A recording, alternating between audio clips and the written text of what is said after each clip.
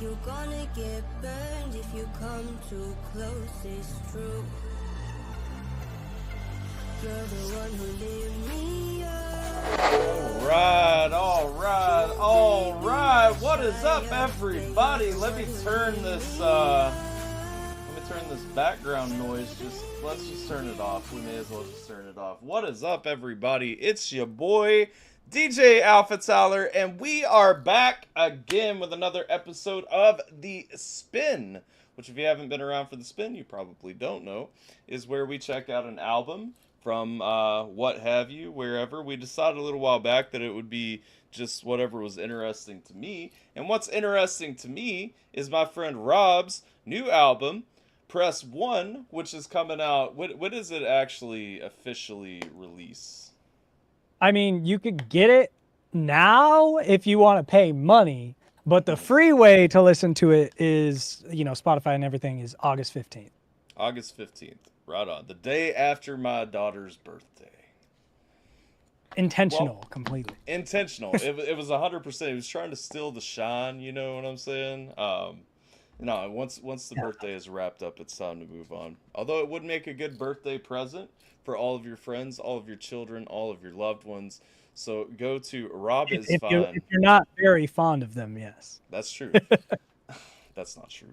Go to robisfine.com if you would like to get a physical copy. You can get it. I have the sword in your Twitch. I was able to drop the link. Hey, let's go. See, I don't know why the other side. I got to be careful about saying the names of the other side, because have you seen that Twitch updated its multi-stream policy? Like, they're a little bit That was always its policy, but I guess they're going to try to enforce it sometimes now. Well, I don't know. They had changed it for a while. They had stopped doing that, and then they went back to now it's crazy. Like, now they're like, no, you can't merge. I don't think Twitch would want me to stream Netflix shows, but I do that all the time anyway. So I'm pretty sure if you're like you and me, where you don't have a big audience, they just don't care.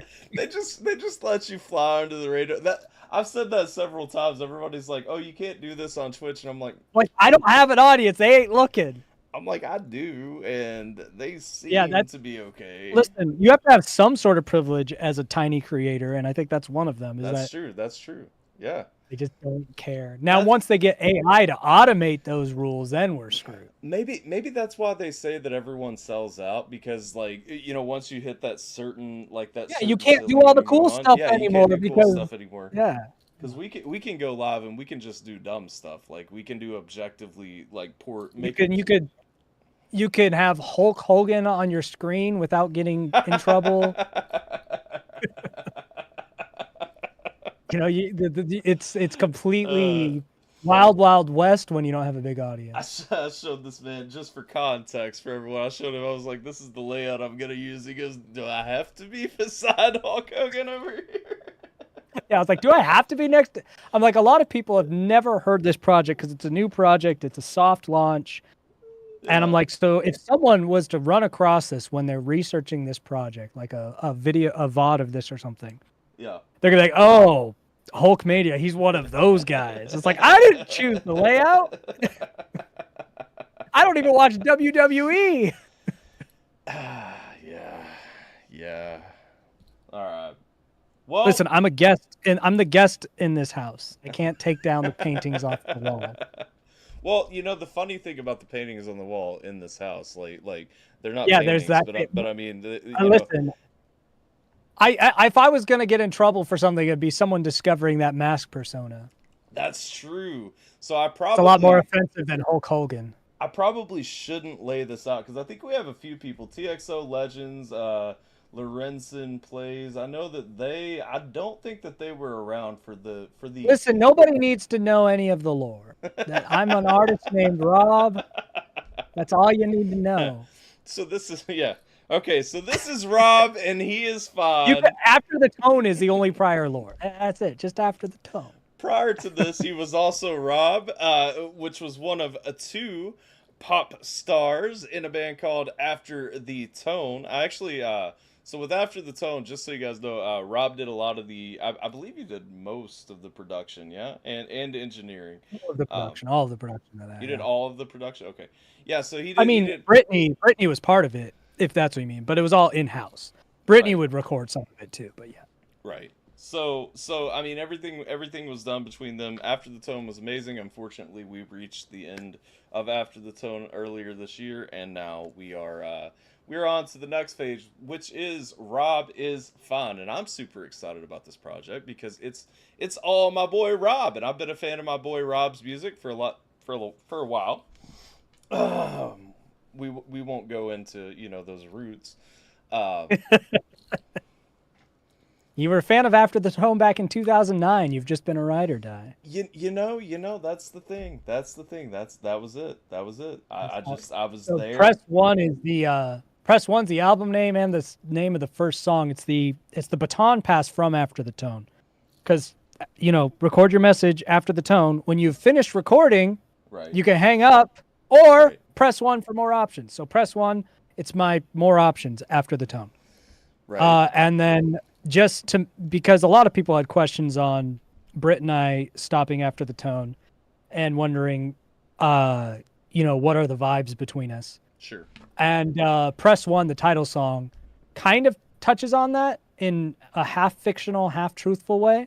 Right. And I'll go into that later. But Brittany is on that song because her and I wanted it to be very clear, even though we're split and doing our own projects, there's not animosity there. Right.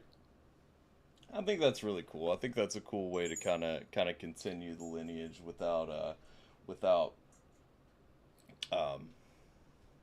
necessarily tying the new project so much to After the Tone, while still kind of giving the nod and showing like the baton pass and what have you. Yeah, it's just like, hey, here's Britt. She's on the first song. Yeah. Oh, look, we have one person on YouTube. It's the wife. Well, see, that's because everybody congregates on Twitch these days. Because I spent so many times saying, "Don't go to YouTube. YouTube's lame." And you did the right. What's that? You did the right thing. It's true. I stand by it. I have a Hulk with my name over it running around on the screen. So there are stream avatars, and so if you go to the top, you can change your stream avatar. Oh, I like the Hulk. I'm fine with that. I was just confused. Yeah. So I do stream avatars, and so on Twitch, if you're on mobile, it's at the top of your chat. If you're on a PC, it's at the bottom of your chat. There's a little panel for stream. Yeah, avatars. I'm a Mankey. My Twitch one is a Mankey. My YouTube one is the Hulk. Don't know how to change it on YouTube. I think the YouTube one's a lot more powerful than the Twitch one. Yeah. So shout out. Let's give some shout outs here to everybody in the chat. Speaking of which, there are a couple people on YouTube. What up, Tay? Jay, what up, HBR? Jim, Lorenzen? Yeah. Lorenzen, please. Jiminator, I know you. Yep. Canadian fuck. Good old Yim, the local Canuck, our resident Canucker. Yeah, I think that's got all the shout outs out of the way, and then we got a handful of lurkers maybe. But yeah. Either lurkers or bots. Lurkers or bots, that is true. It could be bots. Those damn clankers. The ones that here in a minute will say, "Man, your chat is full of Z's. Fix that." At buymybot.com. Yep. I love those guys. You've been steady committing acts of tomfoolery? Damn right. Well, anyway, let's kick this album off. So I do have, you won't be able to see that I'm pulling it up, but I'm pulling it up for the chat. I do have this here, which is the album art for Press One. It's a phone. We're pressing 1 for more options. Clearly, that gets us to Rob.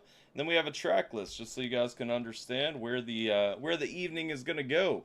We're starting at Press 1, featuring Binks Lefay. Binks Lafroy. We have the group chat at number 2. When You Remembered Me at number 3. Berlin, Quirky, Yes or No, which is the only song that I've heard ahead of time this time. See, a lot of times he likes to feed me songs when a project's coming, and then I do the review. And I'm like, yeah, he kept me blind with this one. So I've heard Yes or No. That is the only one from the album that I do know, and I'm a big fan of it, but we'll talk about it later. We have Tourniquet, Lower, Therapy, Watch List, Left to Gray, I'm Not Human, I'm Dude, and Everest. Now, Watch List is a remake, and what was the other one now? When You Remembered Me. When You Remembered Me. Mm-hmm. Those are both from Voicemails from a Loser, but these versions are substantially different. Substantially different in a good way? I would think so. Let's hope so. We're here to find out. Resident Moose Knuckle. Let's see. All right. So, yeah. Boys, girls, children of all ages. It is time to crack open a fresh. Well, that's the art. I'm not gonna get to play with the art. Fresh new album experience here from our friend Rob is Fine. Most of us know him. If you guys are newer to the community, Subscriber. A new let's sub go. from Jay. JV. We got Jay the Redneck and JV. Thank you, Jason JV, for resubscribing over on the Purple brand, where it really counts.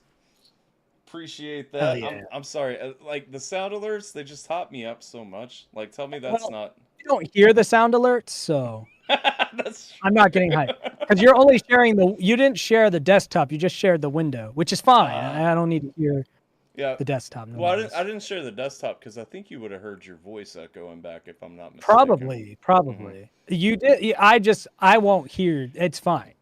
I don't need to hear the hype. I've been on your streams. I know what it sounds like. Yeah.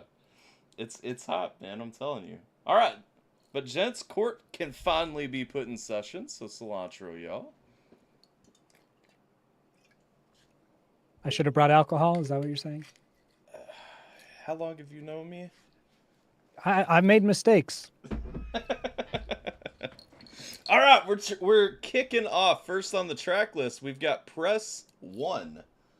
Let's get it, y'all. Let's get it. Record your message after the tone. I think it's time to be honest.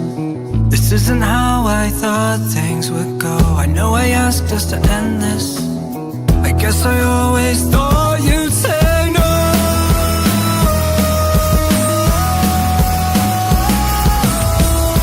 So I want to pause real quick. I know that was a terrible point. No, I want to pause. you go. Yeah. I want to pause because I'm going back to the beginning. I just want to check with the chat. Is the music just blasting compared to us talking? Because I feel like looking at Lovely. Yeah. Who knows? I feel like I can't tell. I feel like I didn't pre-level this at all, and I feel like that may have been the next mistake that was made, and I want to catch You might have it before. just made everyone deaf. Yeah, I have become deaf in chat. I may very well have just blown out a phone speaker. No. I know you prefer it loud, Jim. That's fine. I also think loud is better, but what's the difference? But, yeah. Is there a huge difference? Why don't you drop your media player to 75? I'm sure it'll be fine just doing that. Drop the media player volume to 75 out of 100, and I think we'll be golden. Because I know that I don't even know which media player this is that I'm using. I think you're just in Windows Media Player. I don't think it is, though. I think it's because the Windows... Yeah, Media... I know that logo anywhere. That's Windows Media okay. Player. Yeah, it is. So, the thing 75 will be good. The files that I sent you, these are the MP3 versions. They're fairly close to lossless. They're at negative 0.1, like CD leveling, right? Yeah. You could go full zeros for streaming, but negative 0.1 for CD. So it shouldn't. These are also very high LUFS songs. Yeah. So they're very loud because I like to mix loud. Right. No, I know. They shouldn't kill these people, but 75 should be fine. You usually render at like 10 dB, right? Or you used to. Well, no, my LUFS are usually pretty bad. Mm-hmm. Because it's similar to the thing is artists always try to hit like negative 13 LUFS because Spotify wants you to. Right. But if you download, like if you purchased and downloaded a mainstream artist song, it's going to be at like negative 6, not negative 13. Right. And I'm like, why should I be mastering to Spotify standards when the big artists don't do it? The reason the big artists don't do it is because Spotify doesn't penalize them the same. And I'm like, I don't give a fuck if Spotify is going to be corrupt. I want this to sound good. I'm not going to do a separate mix for Spotify and for CDs. So if Spotify makes it sound a little crunchy, fuck it. I just mix it to loud. Before we go down one of those nerdy rabbit holes where we're using terms like LUFS and DBs that nobody in the chat is here for, let's just go back to the song. Yeah, let's get back to it. Because this is a problem. We were talking about this earlier. This is a prime example of a rabbit hole that we're able to go down sometimes and be. We will be perfectly happy. But we'll set the stage for this song again. After the tone just ended, this is what picks up. Right, right. And I did catch that. I know we didn't listen to a whole lot of lyrics there, but I did catch that it was kind of that conversation about, I know I asked for this to be over, but I didn't actually want it to be like I didn't think you would actually. I thought you'd say no. yeah, Which is that does go back to when she was at my house in March. That's an actual reference. A lot of the song is true. Not all of it, but a lot of the song is. I kind of gathered. I mean, it feels like, it feels like a little bit more of a of a kind of the behind closed door, behind the what was it, our 50 days trying to be make it famous. How many days did you guys actually do? I watched. We were them. in I can't 60 remember. something days or something when we ended it. Yeah. And so that last one, I'm not gonna lie, man, I kind of shed a little bit of a tear on the last one when you guys were like, well, for this to work, I get it. There was a lot of that morning before we filmed that. There was a lot of crying. Yeah. Not from me because I'm a man. More not from me because I have a lot of psychological issues. Yeah. And I'd be a lot healthier if I cried more often, but it's not something I do. But a lot from her that morning. It was one of those. Funny enough, one of the big songs that we did the first time we worked together was "Sometimes the Right Thing to Say Is the Last Thing You Ever Wanted to Say." It was one of those moments. It was kind of fun. Yeah. Fun in a sad way. No, I get that. I mean, it's poetic, is what it is. It's poetic. Oh, all right, let's go. Let's go. Press 1. Record your message after the tone. I think it's time to be honest. This isn't how I thought things would go. I know I asked us to end this. I guess I always thought you'd say no.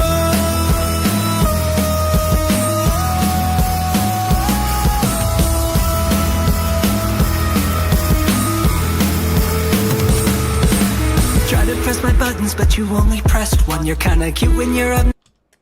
Clever. I can't not pause on wordplay. That was clever.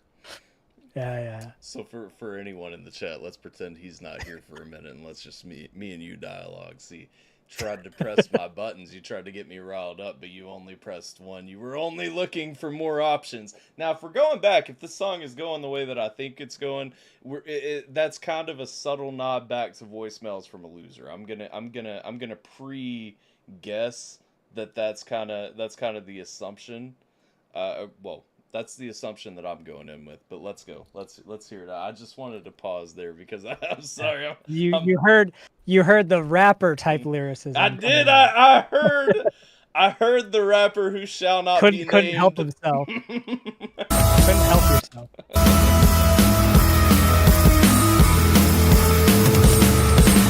Tried to press my buttons, but you only pressed one. You're kinda cute when you're obnoxious, so I tried to press on. But I only pressed these buttons cause you said it'd be fun. Now I'm looking for some options and it's time to press one. I'm done, but then you're done with me too. I run, but then you run away too. I shun you, but there's no one there too. I'm done, you're done, we're done, and it's been no hard feelings, it's been worked out. Sometimes realness just don't work out.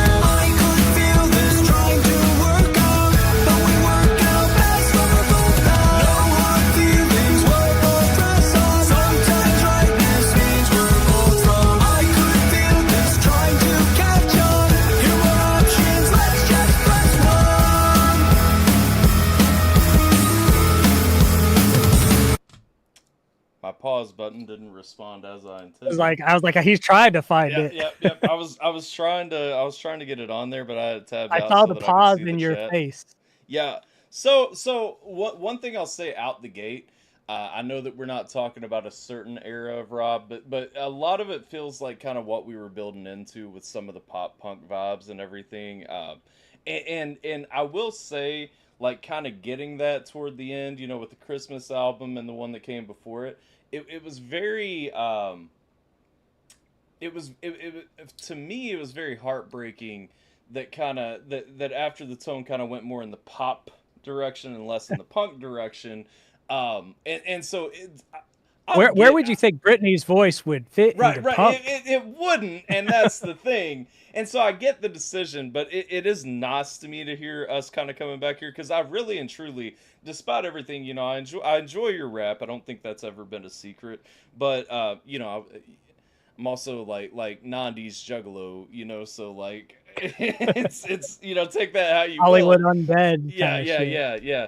And so it's like I always enjoy when you get in that rappy bag because I think you make it really fun. But I also I really like the pop punk side of you, and so this here is kind of that perfect marriage of all the things that I wanted you Well, to make. this album is really the first time since I was in my 20s Yeah, that I decided to make my music. right, And what I mean by that is the original version of After the Tone was very much my music, and Brittany was kind of like a feature on it. right, The songs were my songs, and she was just kind of part of them. right. And then I didn't really do any major projects that weren't comedy projects for like a decade after the Tone fell apart the first time. Right. And then when I did your favorite Masked project, that was always very much a gimmick on purpose. It was, I'm not a rapper, but I thought, you know, this would be fun to do like really satirical rap music and some of it having some like deeper meaning, but most of it's very much a joke and satire. And, you know, that was a fun little artistic expression. And that project started to get close to some of my music, but I always wanted to keep it in that universe as well. So I was never really free from it because I was like, it can't be too much this or too much that, because then it wouldn't be it wouldn't be right. Then when After the Tone came back, everything had to be, you know, it's two people. And I love the music that Brittany and I make, but it's our music. Right. You know, we're both writing it, so it's very much two different people's influence into what the final sound is. Right. So this project, Rob is Fine, was me sitting down, and I didn't think, what is the genre going to be or any of that. I just was like, what music do I make? Because I hadn't really asked myself that question for over 10 years. Right. And so this project is just what music I make. And so there's definitely alt-rock, pop-punk influence. But as you get through the album, you'll notice that a lot of my 2000s era Kanye West influence pops up in here. Right. My modern Powfu kind of influence, sad boy, lo-fi, hip-hop pops its head into here. But I tried to make it a little bit cohesive without making that a huge focus point. So it does kind of get a little wonky here and there. And then something that Jay just said, you could hear a deeper, more adult voice I'm using. And that was something interesting too, because there are times when my pop punk voice will come out or other things, but this was the first album I've done since the early 2000s that I just did my natural singing voice, whatever that may be. I think too, your singing voice probably developed a little bit, because I know we talked during an After the Tone album review too about how Britt really challenged you to kind of develop that singing voice and kind of. It wasn't even like developing it. She was just challenging me to just sing. Because I always put on a character voice. And she was just like, just sing. I'm like, but I'm not a good singer. And she said, fuck off and just sing. Right. And so a lot of that was brought into here.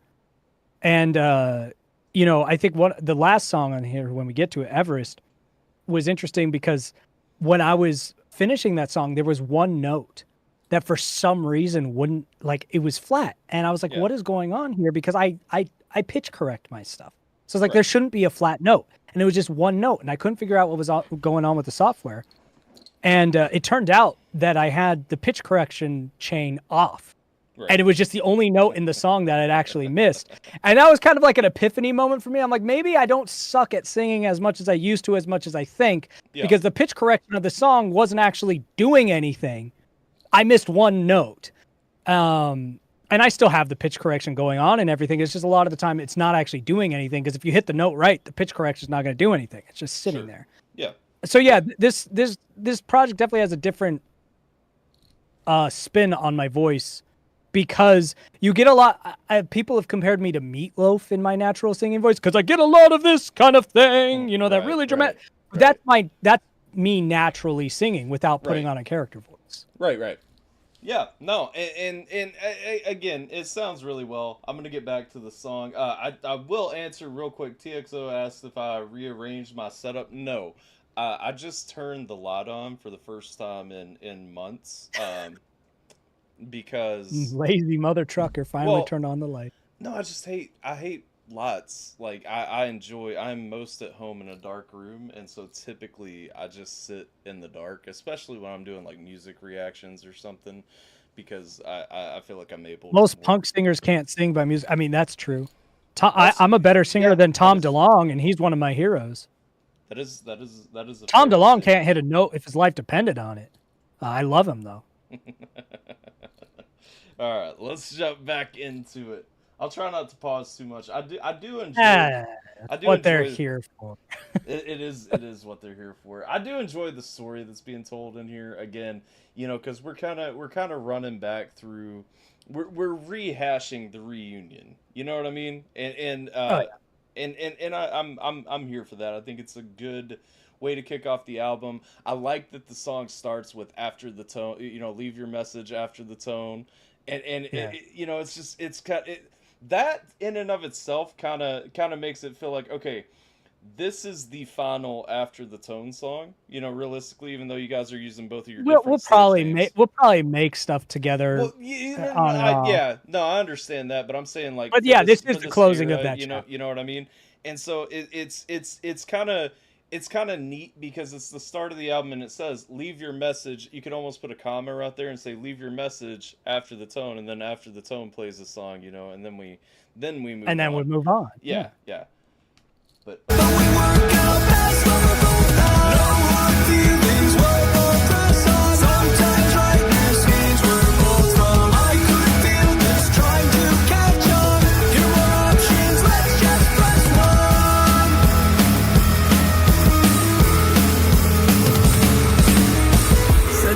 tired, but I see you wide awake. No, we think our time expired, but I went and checked the date. I'm not pointing fingers, didn't want this, but neither do you. Feel the heartbreak linger, think we got this, but still feeling blue. So I'm weighing options, well I've got one.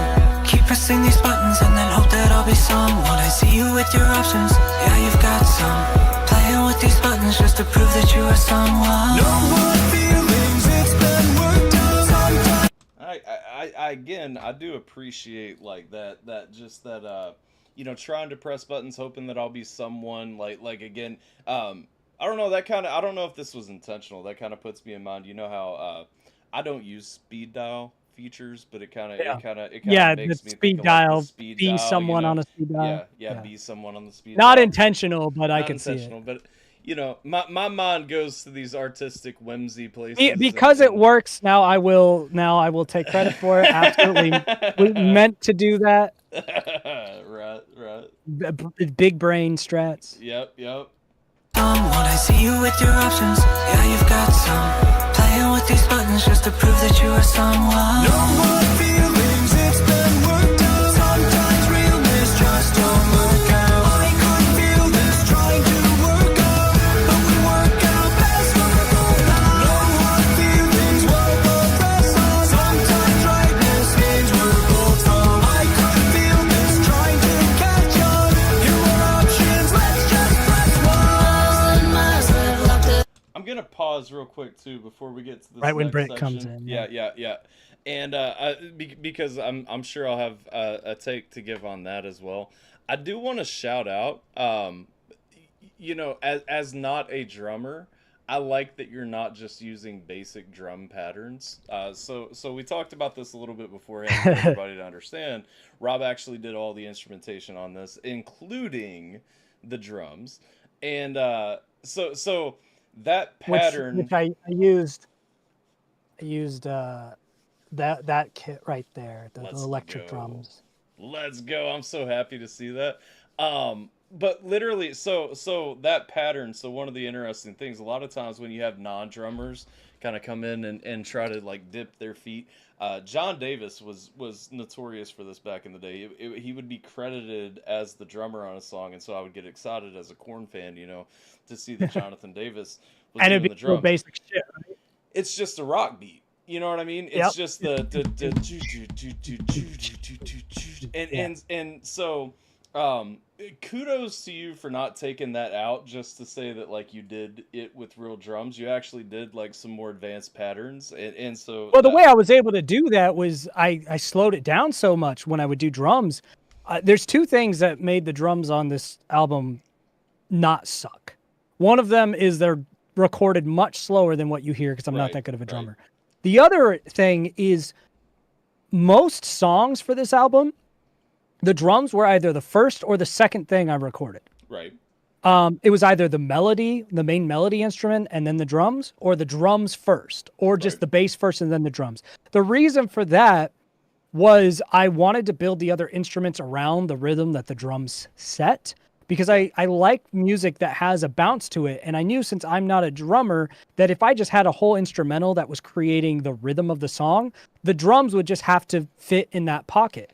But if I made the drums the rhythm driver and unique, then the other instruments would have to fit in the pocket that the drums left, which I thought would sound a lot more interesting. Right. Especially as a, like you said, a non-drummer, you kind of have to figure out ways to compensate for your weaknesses. And for me, I was like, well, if I start with the drums and force myself to make drums that sound interesting without anything else, Right. then they'll stand on their own when we add everything else in. Yeah, no, 100%. And it, I mean, clearly it does, because I mean, it's not just basic drumming, which, like I said, it just drives me crazy because This is the music volume we need to OTR. What is OTR? OTR is my new reaction stream on Thursdays. Okay, so he's saying set this for OTR. Well, so that's a whole side conversation, Jim, where we have to look at the fact that YouTube compresses videos to death. And, Oh yeah, YouTube drops the DBs to shit. The reason that this audio quality is better is because he actually has the file sent from me instead of compressed through a streaming service. Yeah, it would be lovely if I could have the files for everything that we check out on Reaction Not. Unfortunately, you know, Bitrate compression is a bitch. Yeah, so good note. I'm gonna chuck that in Moving on. in the complaint box.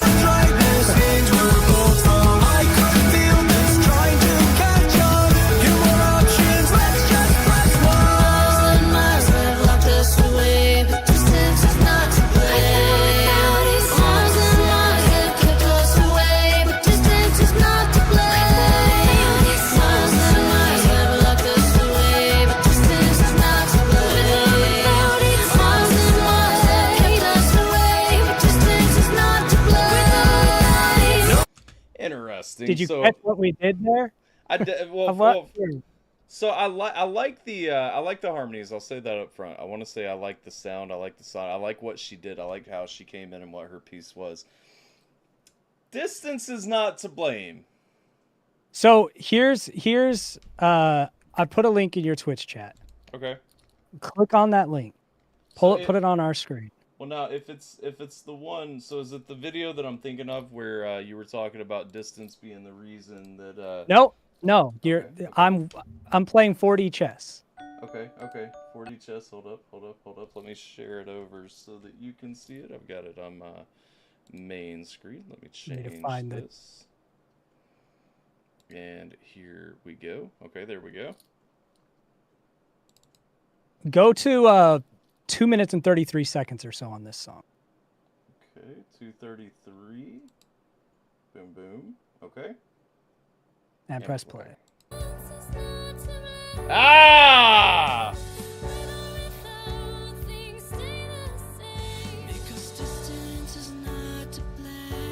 This song's from 2009, by the way. Okay.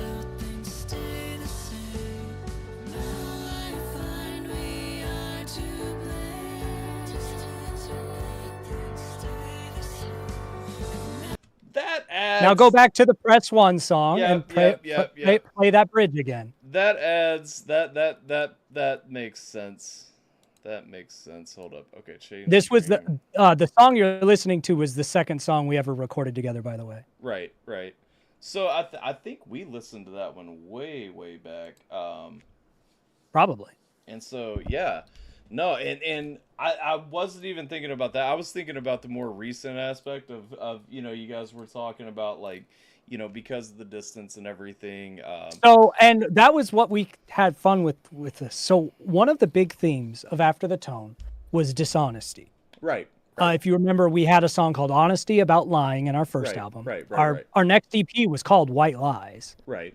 And one of the big things with the whole project was constantly making the audience wonder what's real or not. Right. There was times we would lean into like a romantic angle, even though we both had significant others. there was a lot of stuff that was intentional from us to make the audience wonder what part of this music is real, what part is fake. Right. And we even created our separate personas in like the 1950s attire that made reoccurring appearances in our music videos. Yeah. Of like this idyllic version of ourselves. And so when I made this song, I said, hey, I'm going to take the bridge from Distance, and that's what I want you to sing on. And the first thing Brittany said was, but Distance is the reason we're breaking up the band. That's literally the reason. And I said, and what better way to send it off than with a lie? Right. And just like lying to ourselves that it was just us. It wasn't the Distance. It wouldn't have ever worked. Right. Which in this case is almost like a cop out. It's like, nope, we wouldn't work out together. Because it's actually more sad that, no, we actually would have. Right. It's just the Distance. Right. And so for us, it was the fitting send-off was one more perfect After the Tone type lie. Because that entire campaign that we did, so much of what After the Tone did was little lies, little white lies. Right. About who we were to each other, who we were to the audience, what these songs were about. And I just thought it'd be really cool to do both a throwback to the second song we ever recorded together, basically redo that bridge. Right. And have it be literally the opposite, because it was Distance is why we broke up. Yeah, that's really cool, actually. I like it. Again, playing through there, it's funny because, because I played a little bit extra of the other song, and so it does kind of go into, Distance is not to blame, we are to blame, that personality thing. And it's funny because to flip that, yes, no, I get that. I think it's a nice little Glad the lightning artistic... didn't get you, redneck. Oh, shucks. There's always next time, Jay. That's terrible. He almost got sweet relief. Almost. All right, let's go.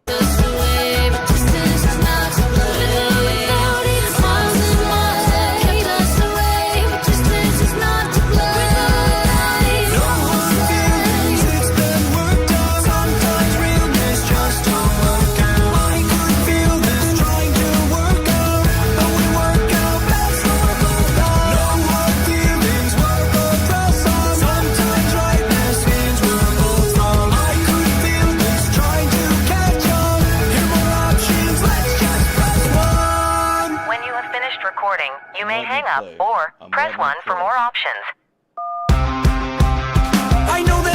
Okay, I just wanted to hear the crossover. I had to hear the crossover.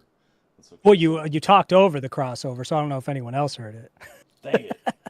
Well, it should have been fine. It should have came through fine, yeah. What up, Desiree? How you doing? So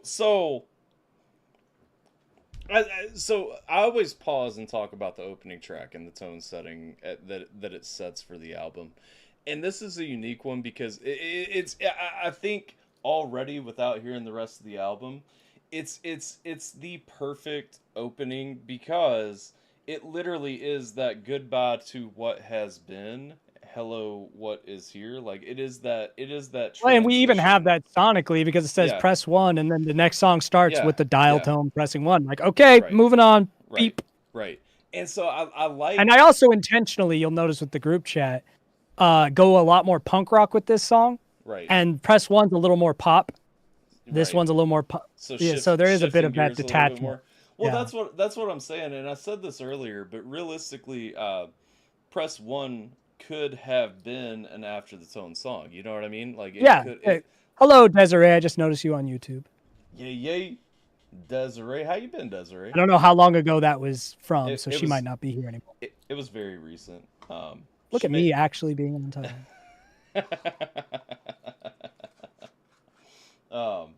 But yeah, no. As far as setting the tone for the album, I'm a big fan of it. So I'm ready to hear. So this is almost the way that sets it up. This is really the first true like Rob is fine song. You know what I mean? In a way, yeah. In a way. And so I'm which I get. That one was a Rob is fine song too. That you just you got. No, I know what you're saying. It's a fair way to put it. Yeah. So I'm ready to hear how the group chat goes. So we're just gonna move on into that one, friends.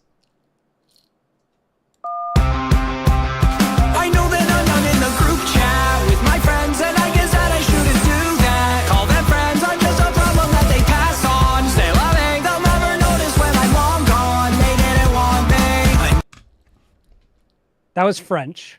No, yes. You yes, got a weird yes, face Rob. when I said "C'est la vie." Have you not done that before? Yeah, as no PM. I told you. Yes. There was Oh, a demo version. yes. Oh, I did hear this. Then I'm sorry. Yeah, So I mean it's not a similar song at all. Yeah, It was a yeah. concept. Yep. So if you look up the no PM version, it's not going to sound like this at all. The lyrics are similar, but that's about it. Yeah. So well, the only thing because Press pound for more options. That's the horny version of this album. Horny edition. Press pound for more options. Yes. Well, so that's the thing. So I told you before, I was like, I don't know if I heard that because I tried to keep up with the no PM stuff. You know what I mean? But I know I slipped and missed. You knew the lyrics lyrics. here and there. Yeah. But I heard that and I was like, yeah. The no PM version opens with the soft piano and is I know that and the lyrics are a little different, but that's where you heard the concept. It was literally a demo for this. Right. It was a concept. This one, the lyrics are very changed. I mean, there's some similarities, but they're mostly different. That's why I don't even consider this one a remake.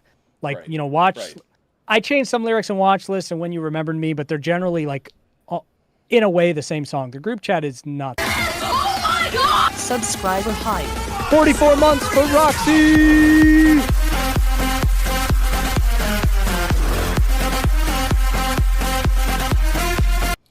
I love that sound. I'm pretty sure Roxy is the only person that has you beat for like the active. I think so. I think I've got like 42 right now. Yeah. Roxy's my only op. Roxy was subscribed on date like the minute Twitch said that I could have subscribers. Roxy hit the button. Roxy's the op. Yep. Damn it, Roxy. It was pound before it was hashtag. Oh, for sure. No. No, I know that. Absolutely. I'm just saying it says press 1 for more options on most answering machines. So press pound for more options. Sounds like the horny version. It is. That is the next album coming. See, that's press pound. Nothing but horny sounds. R&B meets I don't know, like slow jazz or something like that. Yeah, something to fuck to. All right, let's run this one. I enjoy this. I just had to pause real quick because I was like, press pound after the bone. Exactly. All right, let's peep the group chat. Sorry for my abrupt intrusion there. I do love. Well, I don't know what I've. What the fuck did you just do? I don't know. I dropped something somewhere on my. Just click the back button at the top left. You'll be good. Won't let me. It's grayed out. Oh, well then I guess click the group chat from here. I don't know what you did. Play Q. The fuck buttons are you pressing? We'll do play Q. How about that? That puts all that's songs good. down through here. Yeah. Sure. Yeah. Very strange. Yeah, I don't know what I did there. I do like and appreciate that you assumed my issue there was that I did not understand the French. Well, your face changed immediately when I said "C'est la vie." I'm like, why do you have an issue with "C'est la vie"? Like your face was the same, "C'est la vie," and you went, I'm like, what the fuck? Why did that set you off? Well, I knew I'd heard it before. Hey, this confirms that the CD text I burned into this MP3 worked because your thing recognizes what it is. Thank God. True, it does. Did you use Reaper? Well, half the time that I use a aftermarket program, half the time I do it, it doesn't work. But it even gave you the album art and everything like it's supposed to. I'm so glad that for once when I formatted this shit, it actually worked. True. Yeah. That means if you buy it on my website, you'll actually get CD text, which means it'll probably work in a car too. Thank God. Hey. I don't know about the CDs. Those probably won't because I usually use WAV files for the CDs because they're higher quality. Right. I might just start burning the MP3s onto the CD at this point so that you get CD text because it's not really audible difference in quality. Here's the thing, man. Everybody else just burns the MP3s on. Like that's what I'm saying. I'm a big advocate of using like I know WAV is lossless, but you're not going to hear the difference on an MP3. Yeah. I might do that just so CD text works on people's discs when I sell them because that is satisfying to see instead of track 1, 2. Right. It even has the feature for Binks on there. Like, geez, that's clean. Yeah. No, it is. It is for sure. Anyway, that's all I have. You said Wicked. That just made me excited. Was Jay That finally commenting? fucking worked. Was Jay commenting on the thing? Yo, I just got what Desiree was saying with the Me Too, though. By the way, The Pound Me Too Pound movement Me Too, is that's amazing. crazy. That's actually crazy. I'd never thought about the Me Too movement, Pound Me Too, until this moment. Neither. I think it takes a depraved mind like Desiree, because she sees that and she goes, why couldn't it have been me? All these women traumatized, and she's like, I am jealous of your trauma. That's my fantasy. Oh, man. How many people took advantage of you? Oh. Why couldn't it have been me? Pound me, too. Desiree needs love, too. Also, for anyone that needs context of this, I was a fucking victim at 11 years old, so get off of me, virtue signaling assholes. Don't make light of sexual trauma. Bitch, the South Park episode Teacher Fucks a Boy, Loves a Boy, or whatever, was one of the only things that got me through being molested. And that whole thing was about all the cops not taking Ike seriously because the woman who molested him was hot. Right. That was my saving beacon to get through that, was feeling relatability to South Park. So I don't want to hear it. Yeah. No, I get you. Oh, man. Lovely rabbit holes. We are exactly, for the record, for anybody keeping track, we are 2 seconds into the second song on the album. Let's just go. Let's talk about group chat. Let's go. Desiree's horniness is taking us out. I know that I'm not in the group chat with my friends, and I guess that I shouldn't do that. Call them friends, I'm just a problem that they pass on. Say loving, they'll never notice when I'm long gone. They didn't want me. I never asked to be excluded, made me feel like I intruded. If I dared to think inclusion was for me. My friends and family didn't want me, though it feels a little haunting. I don't know life any differently. Melodramatic, then too manic. All my faces make them panic. They tell me to just stop being depressed. Go on, dismiss me, don't regret it. Won't say sorry, just forget it. Feel the cleanest when alone in my mess. I know that I'm not in the group chat with my friends, and I guess that I shouldn't do that. Call them friends. I like this. I like the sad boy vibes here, because it's kind of hitting that, you know, social reject piece and everything. So if you're gonna open with a punk song, like a more punk focused song, I feel like this is the one to go with. You know, the rejection. You know, I'm not a part of the cool kids club. You know, and so I feel specifically, I just keep looking at chat, waiting for Yem to pop up and be like, this is the way, this is the one, this is the banner song. What up, Bane? Yes, we always miss you. Welcome. We are checking out. Desiree says this brought her back to middle school, and a lot of people have made these 2000s comments, and it's funny because I had no intentionality to make this sound like it's a relic from the 2000s. It just happens to be that I'm that age where there's modern influence to this. Like I know there's a difference because I've made stuff that is a carbon copy of the 2000s. I've done that for fun. Well, this is not quite a carbon copy of it, but I definitely understand it bringing people back to that era, which I'm not mad about because I love that music. So here's the thing. I forgot. I haven't even been rating these songs. Shoot. I give everything ratings so that I can give you a fair ranking at the end of the week. I need to open that real that's quick. New. That's new. Yeah, You've never done that with my lyrics. I haven't done that to anything because I adamantly avoided ratings because I feel like it cheapened the reaction side of things. But that was something that I've recently implemented for funsies, and we can talk about why another time.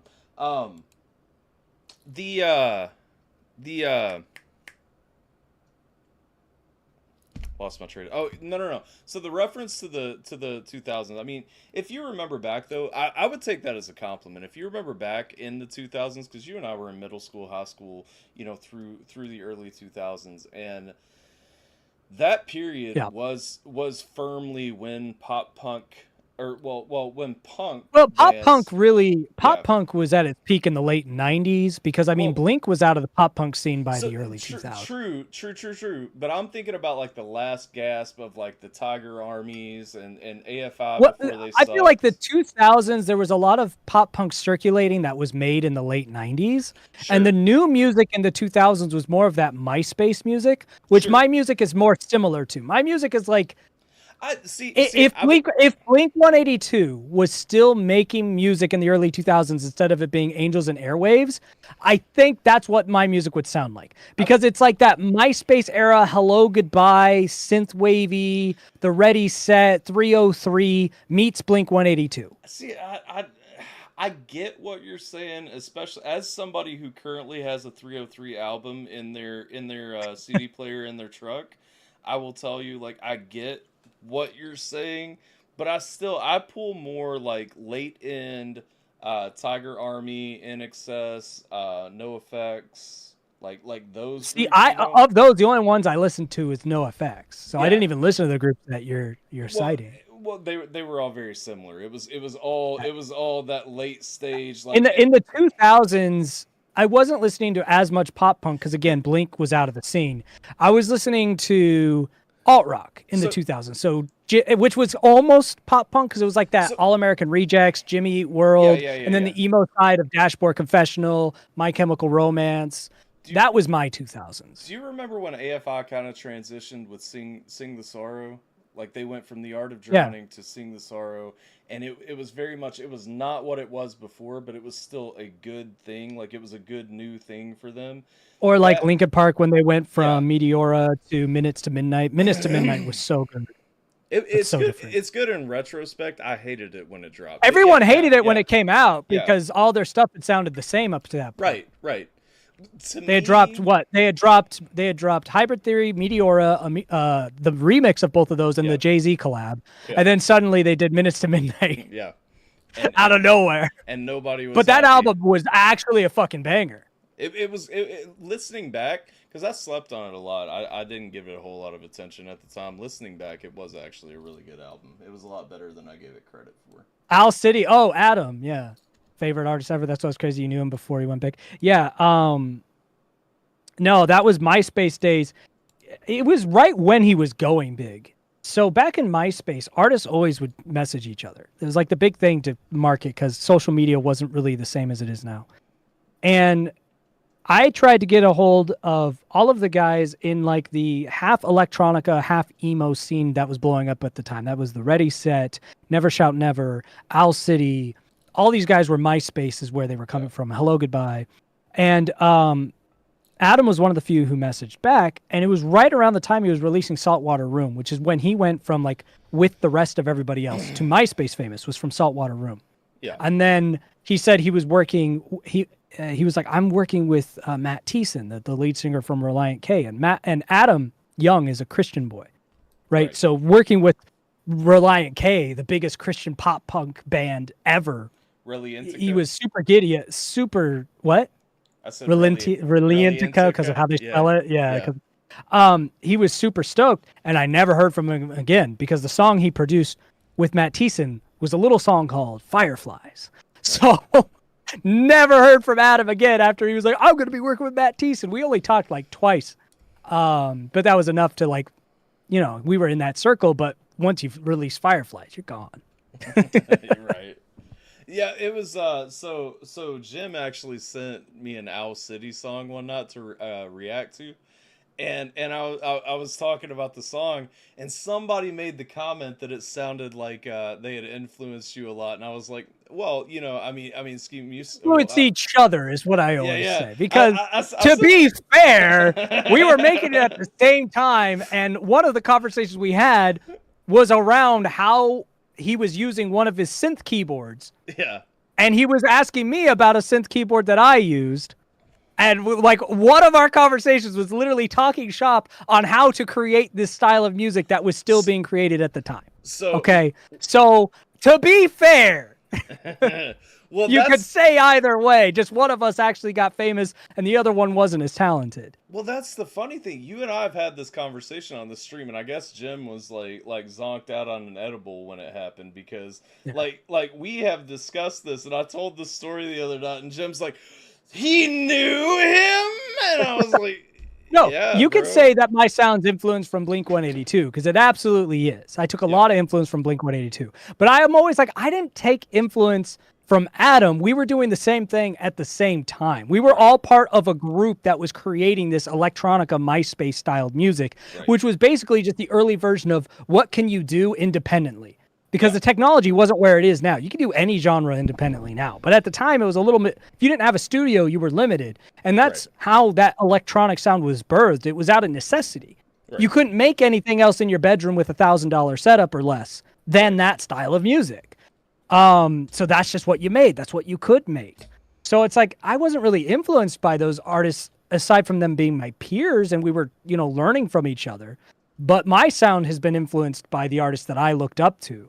By Blue October, Dashboard Confessional, Blink-182.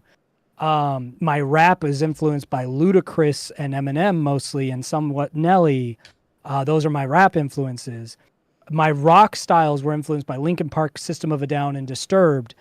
You could hear all those remnants when you listen to my music of what my actual influences are. More modern sounds I do were influenced by, like Powfu, Roseboy, the lo-fi, Kennedy XOXO, the lo-fi... The new version of the MySpace kids is those artists, and I listen to them. And when I get a lot more digital and technical in my production, you'll hear a lot of Kanye West, especially like the Heartbreak, the 808s and Heartbreak Kanye West. You'll hear in my stuff.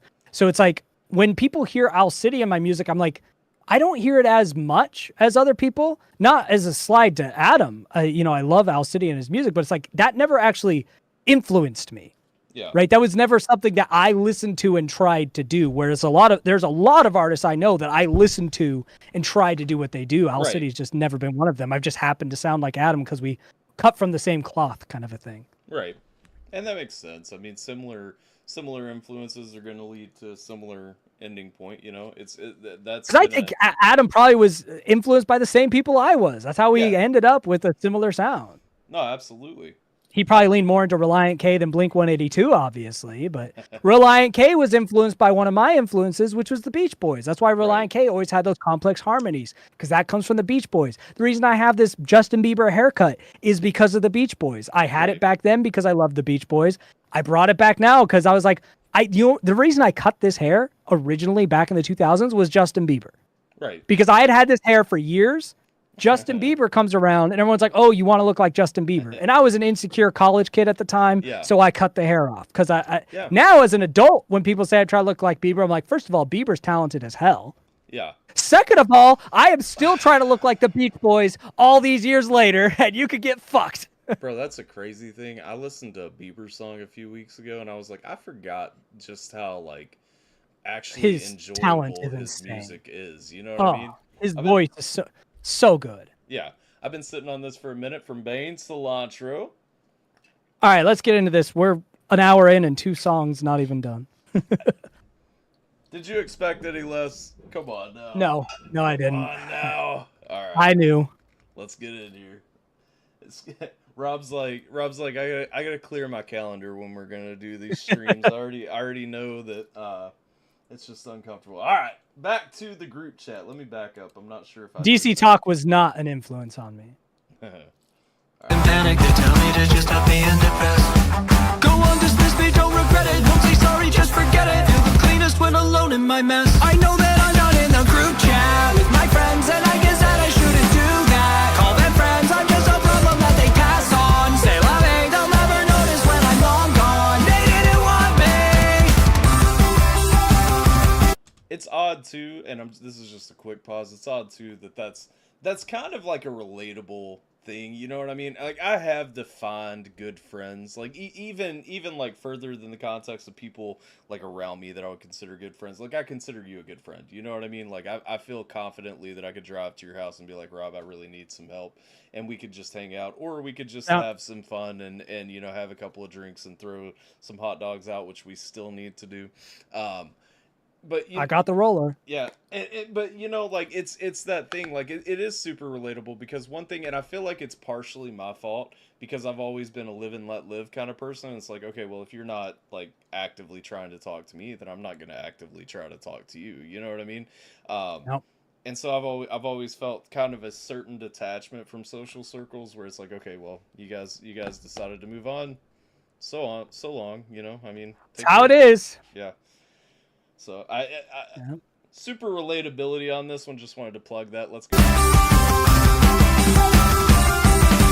I'm not here trying to convince you it's on me this time, but I know that it is you. I've had bad luck making choices, got issues, so track the cutting voices, grab me the tissues.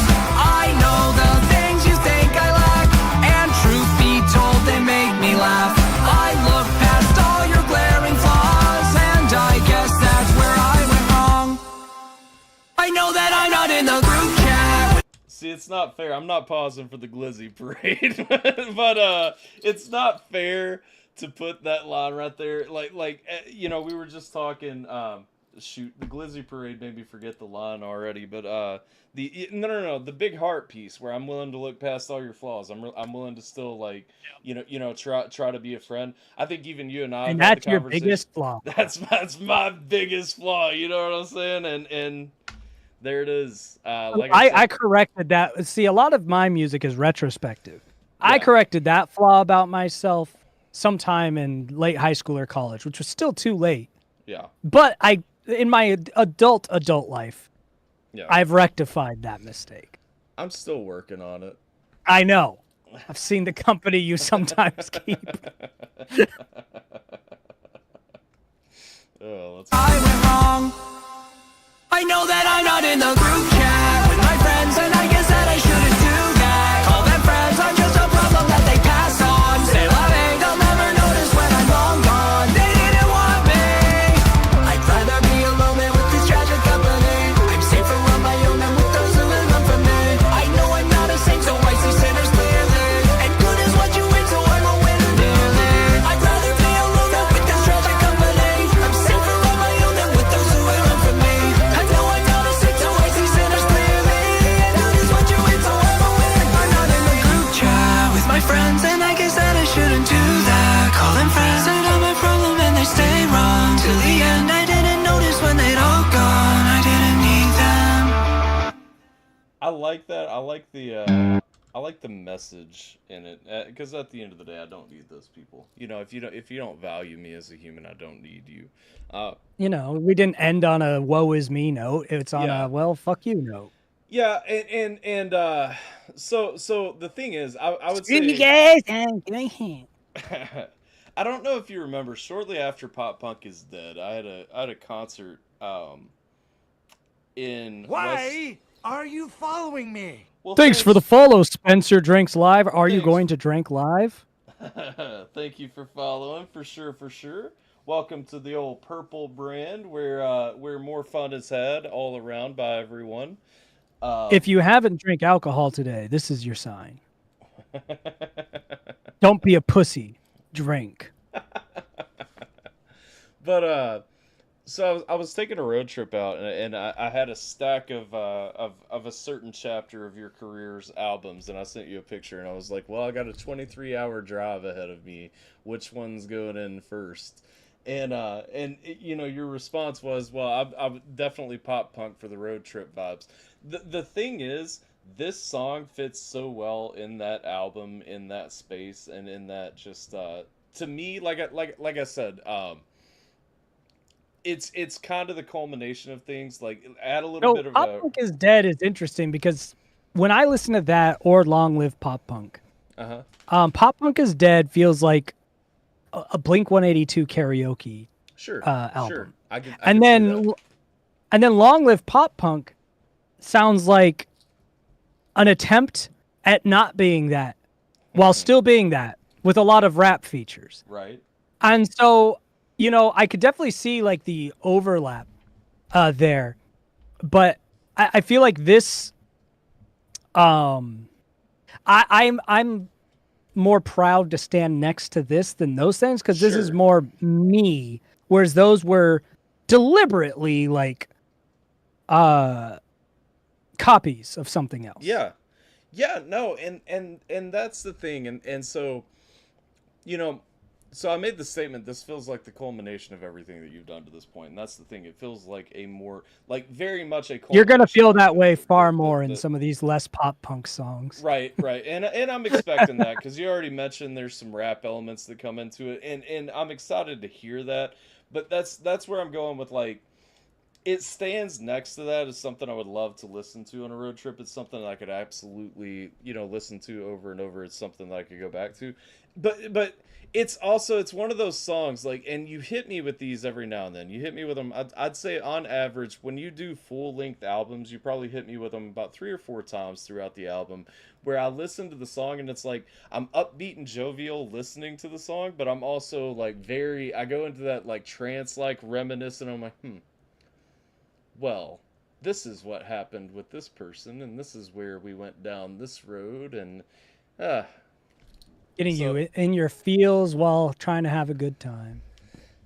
Desiree, you said I don't think any of the kids these days know who Blink is.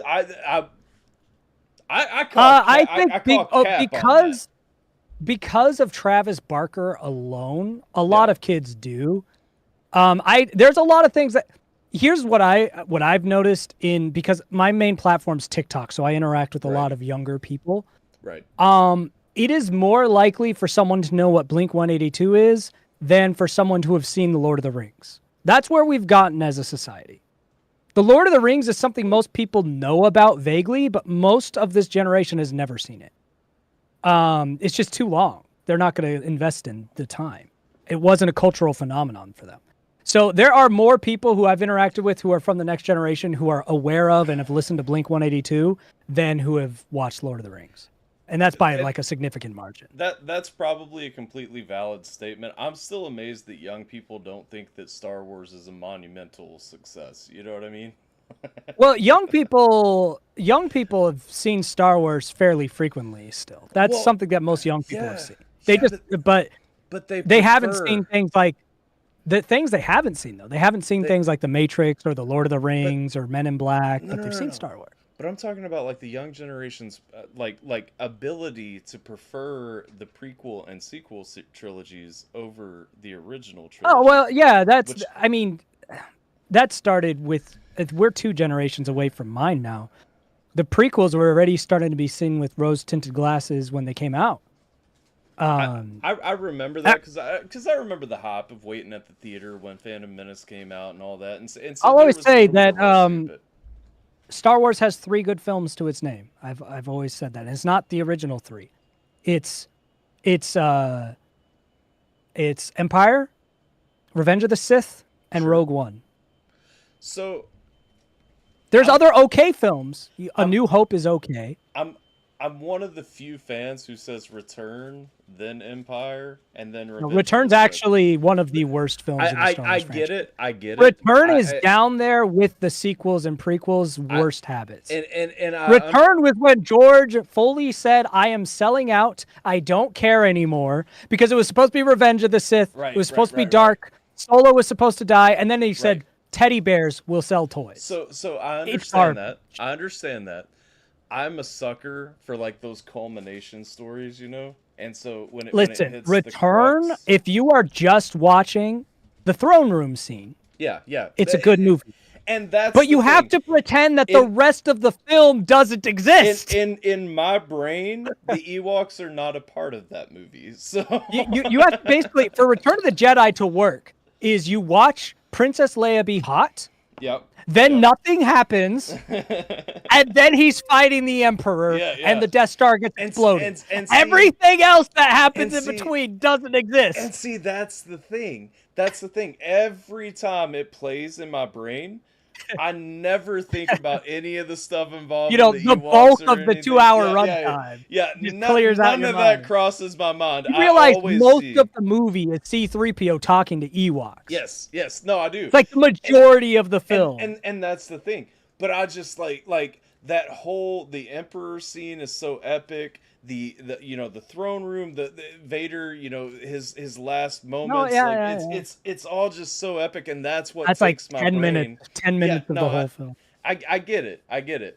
But that said, I agree with you after that, because Empire would be second, and then Revenge of the Sith. And honestly, if I'm being 100% honest, I could be swayed to put Revenge of the Sith above Empire, but in just like I can't do it because the acting is still so terrible. It's fair. That's fair. It's Anakin. You're breaking my heart. All right, let's stop talking about Star Wars. We'll move on. Sorry. The story is just so good in Revenge of the Sith. Like it is. That's why I revere it, but it's still not that great. Fair enough. What up, Tim? How you doing? All right, let's we're on When You Remembered Me. So this is the first remake that we're actually catching. We have heard a version of this, not this version of this. So let's go. Take me on an emotional journey, Rob. That wasn't unpause.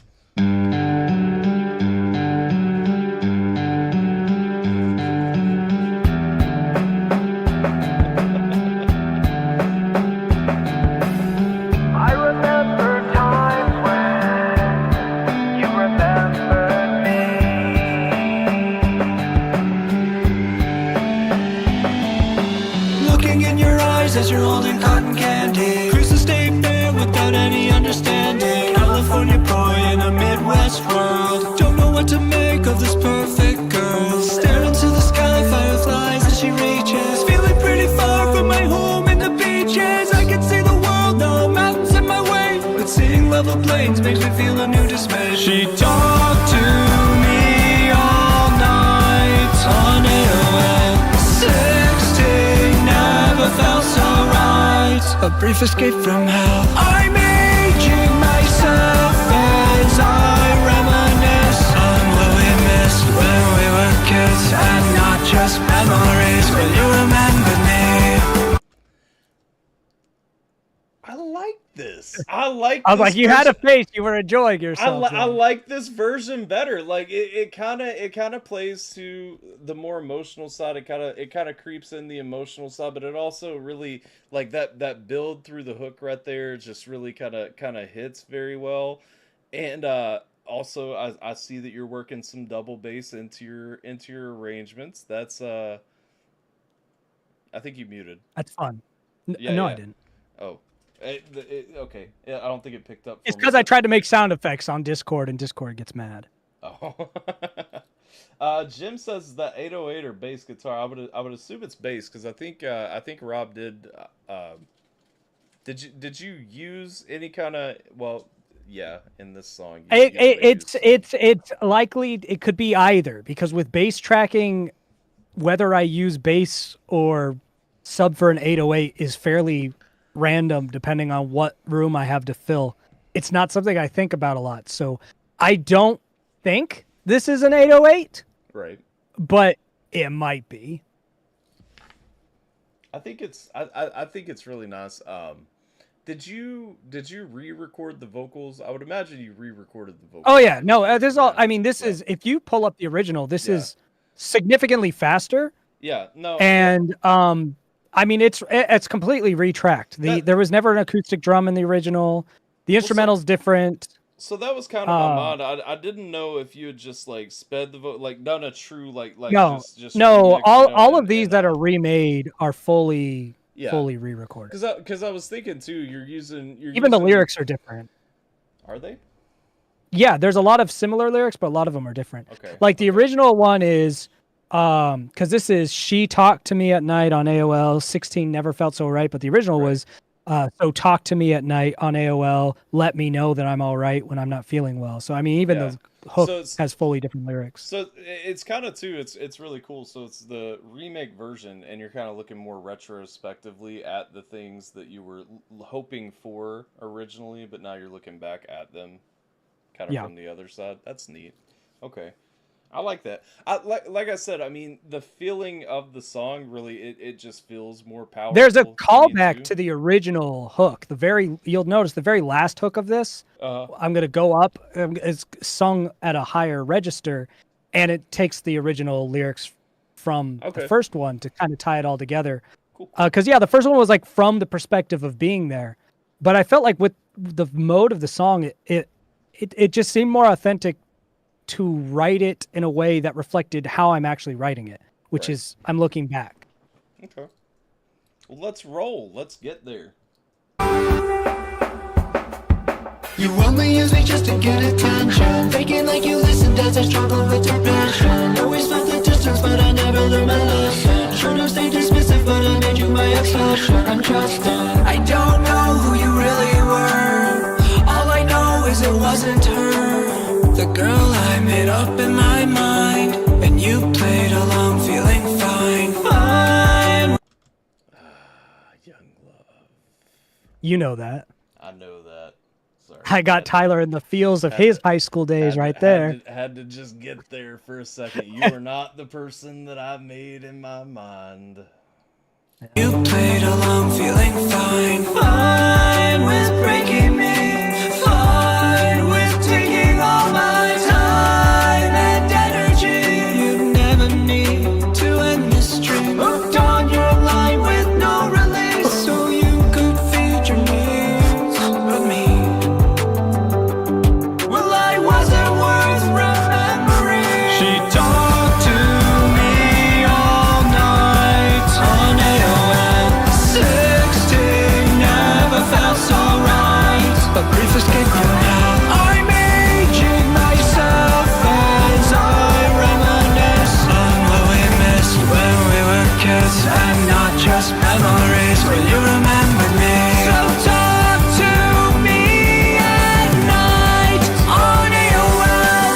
Let me know that I'm alright when I'm not feeling well. You're saving me here tonight. Oh, how I wish that we could kiss. Oh, we're just kids making a memory. Will you remember me? I know you like that switch up on the drums too. I do. I saw do. a glisten in your eye when you heard the drum switch to that halftime rhythm there. It's like when you just look at something that you've wanted all along, you know what I mean? and you just hear it and you're like, it's so sad. Well, you and my wife both have always complained about my drums, and I've always been like, I'm just programming them. I get it. They're just there.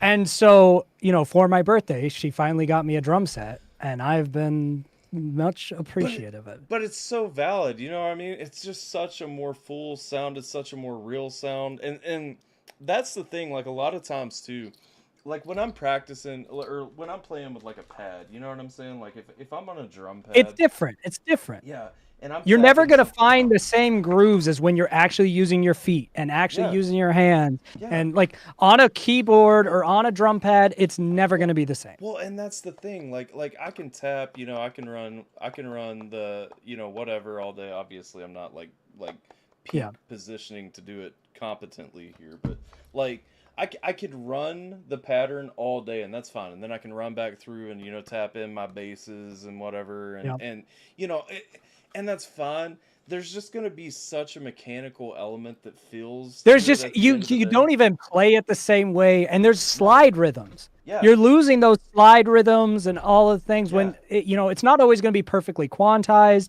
You're never going to. It's so much rarer for you to find those half measure skips or those different grooves if you're not physically doing it. And I've always known that. It's why we paid Jonah so much to drum for us on the Stargazing album. Right. But now I'm able to do it myself. Yeah, and I think it's awesome. I think it came out like, this is the first time I've listened to one of your albums. Well, besides when Jonah was on there, but this is the first time I've listened like straight through to one of your albums where I'm not like, I just want to like I want to do something with those drums. I just like there's this. I was waiting because I was like, I'm gonna look at his face when the switch for the last chorus comes in on the drums. Yeah. And as soon as it happened, I saw like that rhythmic perk up. Like, the drums actually changed. The drums are part of the composition. Well, and that's the thing, man. Anyone who competently enjoys competent drummers, and when you look at it like I've always said, my favorite drummers are like the Danny Carey's and the Terry Bozzios and stuff like that, who actually add something to the music that they're a part of. You know what I mean? We're not just there. Well, I'm sure it comes to no surprise that I'm taking all of my drumming cues from Travis Barker, like all of them, and everything I do sounds like what he would do. Like even that switch up where it's going to halftime. Guess what doesn't go to halftime? That little hit on the cymbal goes hyperactive because that's what he would do. And that's fine because despite a ton of subpar drummers coming out of the pop punk scene, like Travis Barker was not one of them. He was just he's always good. Yeah, he was. I feel like he toned himself down a lot for the majority of his career, but when he was allowed to shine, he did shine, and I think he shined up with any technical drum. Maybe not Danny Carey, because I mean, I'm sorry when you. No, I mean he's not like. I mean, I'm not going to get carried away and act like he's one of the greatest drummers of all time, but I do think that he's a very competent drummer, and because he's already in a band I listen to so much, and his drumming was very unique in that band. Yeah, like that's definitely when I've tried to figure out, like, because drumming's not my normal instrument, and when I've tried to groove or just play along to stuff, I'm listening to Travis, because I'm like that's where I'm going to take notes from. Yeah, absolutely. And I think it turned out really well. Like I said, I really enjoy I enjoy the depth that it gave there, and just it's really nice to hear.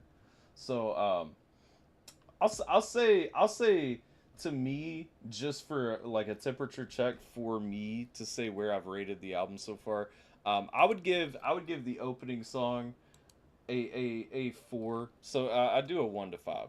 A 1 is a trash fire, a 2 is a good song that's not for me, a 3 is going to be just a fine song, a 4 is going to be like a song that I would come back to, and then a 5 is going to be a song that I want to hear every day. You're going to masturbate to that song multiple times. Yeah, and so I would say tracks 1 and 3 to me are 4s.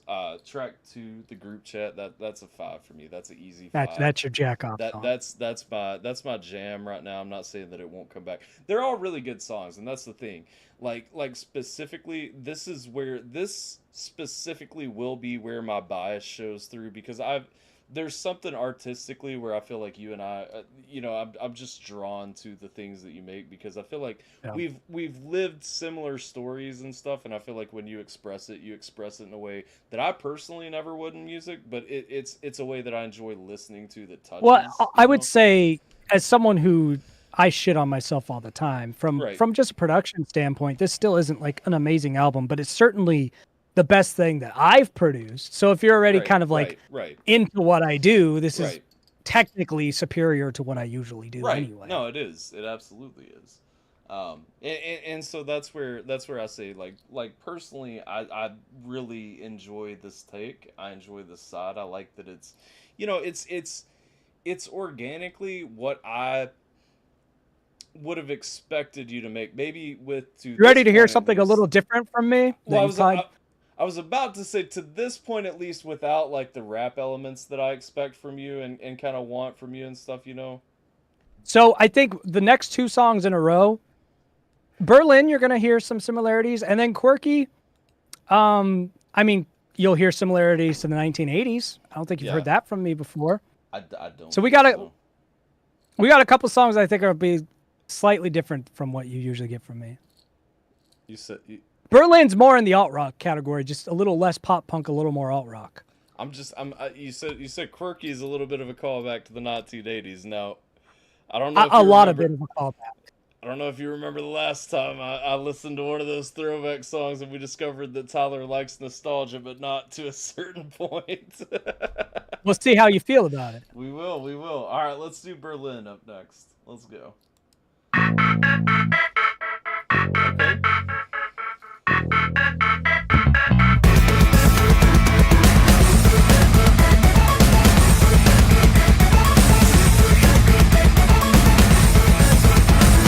Feeling old, so let's go for new. See what we can do with this body. Never know what I'll get from you.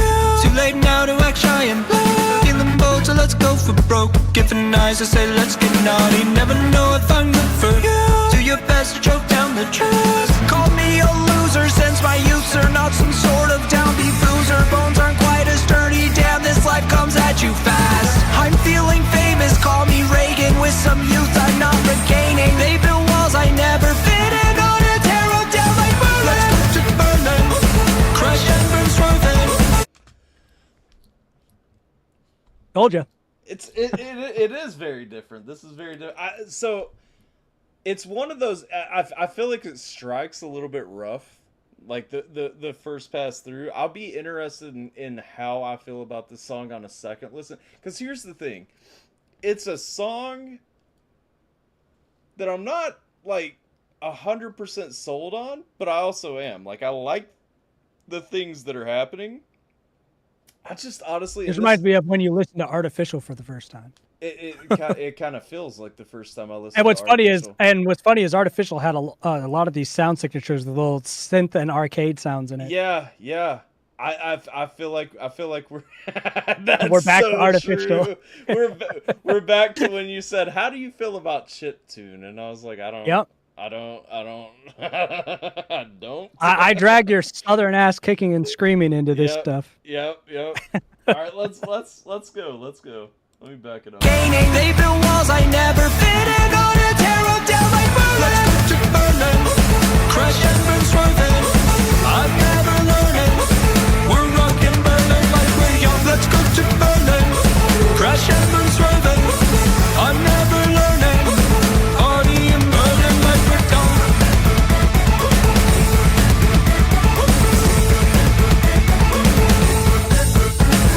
How old am I again? They told me I'm unliked by 23. Past that mark of nowhere, where's the advice when we clear 33? New trends, we bounce hop us. Old friends, rebound markups. Knee long, alien doormat. Travis Barker, no good puns. Let's go to Berlin. Crash and burn swerving. So I like the shout Hey, out there. so that verse with had like 6 Blink-182 puns in it, by the way. Yeah. If you count the characters, including apostrophes, 182 characters. Oh my gosh. Yes, sir. There are 182 characters in that verse dedicated fully to Blink. Everything in that verse is dedicated to Blink-182, from the "What's My Age Again" is how it starts. Yeah. Because nobody likes you when you're 23. What's My Age Again? That's a Blink song. Yep. And then like Rebound, Hop Us, Hop Ups, Rebound, Hop Ups, because Hop Us, Mark Hoppus. Yeah. It's all Blink-182 puns. The Long, Alien Doormat, Tom DeLonge's obsession with aliens. Right. So it's all just Blink-182 puns in 182 characters. This song, I had to do it. the song is fun to me. The song feels like controlled chaos to me, and so like. Well, I mean that's the vibe. To me, This song is about the existential crisis of growing old. Sure. You mentioned. It's funny you mentioned Artificial, because to me this feels like an extension of like that phase, that direction, like that. Just era a little that more you were rock going infused, through. yeah. And it's funny because like some of the tangents and everything, like this could have fit into that era for you. You know what I mean? Like kind of some of that. I guess frustration. It's more accepting and less suicidal about it. But Sure, and that's always a positive thing. That's a great direction to go in. No good puns. Let's go to Berlin. Crash and burn swerving. I'm never learning. We're rocking Berlin like we're young. Let's go to Berlin. Crash and burn swerving. I'm never. See, here's the thing. I'm so torn where I'm at on this song, though, sonically, because of the chaos and everything and the way that it's hit me. Because I'm at the point, like, initially I'm listening through and I'm like, okay, it's funny, it's clever, it's playful, it kind of keeps pulling me in, and I'm like, but I don't think I would listen to it. But then I'm like, but on the flip side, I would. Like, I absolutely would. I could listen to this and enjoy it. I think there's a reluctance in my brain to accept like certain elements in music. I'm not sure exactly where that comes in, but it's like I just have this mental block. You leave 8-bit in your Nintendo, and as soon as 8-bit escapes the Nintendo, you say, "Get them damn clankers out of my music." Clankers belong in the console only. Yeah, I think that's 100% like where I sit with it. You know what I mean? I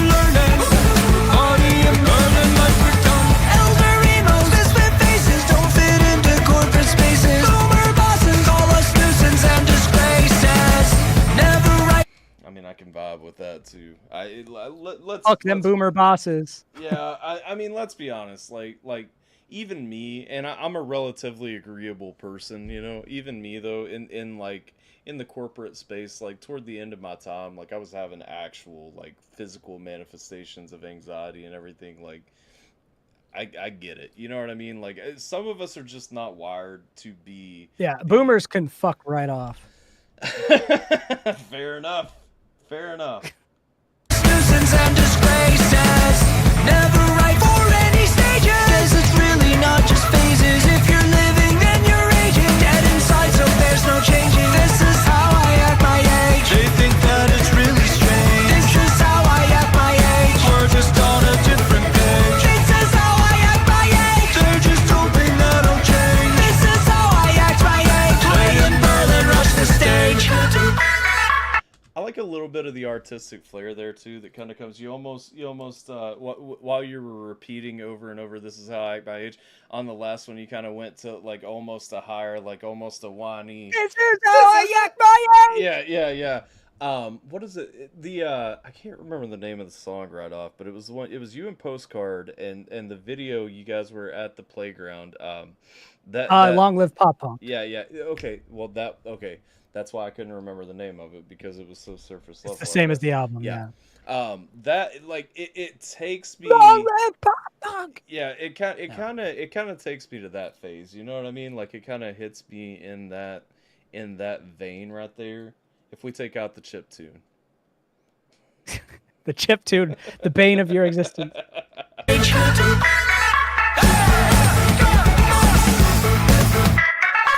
We're rocking Berlin like we're young. Let's go to Berlin. Crash and swerving. I'm never learning. Party in Berlin like we're dumb.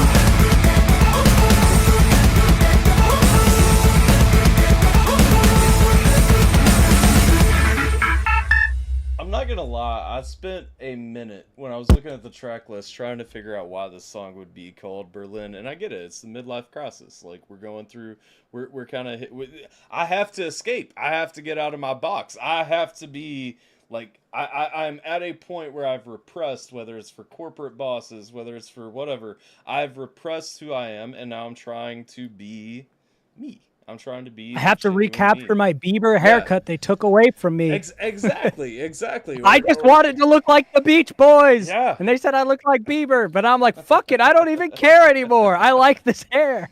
I'm with it. I really like it. I like the free spirit. I like the freeing nature. Did I ever say hello to Roxy? I know that we commented. Hello, fireman. Hello, Spencer. Drink, Spencer. Drink.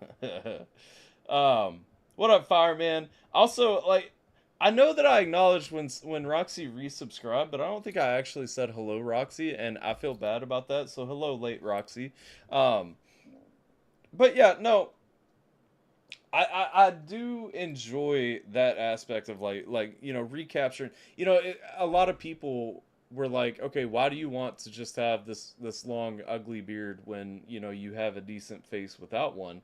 And I was like, I was in the Army for 8 years. Like, I was not allowed. Bro, and I had the opposite. I had a beard because people told me everyone has a beard. Yeah. And then finally, they're like, you can grow a beard. You should have a beard. And then finally, I was like, I've never liked having this thing. Why the fuck do I still have a beard? I don't even like it. Yeah. Well, see, and that's the thing. I just wanted one, especially like, yeah. I'm sorry, man. When you wake up at like 5 a.m. to clean shave, like so that there's not even stubble every morning. I usually let myself have some stubble. The clean shavings, like unless I had a nice shaving kit and could warm my face and stuff, Yeah. but then that's just such a task. See, we didn't have a choice because the thing in the military is, the military. is like you've got to be able to take an ID card and run it down the Yep. side without it making noise, or else you haven't shaved close enough.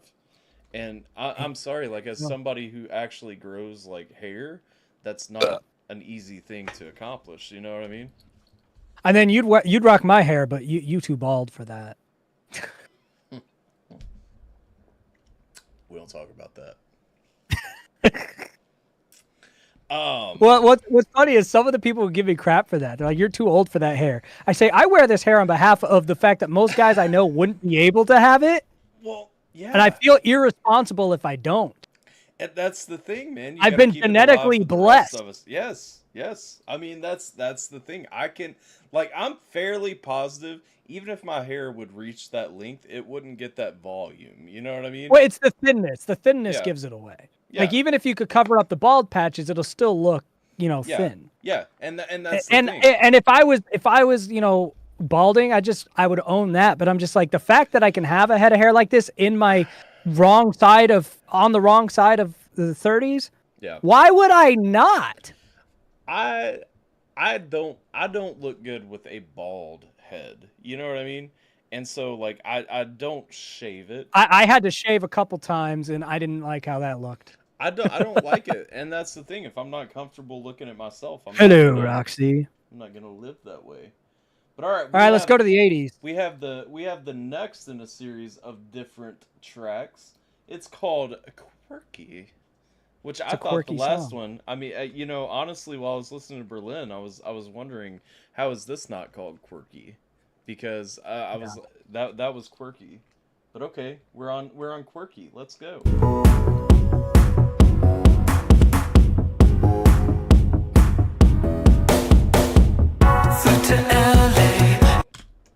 I told you it was 80s. Hold on. They got that 80s snare. You know the Lily Pillies, don't you? Oh yeah. Yeah, I feel like this is them. You're trolling me right now. This is them.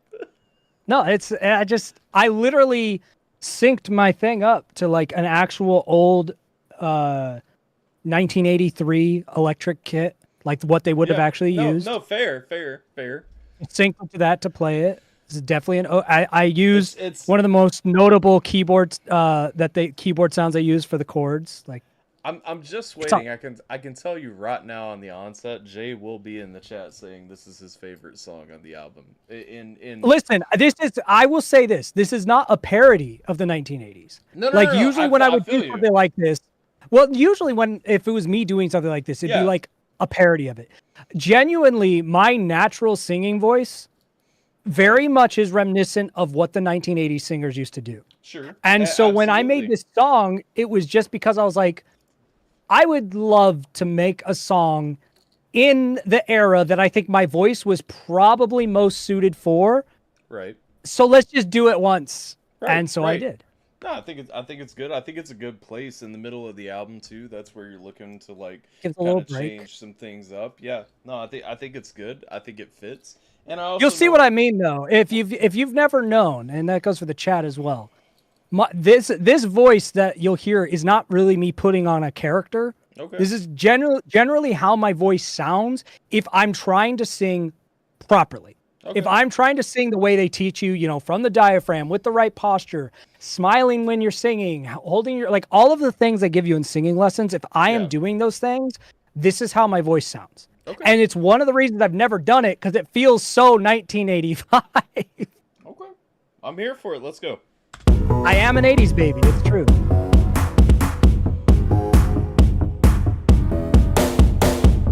Flew to LA and met a girl. She showed me her ways and spun my world. We went to Disneyland and snuggled on the Matterhorn. Then she took my hand between her thighs and mattered so much more than just a young man. Now you'd a lover, but she would change that like no other. She told me she's a little different while she sat there smirking, a silly rebel acting goofy while my mind is swerving.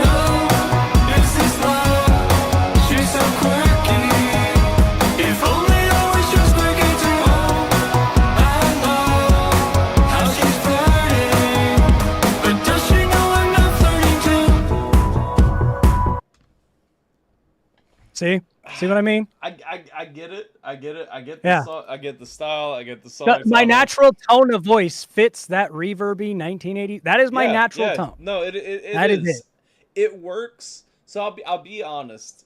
Genuinely, with the instrumental, like up until the verse started, my thought was this is gonna be the first thing I give a 2 on the album, because like I can't like 1980s. it's a Too fun much. song that I just won't listen to. Honestly, it works though. Like it works better than I want it to because it's you know what I'm saying. Like even the story, because I'm a sucker for the story that's coming in. We're talking about this quirky lady, and she puts my head between her thighs, and like it works. True story. It was a weird time at Disneyland. Okay. This is actually this is a real story from college. Met a girl, went to Disneyland with her, and she was she liked the Matterhorn. She was quirky. She's a quirky girl. Was it Desiree? That was a joke. No, it was not Desiree. Fine. I don't. Fine. I don't have the diseases that I would have got if it was. Oh Desiree. wow! Shots fired. But does she know I'm not flirting too?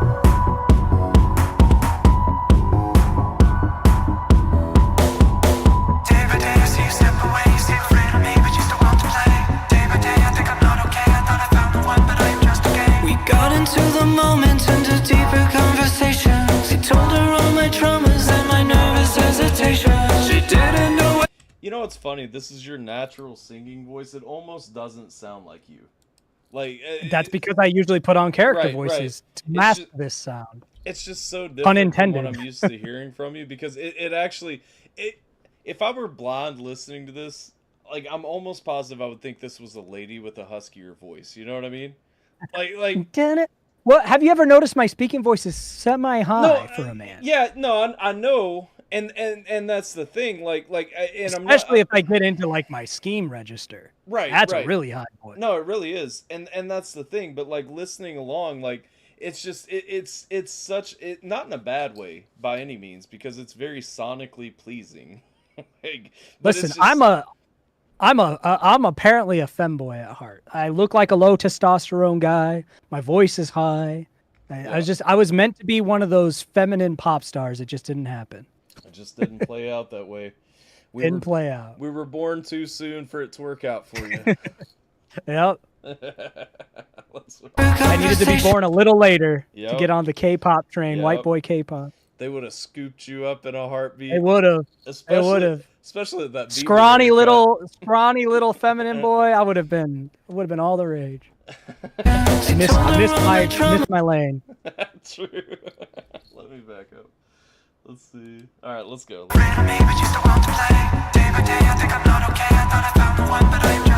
We got into the moment, into deeper conversations. He told her all my traumas and my nervous hesitation.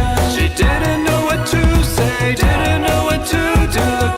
You know the crazy thing, I don't mean to keep pausing here, but the crazy thing, so Fireman just said Rockstar should have hired Rob to do a few tunes for GTA 6. I could see bastards. this. I could see this being like cruising Oh yeah, on music GTA radio 6. for sure. For sure. 100,000%. If all they have to have is one of the love stations, this would be on yeah, the love station yeah. on GTA radio. Yeah. Yeah. Dude. I agree. Perfect. I'm not saying that as a flex either, because that almost means that this song could play off as a joke, and that's fine. Right. No, and I'm not giving it that at all, because like No, I'm saying story. I could hear it. Yeah, for sure. Yeah, for sure. It just sounds like 1980s song, just Yeah, it generic does. 1980s. Here you go. It would also fit, as an aside. I was thinking about the instrumental a little bit.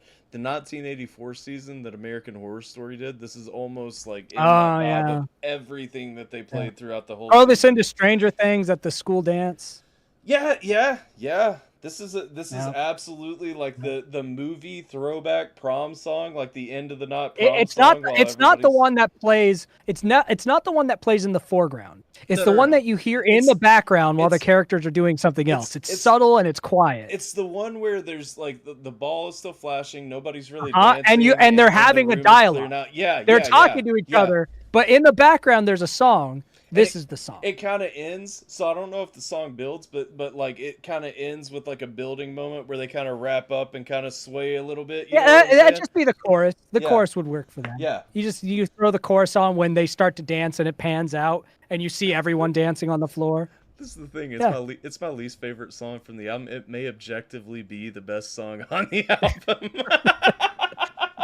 It's a formula that works. It's tried and true. It is, and it does. I mean, honestly, like I said, it's my least favorite, but that's because I like weird things, you know. And so whether or not it's your favorite, you will appreciate Lower the most because it's the weirdest song on the album. Well, I'm looking forward to Lower. I've enjoyed the album, honestly. I mean, I know Lower has like 7 genres in it, so get ready. we're 5 songs deep right now, and honestly, there's not a song that I would actually skip. Like, there's not a song that I hate. You know what I mean? Or even, despite my initial thoughts about this one, there's not even that song that I would be like, well, I don't want to listen to this, so skip to the next one. Like, I could actually listen to. Stick around if you're a Scheme fan, because Therapy's basically a Scheme song. Let's go. With a little of My New Elements attached. I thought we weren't saying that. We're deep enough in. I think they left, and that was a quick reference. I don't know. We've only increased. We're sitting at 12 viewers right now. I got a text from the wife that said, "You're 3 hours in. You're never gonna finish the album." Correct. You've got to say, well, an hour of that was us talking about superheroes and. No, Oh yeah, that's true. That's true. That hour was pre-stream. We had only to get 2 it hours out into of... stream. See, for anybody watching who doesn't know, he and I need to just hate each other. Because these things would go a lot better if we didn't get along on a personal level. Yeah, before the stream, we were talking about Batman and Superman for like an hour. Yeah. Because we hadn't talked in too long, and we knew it would be in the stream if we didn't. Speaking of, let's just play the song, otherwise we're going to loop right back to it. We're getting We got into the moment, into deeper conversations. He told her all my traumas and my nervous hesitation. She didn't know what to say, didn't know what to do. Looked at me in a strange way. If only I was quirky like you. I tried to retract and I took it all back, and I said all that shit for a laugh. She believed me. I'm relieved, she believed me. Oh, is this love? She's so quirky. If only I was just quirky too. I know how she's flirting, but does she know I'm not flirting too? Is this love? She's so quirky. If only I was just quirky too. I know how she's flirting, but I'm not acting quirky for you. You're quirky, I'm unhealthy. Impoverished mind, you're wealthy. You're quirky but happy and stable. Could you ever love me? I don't think that you're able. You're quirky. I have to settle that I like this song. Like, again, the story comes back. You're stuck for between me. hating yourself for liking it and liking I it. like it so much more than I want to. I don't generally like. I generally because Jim is notorious for sending me songs like this to listen to, and I'm just I'm all the time like, no, it's just too sleepy. I don't know if it's because like you know, they're typically, these songs usually have the more like lower romantic voice or whatever. Like, obviously that's not even remotely I don't know what that was. fitting, but I don't know, like my brain goes to like Hungry Eyes, you know what I'm saying? Yeah. Like the prom song, and I don't know, it latches in a way that these songs usually don't for me. And so, well, one of the biggest differences between this and like an actual 80s version, to try to put a finger on the sonic difference you're talking about, this has a bit more harmony and the vocals are more forward in the mix. Sure. Those are two distinct differences from what would usually happen in an 80s songs. Is there's a more harmonization going on here. The vocals are more forward, and the drum pattern, while it's mimicking an 80s pattern, also is having change-ups that probably wouldn't happen in an 80s I will song. say I like to, in your chorus on this song, your vocals are a little bit more flush than like you typically enjoy doing, because you like to take your registers and kind of separate those a little bit more sometimes. Yeah, this you know? chorus is a lot more of that blended reverb out, so yeah. it just kind of matches. And I think that makes it also just a little more just fluid. Obviously it makes it fluid, but you know what I mean? He's so quirky. Yeah. If only I was just quirky too. Right. Fun little song. It is. It is. It's an earworm. It is. It absolutely. It's gonna be is. stuck in your head. You're gonna hum Quirky. Don't mark my words. The problem is, this is, like I said, this is probably the objectively best song on the album. Well, just because it's a tried and true formula song. Yes. Yeah. I mean, that's fair. What works is marketable, and the thing is, I can see markets for the song. For sure. Yeah. A lot of people have, when they hear this one, they're like, "Oh, this should be on a movie." I'm like, "Yeah, it's because you've heard this before." Yeah, for sure. I just need to. Rob is fine. It just has to be an '80s group now. I just gotta all '80s songs. It's time to bring the Just vintage back. embrace my fate. Don't do that. Don't think that you're able. You're quirky, I'm unhealthy. Impoverished mind, you're wealthy. You're quirky but happy and stable. Could you ever love me? I don't think that you're able. Oh, this is love. She's so quirky. If only I was just quirky too. I know how she's flirting, but does she know I'm not flirting too? Is this love? She's so quirky. If only I was just quirky too. I know how she's flirting, but I'm not acting quirky for you. No, it'll get stuck in your head. I'm gonna go take a piss while you talk about this real quick. Yeah. Just a good break. I gotta pee. I'll be like for sure. 3 seconds. It's right next to me. Yep. No, it was that's the thing. So that song for me, if I'm scoring it for the album review purposes and whatnot, because I score things these days, that song for me, I have to say, on initial listen, is a 3. And it ventured toward a 2 several times, but it is a firm 3 because I wouldn't turn it off. The problem is, I can already, because that was the first one by the end that I was actually actively singing along with, and so I feel like the earworm capacity of that song is just through the roof. I feel like that one is the one that kind of gets stuck with everybody. I'm surprised that Jay never said that was his favorite song from the album. I was actually very much expecting that. What are you guys thinking about the album so far? As far as I know, this is the first time anybody has heard the album. So I'm curious. I'm curious from the chat. What are you guys thinking so far? Where are you guys at?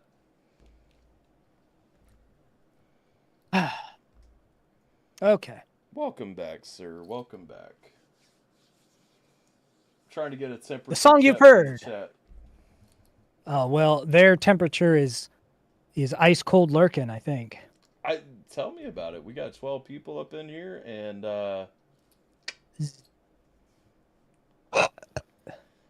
oh, that's the first song from the album that you've heard, Fireman. Oh, Fireman started on an interesting note. Oh, wow. Huh. That's, well, don't expect that ever again. That's the only song like that on the album. I was about to say this is an alternative. This is an alternative rock album with some other experimental elements. You came in on one of the experimental elements, so congratulations. Hold on 1 second. I'm trying to one-handedly say boneless hot wings. That's an important text. Except you should get bone in, you fucking scoundrel. I do 100% of the time, except when I get it to go, because if it's to go and it's like got to travel, I feel like boneless travels a lot better than bone in does. That's why I have an air fryer. That is fair. I have an air fryer. All right, let's answer a yes or no question together. Okay. Yes or no question. That's the song. Oh, that is the name of the song.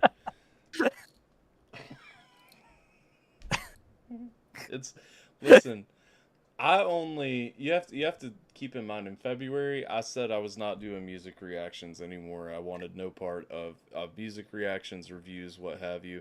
And then in June, everyone convinced me to start doing them again. And so I still feel as though I'm relatively fresh back on the scene, you know. A lot of my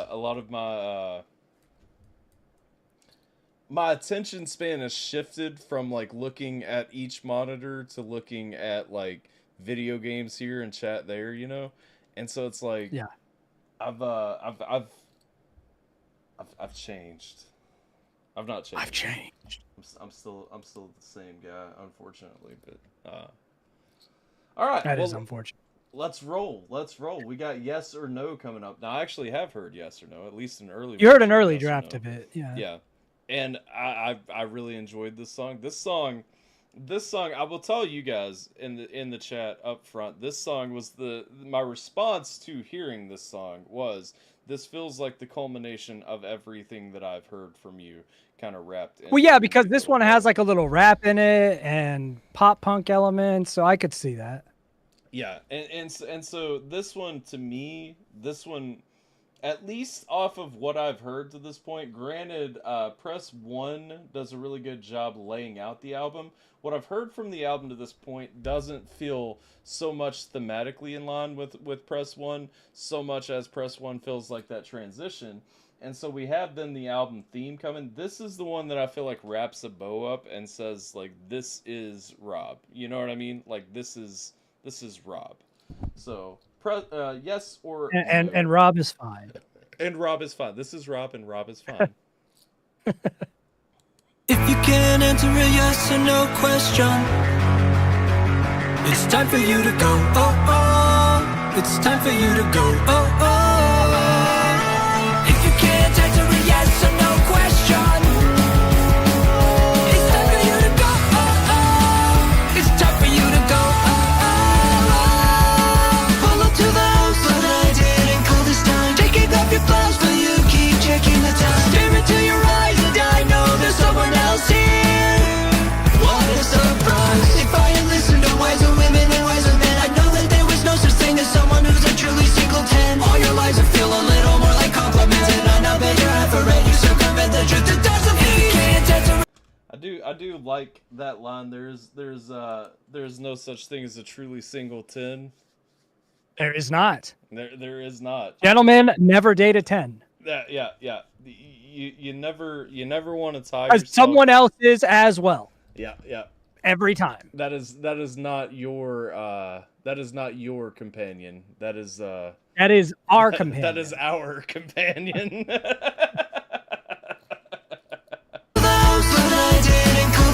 Taking off your blouse, but you keep checking the time. Stare into your eyes, and I know there's someone else here. What a surprise. If I had listened to wiser women and wiser men, I'd know that there was no such thing as someone who's a truly singleton. All your lives would feel a little more like compliments, and I know that you're afraid you circumvent the truth that doesn't mean. You can't answer a yes or no question. It's time for you to go. Oh, oh. It's time for you to go. Oh, oh. Get the hell out of here. If you can't answer a yes or no question. For the record, if it's not clear by the rating scheme, this song is an easy 5 for me. I mean, this song, to me, this song is just like, this is peak Rob to me. Well, I mean, this was my first single that I released. This was the one that I had the most confidence of from the project, where I was like, yeah. This was also, this chorus is from like 2011, a voice memo from my phone that I've held on to since 2011. And it's like me in a car going, if you can't answer a yes or no question, time for you to go. It's like, it's going to sound good. Record it someday. And then 14 years later, I was like, oh yeah, I still have this voice memo. You know what? That was a good hook idea. We're fucking recording it finally. You know, so the crazy thing for me, I don't even make music regularly. You know what I mean? But like, I have so many of those voice memos that are like, do this. Like one day, just whatever, when you get the chance. And you never do it? And I never do it. I've gotten really good about doing it because all my best ideas are when I'm not making music, like for like melodies and hooks. Yeah. It's always just like I'm sitting somewhere in my car or in the shower. Yeah. So I just record it and then I build a song around it later. Usually for me, it's like when I'm driving or something. My problem is, I've got so many voice recordings from my car. Yeah.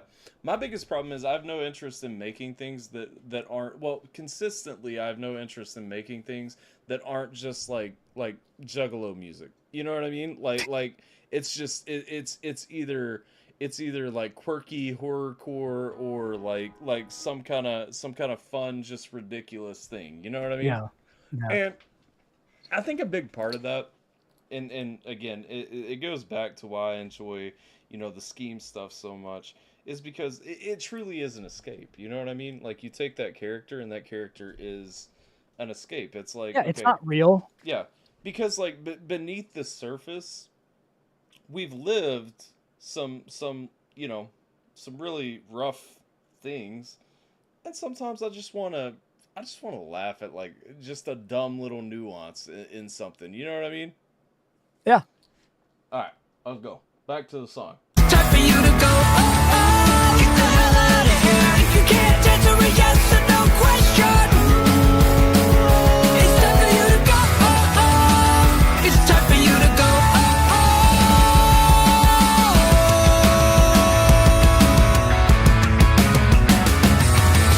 Can't move but want me to. Also, I can't ignore. Here's the rap. Just the full-on Travis Barker feel right there was just. I told you that's who inspires my drums. It's had you not said that, and I just kind of freshly hit that, I still would have called that out because it's just so. Literally, the logo for that band is on my ass cheek. So when people say, "Oh, this sounds Blink-182 influence," I'm like, "Yeah, yeah." I was listening to Blink-182 in my most formative years. Yeah, absolutely, that's there. Well, but it's good because a lot of times when people try to imitate something like that, it doesn't come through as being necessary. See, I don't even try to imitate Blink. It just happens. It's just like part of my DNA. Yeah, no, it's there. This is the best song on the album to me so far that I've heard because it just like it's just such a this is the power flex. You know what I mean?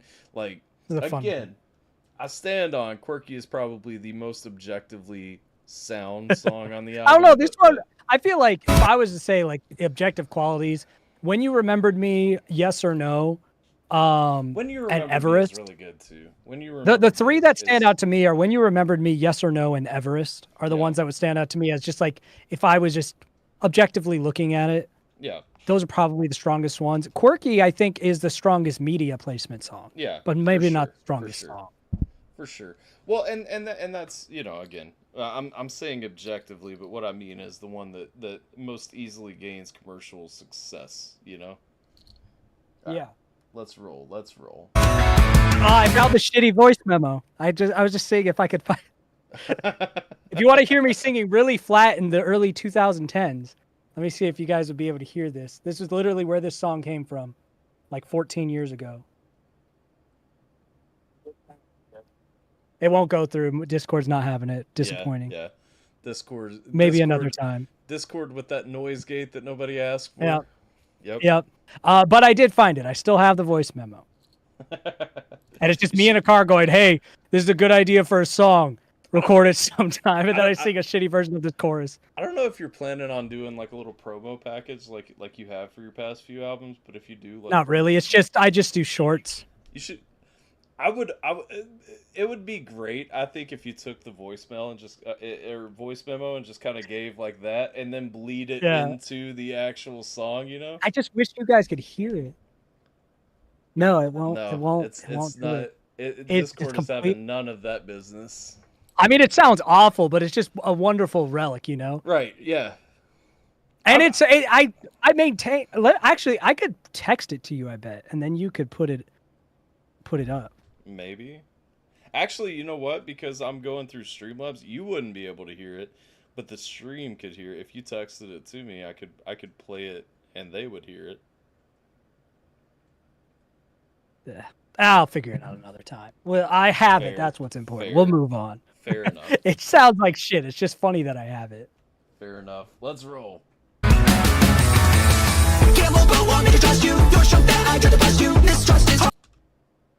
Am I playing at double speed right now? Somehow? No, this is just how it plays. Oh, this is just okay. My bad. So I will say too. Get on my level of rapidy rap. I will say too. So the first thought I had with the lyrics in this song, the first thing that I thought of, I was like, wait a second. So like, because when I first heard this was pretty fresh off of, okay, after the tone's done and now we're going in this direction. I was like, so yeah, I think wait you a mentioned, you second. asked if it was like about Brit or something. I was like, Yeah. no, this is about getting cheated on, bro. Yeah. Well, and that's what I'm saying. Like, my first thing was like, is this the real reason? You know what I mean? Like, How could she cheat on me? We Well, weren't dating. I don't know. Maybe she was doing music with somebody. Nah, Oh, I don't know. artistically Yeah. I don't know. Like, it was just the first thought that I had Yeah, because, yeah. I didn't know. But He's like, I cracked the case. yeah. Well, Secretly, no, they were having an you- affair, you- and you she have- cheated. No, not even the affair angle, but you have to understand, you have been artistically doing like the character romance angle in a few songs. Like, we've talked about those, and so like it felt like, okay, this is my way of like artistically venting that Artistically frustration. breaking up. You know No. what I mean? Yeah. No, this is when I sang this hook to eventually record. I wasn't even making music at the time. Yeah. Fair. No, that Yeah. makes sense with the voice memo and everything like that. I'm, like, initial thoughts being what they are and stuff. Either way, it's a nice This angle. song is about a specific person who would piss me off. Fair enough. And that's I get that because, again, throughout It might these, be older than I thought. It's probably before 2011, actually. But he's a throughout- fucking old Well, shit. Well, that's one thing, throughout these, again, in terms of relatability, typically a lot of times the lady from Quirky ends up being the lady who can't answer the yes or no question or commit to anything. You know what I mean? Yeah, different lady, but yeah, that would definitely track. Yeah. Gamble, but want me to trust you. You're shook that I try to bust you. Mistrust is hardly the issue. Stop with the tissues. I want the real news. Tell me the things that you're scared to admit. Please rather be angry than stuck with the misleads. Do you even know what the shit means? Never leave the home if you miss me. Let me slow it down and just tell you more directly. You can sneak around, but you're never gonna wreck me. Not quite sharp enough to hide away your disaster. And when I asked you to your face, you didn't have an answer. Give me a fucking break. You can't answer a yes or no question. Get the fuck out of my house. Look, the most punk rock portion of the album is playing now, lads and ladies. If you missed it, let me back it up. Your disaster. And when I asked you to your face, you didn't have an answer. Give me a fucking break. You can't answer a yes or I love it. I love the little breakdown with the Little Phil. Yeah, there used to be this game. It was a browser game. It was like a punk band. I don't know. It was like punkband.com or something. I don't even remember. But you just like put X's where you wanted the bass guitar to play. You put X's where you wanted the electric guitar to play, and you put X's where you wanted the drums to play. And it was always like those little fast fills. They were always Travis Barker special, yeah, baby. Yeah. That's this is peak punk rock right here, baby. no question. Get the fuck out of my house. It's time for you to go. It's time for you to go. Why are you still in my house? If you can't answer a yes or no question, it's time for you to go. It's time for you to go. What a great day. I'm so happy you lied. If only you were just smarter than I might not have caught your lies. I might have been more surprised, but I am finding it funny the hill that you die on. Such a shitty little lie, but you lie on.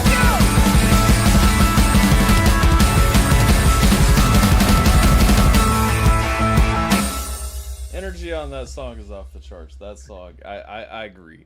I don't know that like that's gonna be the most marketable song, but I do know that is my favorite song so far. That's a crowd pleaser. It's Fuck you, pop punk energy. Yeah, it's what drew us all to punk rock anyway in the 2000s, late 90s, early 2000s. Like Peppermint Creeps. Did you ever listen to the Peppermint Creeps?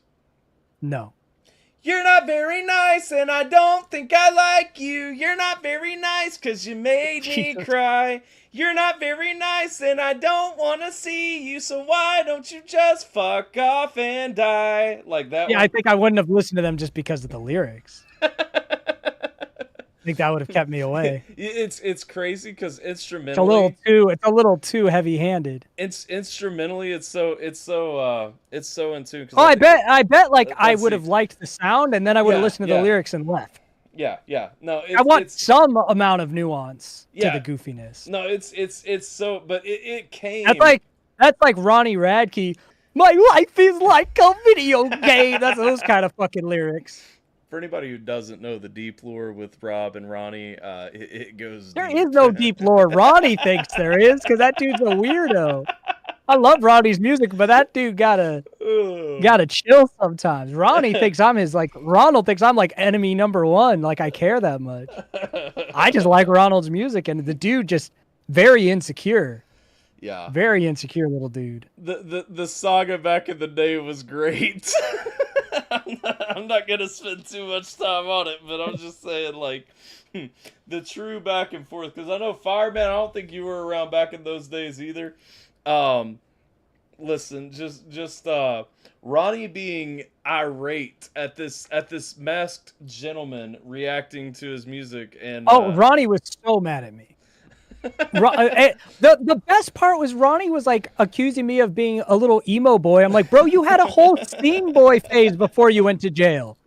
Before the first time you got arrested, you were a scene kid. How are you saying I'm an emo? I'm like, my brother in Christ. The reason I know who you are was your emo scene kid days. Yep. What are you talking about? Just because you started dating a wrestler, now you think that you've just never been part of that culture? I'm like, how are you going to say that's an insult when that's who you are? Yep. Strange dude. The guy still listens to Ronnie's music, most of it, just not when he raps. And that's why he got mad. It's because he tried to rap, and I was like, this is a fucking joke. You should never rap. And that's been from past, present, any future Ronnie. Rap is not his game. Yeah. And it's just funny how I don't have a huge platform and how upset he got. And I was like, Ronald, my guy. and like ratioing him on Twitter and on my own page. I'm like, you're a superstar and I'm ratioing you. Your insecurity is crazy. That's pretty wild. And then I loved, like, he was saying that, he's like, I didn't say it, but other people are saying like, this is like a modern Bohemian Rhapsody. I'm like, nobody's saying that, Ronald. Only you. You're the only one saying that. And you just wanted to say it out loud so someone else would tell you. Like, the mix of, I mean, it's narcissistic tendencies. I don't know if he's a narcissist, but that narcissistic tendency of having the biggest ego, but the biggest insecurity go with it. That's like perfect, like narcissistic starter pack that he exhibits in his public persona. It's just funny to me. Well, it was funny to me because he made We Scheme the villain that We Scheme was meant to be. You know what I mean? Like. Well, yeah, but the fucking reaction that he got mad at literally opened with a South Park styled warning about it being a satire and parody. Yeah. It was one of the most unserious reaction videos I've ever done. I used the term Gluck Gluck 9000 to refer to people sucking him off for his fast rap. There was almost nothing serious said in that entire thing. I do think that the rap was corny and cheesy, but I wasn't even like dissecting it in like a Fantano type of way. It was jokes. It was like ribbing a friend. And the dude was like, oh, Ronald, you precious little boy. Love it.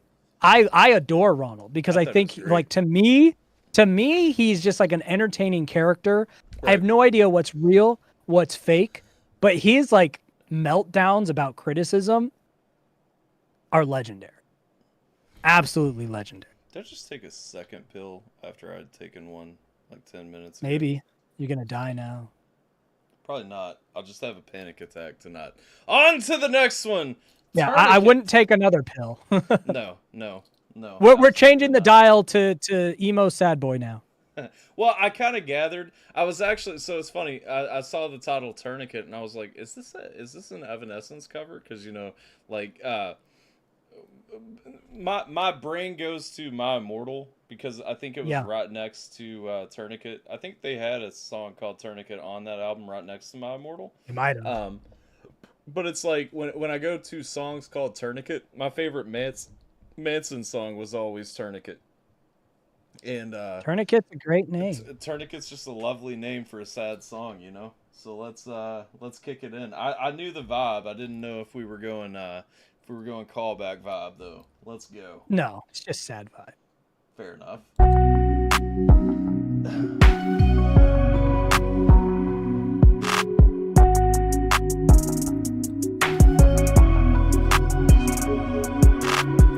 Here I am on the couch where you left me. Held my hand, said you'd never regret me. Your shirt is like a tourniquet. Hold it tight cause no one's bringing stitches yet. I'm surviving in silence and sidestep the wildness that comes with the riots in my head. I'm arriving compliant, not trying to deny it, but caring is violent from my head. You want me to heal, tell me how to feel. You ignore what's real, you left me here alone, let's keep it real. Say you want me to try, well why can't you release me or love me too? So this is one of the times you can talk about, and you'll know why in a second here, a certain masked character. Yeah. This song is a double. The whole song's a double. It's a fictional breakup, but it's also a song that I wrote to the Scheme community. So you know it's interesting because I was thinking back and I was thinking because you and I would say really well we talked before then obviously, but I would say you and I probably we really became friends, what I would call like friends, you know, probably a few months before you took the mask off. Because I remember I was having a lot of conversations about why you really wanted to take the mask off, and like you know, I remember it kind of bugging you up until that point, and just kind of some of the turmoil it was giving you. And it to me, that's always an interesting thing when you go back. I like that this one is to the community because it almost feels like it could be toward the mask itself, you know, toward the Well, it's not persona. towards the mask. It's towards the community, and there's explanation around it, and you'll know that real obviously at the start of this next verse. Yeah, well, I mean, real obviously, you'll know what I mean. fair. I kind of already but I get it. wrote it in a way that anyone who has no context will just hear it as a breakup song. Well, and that's one of the things, you know. Well, let me listen to the song, and then I'll kind of go where I was gonna go there. Tied up in the face of the faceless, showed my heart and placed on a wait list. Sidelined till I said that I hate this. Now you're gone and I can't erase this or face it. So, it's funny. I had I've had a few phases, I would say, this year where I've got frustrated with, I guess, like the corner of the internet, let's say, that I've pushed myself into. You know what I mean? And it's been like I said, you know, February. I just I said I'm done with reactions. I'm done doing that. You know, kind of came back with a different style around June or so, and you know, recently. I just kind of got frustrated with the Discord, kind of dipped out of there and everything. And the thing is, you know, it is always interesting when you can say these things all along and you can kind of give people, you know, the heads up of, hey, you know, I'm kind of tired of this. I'm frustrated here. And then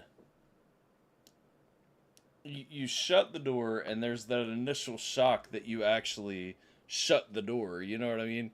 And then what's very interesting to me is the people. It almost shows you like the people who didn't actually care, which are the you know was the point. You know what I mean? Like that was the point. But it really, you notice who didn't care. Oh yeah. When you take that step. And it's bittersweet. My circle was small and it got smaller. It's a bittersweet thing too, because you know it's the definition of getting what you're asking for, but it's like, man, you know, like I'm not trying to make the See, for me, circle like this smaller. song, like I made it sound sad for like the onlooker, but when you like hear, like if you listen to this chorus as it goes through and you play it through, this song is as much me like flipping the bird to those people Yeah, as well. yeah. No, I Because I get that. the whole thing is, oh, you act like you want me to succeed, you want me to thrive, you want me to do this. Yeah. So in order for you to follow up with that, either leave me the fuck alone, Yeah. stay out of my life if you're just going to ask me to be this thing, Yeah. or love me the way you claim you do, Yeah. and follow along for what we're doing. So this song, so that it's approachable to anyone, just plays as a sad lament, but Yeah. like to those it's directed at, it's not as much a sad lament as a put up or fuck off. Yeah. No, and the sad thing is, I guess the part, because I can relate to that, I guess the part that kind of hits me as the sadness is you find out that there aren't as many people who are willing to put up, you know what I mean? See, for me, I was never under any disillusion about No, and I don't think I necessarily have been either, but it's just, it's seeing it. It's seeing it and making it Yeah, real. I don't think that ever really, for me, that never really had an impact. For me, I know for a lot of people it does. What had an impact for me, what was frustrating and tiresome for me, was how much people were unwilling to let go after I had fully closed it. Sure. And that's when I'm just like, and fuck off. I already knew you didn't give a shit about like me as an artist or me as a person. You liked the fun thing I made, which is fine. I'm not mad at you for that. But I am annoyed if you're going to find me in whatever I'm doing now and ask me to go back to that thing. And that's where I know I gave you like some quips along the way of like, oh, it's the artist formerly known as We Scheme. Yeah, no, I don't care about that. That's not the same thing. Right. It's you can have an affinity for what I used to do without trying to drag me back to it. And that's the thing. I think that's what we are always trying to get, that I feel like doesn't always translate to people, because people take it as, I feel like people take it as an ego when you draw that line and you say that, you know what I mean? I feel like they take it as, oh well, he just wants people to kiss his ass or go along with whatever he's doing. And it's like that's I'm not very the case. happy if you liked what I used to do. Yeah. And even if you didn't pay enough attention to when I was doing it and I said like, this isn't me, this is just a fun thing. Like, but if that's what you remembered, if that was helpful, if that's what you liked, that's fine. Yeah. Love it. I'm glad that I have that piece of art that resonated with you. Right. But if you try to track down what I'm doing now and drag me back into it or define me by that, I'm just like, shut the fuck up. I already knew you didn't care about me. You only cared about this thing I created. But why are you still around? And that's what this song's about. Like, why are you still lingering? Right. Go away. No, and that makes perfect sense. All right, let's roll. Sorry, just was. No, I got it. I've never considered myself a member of a whole lot of communities. You know what I mean? I usually just kind of do my thing, and then I have friends who are also doing their things, and it's like we overlap and whatnot. But like, I as far as caring to the point that I'm actively like paying attention, whereas with you it always has been, and it's only partially because we're friends, you know what I mean? I have plenty of friends who I don't pay attention to what they drop actively, but I pay attention to yours because like number one, we connect a little bit differently. Like I connect to the stuff that you make a little bit differently, and so it's I'm not gonna lie, like the death of that era was harsh to me. You know what I mean? Well, another one of my good friends from this platform is Analyst. Yeah. And he still glows about We Scheme stuff all the time. Yeah. Anytime he hears me rap and after the tone of Rob is fine, he gets super hyped about it. Yeah. He always mentions that that's how he found me and that's what he likes. But that's not what I'm talking about. Right. At all. Right. No, that's and that's fair and that's valid. I mean, because they're like, I think about like think of a filmmaker. If you came up to Christopher Nolan and you said, I loved the Dark Knight series, your Batman, he's not going to be mad about that. But if you say, hey, could you stop making films like Oppenheimer and make another Batman movie? Go back, get That's Christian Bale piss them again. the fuck off, Yeah. right? Because that's Yeah. so disrespectful. No, for So there's sure. appreciating what you've done and then trying to force you to just only do that thing. Right. Well, and that's I mean that's the biggest pitfall a lot of artists make is they try to make their audience happy by doing And then you just get these trite, rehashed versions of what they used to be, and it's never going to make them happy anyway. The perfect example I go back to always is Korn. How many times has Korn tried to recreate the magic from their first 4 albums? We have the albums. Yeah. And well, they're not there either. Like mentally, physically, if you look at the transformation those guys have had since the early 90s. One of the few times I've not heard those an artist guys. go back to what they used to do and it wasn't trash was Blink-182's latest album. Sure. Yeah. Yeah. It still wasn't great, but you could tell they were enjoying it. Yeah. But guess they had been off for like 20 years. For sure. Of course they're enjoying it again. Yeah. It's been so fucking long. You get a long break, and now it just feels like it's like a reunion. They had like creative endeavors that were fulfilling to them. Yeah. But imagine if they'd done reunions all the other times they'd asked. We Right. got a couple of those and they sucked. Right. No, for sure. All right, let's jump back. Yeah. You're absolutely right, though. Tired of being the face of the faceless. Showed my heart and placed on a wait list. Sidelined till I said that I hate this.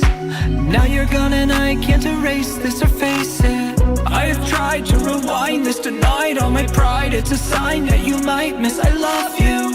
I stood angry, defiant, but couldn't subside it. No guard, let you ride and can't end. You want me to heal, tell me how to feel. See, I get that it is kind of the middle finger, but it's also it's also you're acknowledging in there that you still love them and miss them. Like, come on, and that's But that part of that is moving the fuck on. yeah, true. No, Because the chorus says, "Love me too." That's Yeah. the chorus.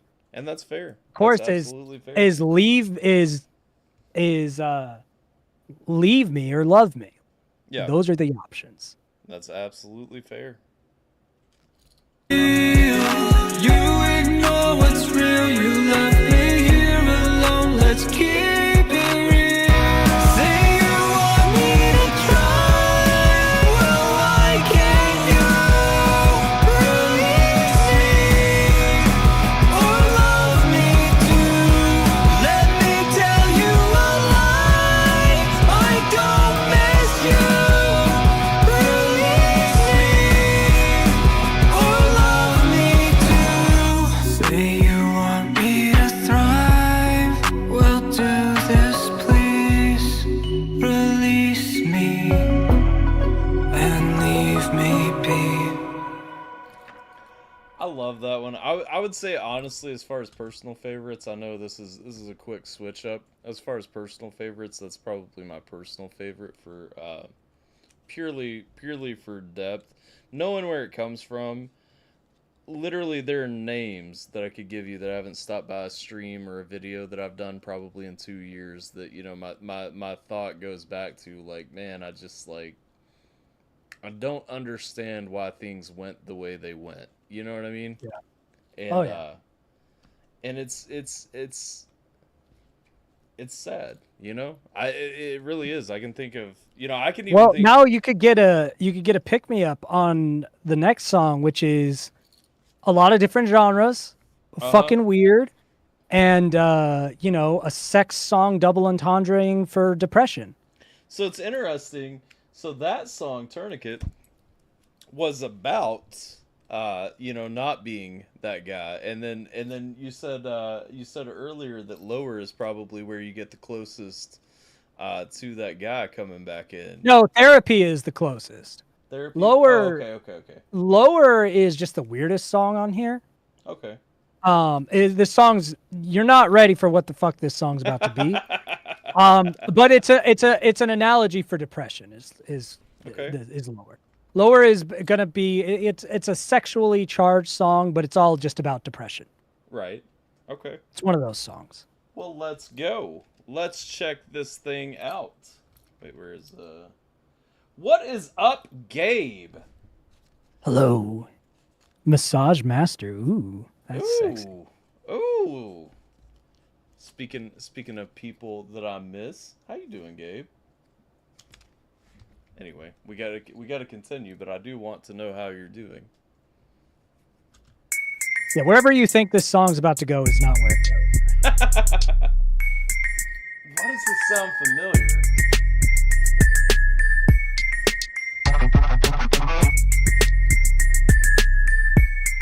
Okay. It's late and I feel alive. The dark and the liquor mixing. You have your hands on my thighs when you licked me. Lower. My spirits are high, it's time to go down. Lower. Keep pouring champagne until we can drown. Crash out, freak out, upside down, fight back. Psycho like that. Cash out, geeked out on the town. Fight back, I go like that. Lower. The spirits crash tight ass. How I like that. Lower. Take that slower, lower. We spent out, can't get out. Oh, try to chase the high, but always end up getting lower. We spent out, can't get out. No, never reach the sky, we on the rise and end up lower. We spent out, can't get out. Oh, try to chase the high, but always end up getting lower. We spent out, can't get out. No, never reach the sky, we on the rise and end up lower. I get it. I told you, wherever you think it's going is not where it goes. That's a super duper As advertised, weirdest song. 100% Where you as think- advertised. It's going. We're not done. It's still gonna continue to not do what it's supposed to do. Interesting. I will say this. I'm going to experience the song, and I do like the artistic creativity in it. This is the first two on the album because I would not. This song's not meant to be liked. Right, and that's what I'm saying. Like, I would not listen to it again purely because. You remember the song "Insomnia" from Artificial? Yes.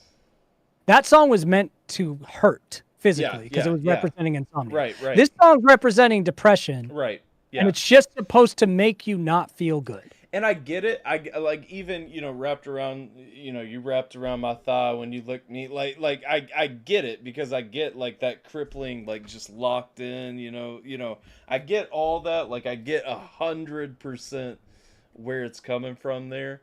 Never going to listen to it again. You know what I mean? Like, some of my favorite movies are movies I'll only watch once. Yeah. Sometimes I like to make a song like that where it's like, yeah. I don't think most people with good taste or sound mind will want to listen to this again. Right. That's the point. No, absolutely. And 100%, like I said, that's why I let off with I get it and I get the whole goal, It's just not going there again. So Gabe, I'm sorry, you are dead naming this man right now. This is not this dead is not naming. Scheme. This is not Scheme. My name's Rob. Nice to meet you. This Rob is fine. Rob. Rob is fine. I can tell Scheme you was a dude with short hair and a beard. That's true. Or a mask, depending on when you depending on when you introduced yourself to me. To him, not to me. Yeah. Change up out of nowhere. The change up is crazy. Absolutely. There's a few more. Don't worry about it. All right, let's go. I'm here for him. Basement dwelling, never knew it could feel this good. No lights, no sky, no fights, no lie, no crime. Pavement smelling of our shoes when we go outside. Monsters inside, keep up, show up, get right. Get down. Can I just say, I would have been happier if the song was about anxiety than depression, I feel like, because... I mean, it's both. Yeah, it's more depression than anxiety, but it's both. Like even the guitar that comes through there just kind of hits me as like... It piques me in ways, you know what I mean? Like Jiminator, you returned on a bad moment. You missed what would have been your favorite song. You just started over for Jiminator. Yeah. Oh wait, yeah, Quirky. You missed Quirky, you fuck. You missed Quirky. Well, I think Tourniquet would have been the one that he really like. That would have been his beat off song. Like that would have been. Jim, you missed everything you would have loved. But now we're gonna torture you with the worst song on the album. Now we're here. Yeah.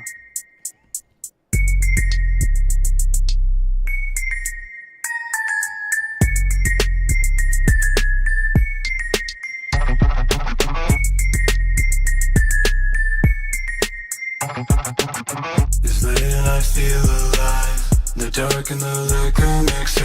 You have your hands on my thighs when you licked me. it's time to go down lower. Keep pouring champagne until we can drown. Crash out, freak out, upside down, fight back, psycho like that. Cash out, geeked out on the town. Fight back, I go like that. Lower, the spirits crash, tight ass. Lower like that. Lower. We sped out, can't get out. Oh, try to chase the high, but always end up getting lower. We sped out, can't get out. No, never reach the sky, we on the rise and end up lower. We sped out, can't get out. Oh, try to chase the high, but always end up getting lower. We sped out, can't get out. No, never reach the sky, we on the rise and end up lower. Basement dwelling, never knew it could feel this good. No lights, no sky, no fights, no lie, no crime. Pavement smelling of our shoes when we go outside. Monsters inside, keep up, show up, get right. Get down, stay down, yeah, don't ever pick that head up, girl. Get down, stay down, yeah, don't ever pick that head up, girl. Crash out, freak out, upside down, fight back, psycho like. We sped out, can't get out. Oh, try to chase the high, but always end up getting lower. We sped out, can't get out. No, never reach the sky, we on the rise and end up lower. We sped out, can't get out. Oh, try to chase the high, but always end up getting lower. We sped out, can't get out. No, never reach the sky, we on the rise and end up lower. Oh fuck. Cynical and clinical, it's still just like it's biblical. Sacrifice our children, holding on to our cynical. Very young and we always wanna stop. Taking E back to the body, meeting up with like Valentine's. We're so talking, we're embarking on a journey, going lower, lower, lower, lower, lower, lower.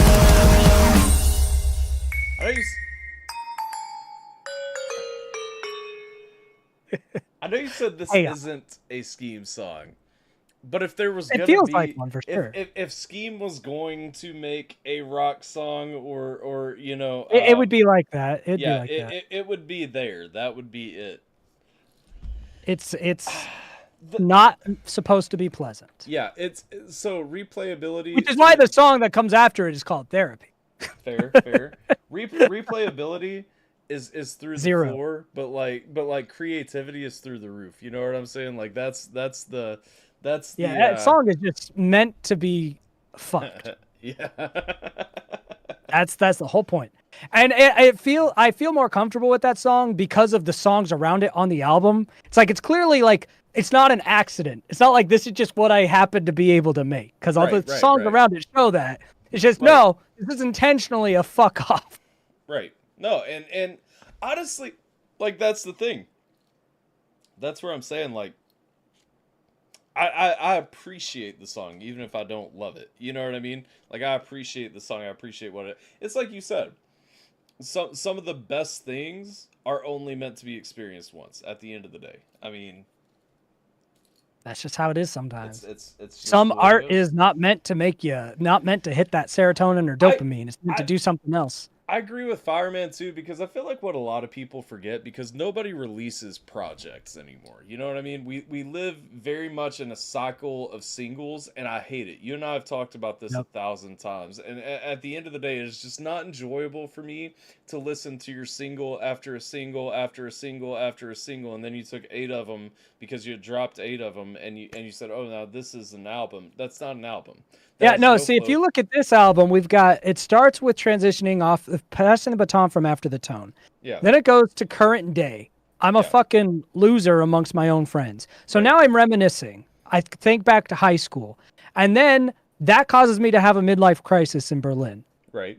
In the middle of the midlife crisis, now I'm thinking back not quite to high school, but back to college. Right. But then I'm reminded of what those kind of relationships led to. Yep. And now I'm reminded of just like, it's just general breakup vibes after that. Like, because Yes or No is like, she cheated. Tourniquet, even though it has a double scheme meaning, is just like, now this person's out of my life. So then what do you get to? Manic depressive state. That's what Lower is. You're now just in that manic depressive, your life is in a spiral. What's next? Your family tells you to go to therapy, which is what the next song is about.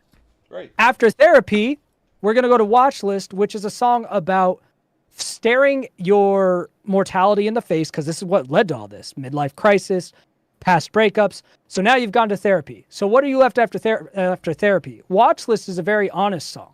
It's, I'm a middle-aged person. I'm not a pop star.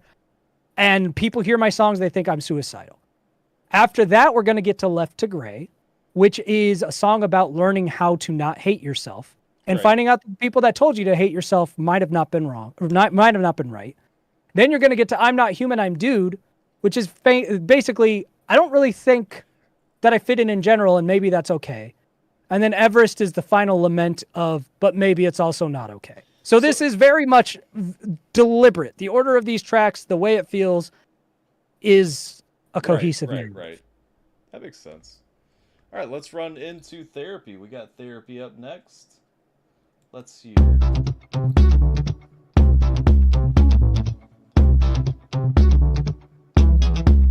a weirdo. My family was good at me, they told me to get therapy. I get it. Yeah, this is the We Scheme song. Yep, I told you, this is going to be the one that's going to sound like We Scheme to you. That one's the one out the gate. It already... Not Lower, it's Therapy. Lower is just experimental. Therapy is a We Scheme song. That's fair.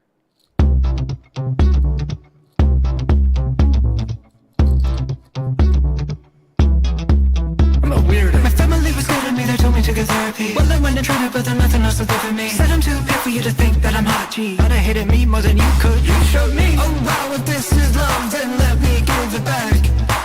Oh wow, I grew up with pain, and now I kinda want that back. Reject me for things that I can't control. Told me to think up what you built the whole. As you pound my face with dirt, you tell me to get therapy for the hurt. Oh, whoa. I guess I just need therapy.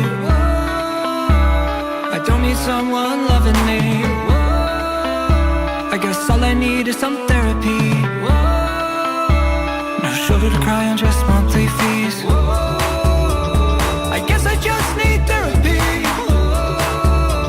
I don't need someone loving me. I guess all I need is some therapy. No shoulder to cry on, just monthly fees. I like the appeal there. I guess I just need therapy, not someone to love me. That kind of tongue-in-cheek, okay, everybody tells me there's something wrong with me, I need help. That's fine. You don't need to accept me the way that I am. You're right. Let me just go have someone tell me that I'm wrong and feed me a bunch of pills, right? Like let's take that right. You're right. Yeah, you go to friends, you go to family, like maybe you need therapy. I'm going to you. Yeah, I'm here because you are somebody that I have value in, that supposedly has value in me. Yep. But you're right. Let me just go talk to a stranger instead. You're right. Yep. I like that. I get that. Concise. Oh, hi, how's your day? Come in. Sit right there. Sit in the chair, but I know more than you. I read all the books, got a degree too. I know what you're doing, all of the techniques. I won't find salvation through your clinical speak. So I asked her again, I said, sorry, my friend, I don't think the shrink is a cure that'll mend. And she told me again, she said, sorry, my boy, please don't come to me until you find your joy. Reject me for things that I can't control. Told me to look up what you built the whole. As you pound my face. It's just funny to me. I'm pausing right here in an awkward spot because it is funny to me that here's the thing, man. There are like 20 reasons that I need therapy, and I've resolved them all more efficiently with people who just accept me as I am. It's always better than it's always going to work better. Therapy should be a way to teach you coping strategies, not for you to work through everything. People try to use therapy as the everything, but that's supposed to be to teach you how to manage yourself, not to fix all of your external problems. We in America have turned therapy into a lifelong journey. We've turned something that should be a short-term... It should be like physical therapy after an injury. Yeah, exactly. And then it's done. And we have turned that into a lifelong coping mechanism. Okay, I need to see my therapist. I need to talk to my therapist now. We've taken therapy and turned it into going to the gym. It's like, no. Going to the gym is having friends. Right. Therapy is physical therapy after injury. Right. Going to the gym is not therapy. That is having friends. Exactly. There's no issue. Like, in all honesty, personally, because I know what a therapist is going to tell me. Well, this is your issue here. This is your issue here. Let me give you. Let's go ahead and up this dosage by this much and lower this dosage by this much to try to balance out the chemicals in your brain. No, I need Band-Aids. Yeah, it's a Band-Aid. You're numbing how I actually feel about something to try and help me get across. That should not be a permanent solution. You know what I mean? Yep. And I'm with it. 100%. Reject me for things that I can't control. Told me to don't stop what you love the whole. Now as you pound my face with dirt, you tell me to get therapy for the hurt. Ooh. I guess I just need therapy. I don't need someone loving me. I guess all I need is some therapy. No shoulder to cry on, just monthly fees. I guess I just need therapy. I don't need someone loving me. I guess all I need is some therapy. No shoulder to cry on, just monthly fees. I guess it's my fault that I made you be honest and tell me the truth even when it was the hardest. I guess it's my fault I made you say you hate me, but honestly lately I wish you just hate me for good. I guess You know, I again, I'm gonna pause there because again, it is better for me to hear the truth. I like that, and that's at the core of that. That's what I feel shine through there is. I need you, like at an emotional level, I need you to be real with me. I need you to really talk to me. If you hate me, that's fine. I just need you to give me what you Yep. actually feel in this situation. You know what I'm saying? Like, And then we could see if there's anything to work through Yeah. after that. and we can reconcile. We can go our separate ways. That's fine. I cannot do a superficial relationship. I cannot do this. Well, there's no Hi, Roxy. problem. Roxy heading out. Have a good night, Roxy. Appreciate you hanging out. But yeah, that's the thing. I mean, in that same vein, that is the therapy for me. You know what I mean? To know that we are on equal footing and we are having actual equal, like real For sure. interaction with each other. That is because I cannot do People are this. very superficial by default. Yeah. And so people like you and me force people out of that box and they don't like it. Right. Where it's like, no, you have to tell me what you actually think about me. Yeah. Like, that's not what I do. Well, it is now. Yeah. It may not be what you do in your real life. That's what you're going to do with me. Because And if you're not, we're just not going to Yeah. have a relationship, and that's fine too. Exactly. No, I get it, and I appreciate the song. Therapy is either I'm lonely and I need to know why. Hint, you are a selfish bastard. Or I want to be drugged up so I can't do anything and be taken care of all my life. Yeah, I mean, and that's the thing. And you know, and I've said this Well, a I'm lot not of times. anti-therapy. It's just about Yeah, misuse yeah. therapy. And that's what I was going into. I've said this 1,000 times. I have no issue with people who need a pill right now to cope, you know, or need somebody to talk to professionally right now to get through. All I'm saying is that it should be a year-long. It needs to be a path to. It needs to be a path to. It needs to be a path to healing. Yeah. It's not a. It's not. There are a couple of neurological disorders that are permanent things, but things like depression, anxiety, those are not on that list. Yeah. Yeah. The ultimate goal. Hello, other person. Hello, intruder. Well, just set it there, I guess. I'm not ready to eat currently, so thank you. Wings. Thank you for sustenance. I couldn't hear if she All right. responded. All right, let's go. Is this my fault that I made you be honest and tell me the truth even when it was the hardest? I guess it's my fault I made you say you hate me, but honestly lately I wish you just hate me for good. I guess it's my fault that I made you be honest and tell me the truth even when it was the hardest. I guess it's my fault I made you say you hate me, but honestly lately I wish you just hate me for good. I guess I just need therapy. I don't need someone loving me. Maybe you should try some therapy, or try living life without love like me. I guess I just need therapy. I don't need someone loving me. I guess all I need is some therapy. No shoulder to cry, just monthly fees. I enjoy that song. The message 100% to me. Big in that surprise. song The is Wii just- Scheme it's fan just likes the there. Wii Scheme I song. know, right? It's I told ingrained. you. But it's not even because of that. Honestly, it really is just the truth. Like, it's, for whatever reason, that concept in that song is such a hard concept for society to grasp. And it goes back to what you said. Society is so superficially built. Everybody is we don't want to upset the person that we're talking to. We just want to sit surface level and have conversations about comic books and stuff. You know what I'm saying? Like which leads to the mental state that I'm left with after that, which is what Watch List is about. Yeah. Fair. And let's roll. Let's keep it rolling. I'm like it. I will tell you, even though I think probably my favorite songs are on the first half of the album, thematically and for like the vibe and everything, I think I like the second half of the album better. Coherently as a full package.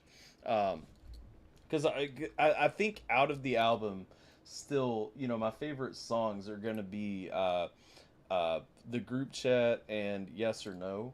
But as far as like a full theme goes, like this last half, even factoring in Lower, the last half of the album just feels so good. You know what I mean? Well, the first half is more fun because a lot of it's reminiscing or distractions. The second half, starting with Tourniquet, that's when you kind of hit the midpoint, is when reality starts to crash back. Yeah. No, absolutely. Okay, let's run Watch List. I'm not gonna lie, I'm not trying to speed run here, but I'm interested in the song after Watch List because I feel like there is. I'm not throwing my full thoughts on that song out. I'm looking at the title and I'm listening to what you said about it, and I have preconceived notions about it. About what? About the fact that it's about learning how to love yourself and ignore people who tell you not to? Well, I'm looking at the title and I feel like I know like processes that have kind of helped me get there, and I just there's it might not connect the dots you're thinking by the title, but we'll see. Okay, we'll see.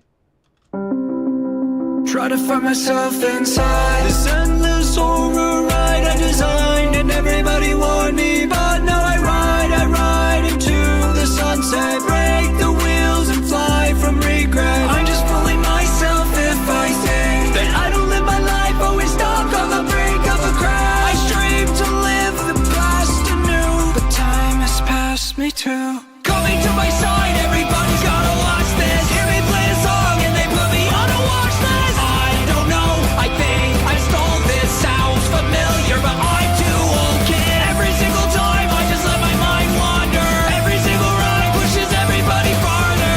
I'm not a pop star, I'm just a father, feeling the emotions of youth I squandered.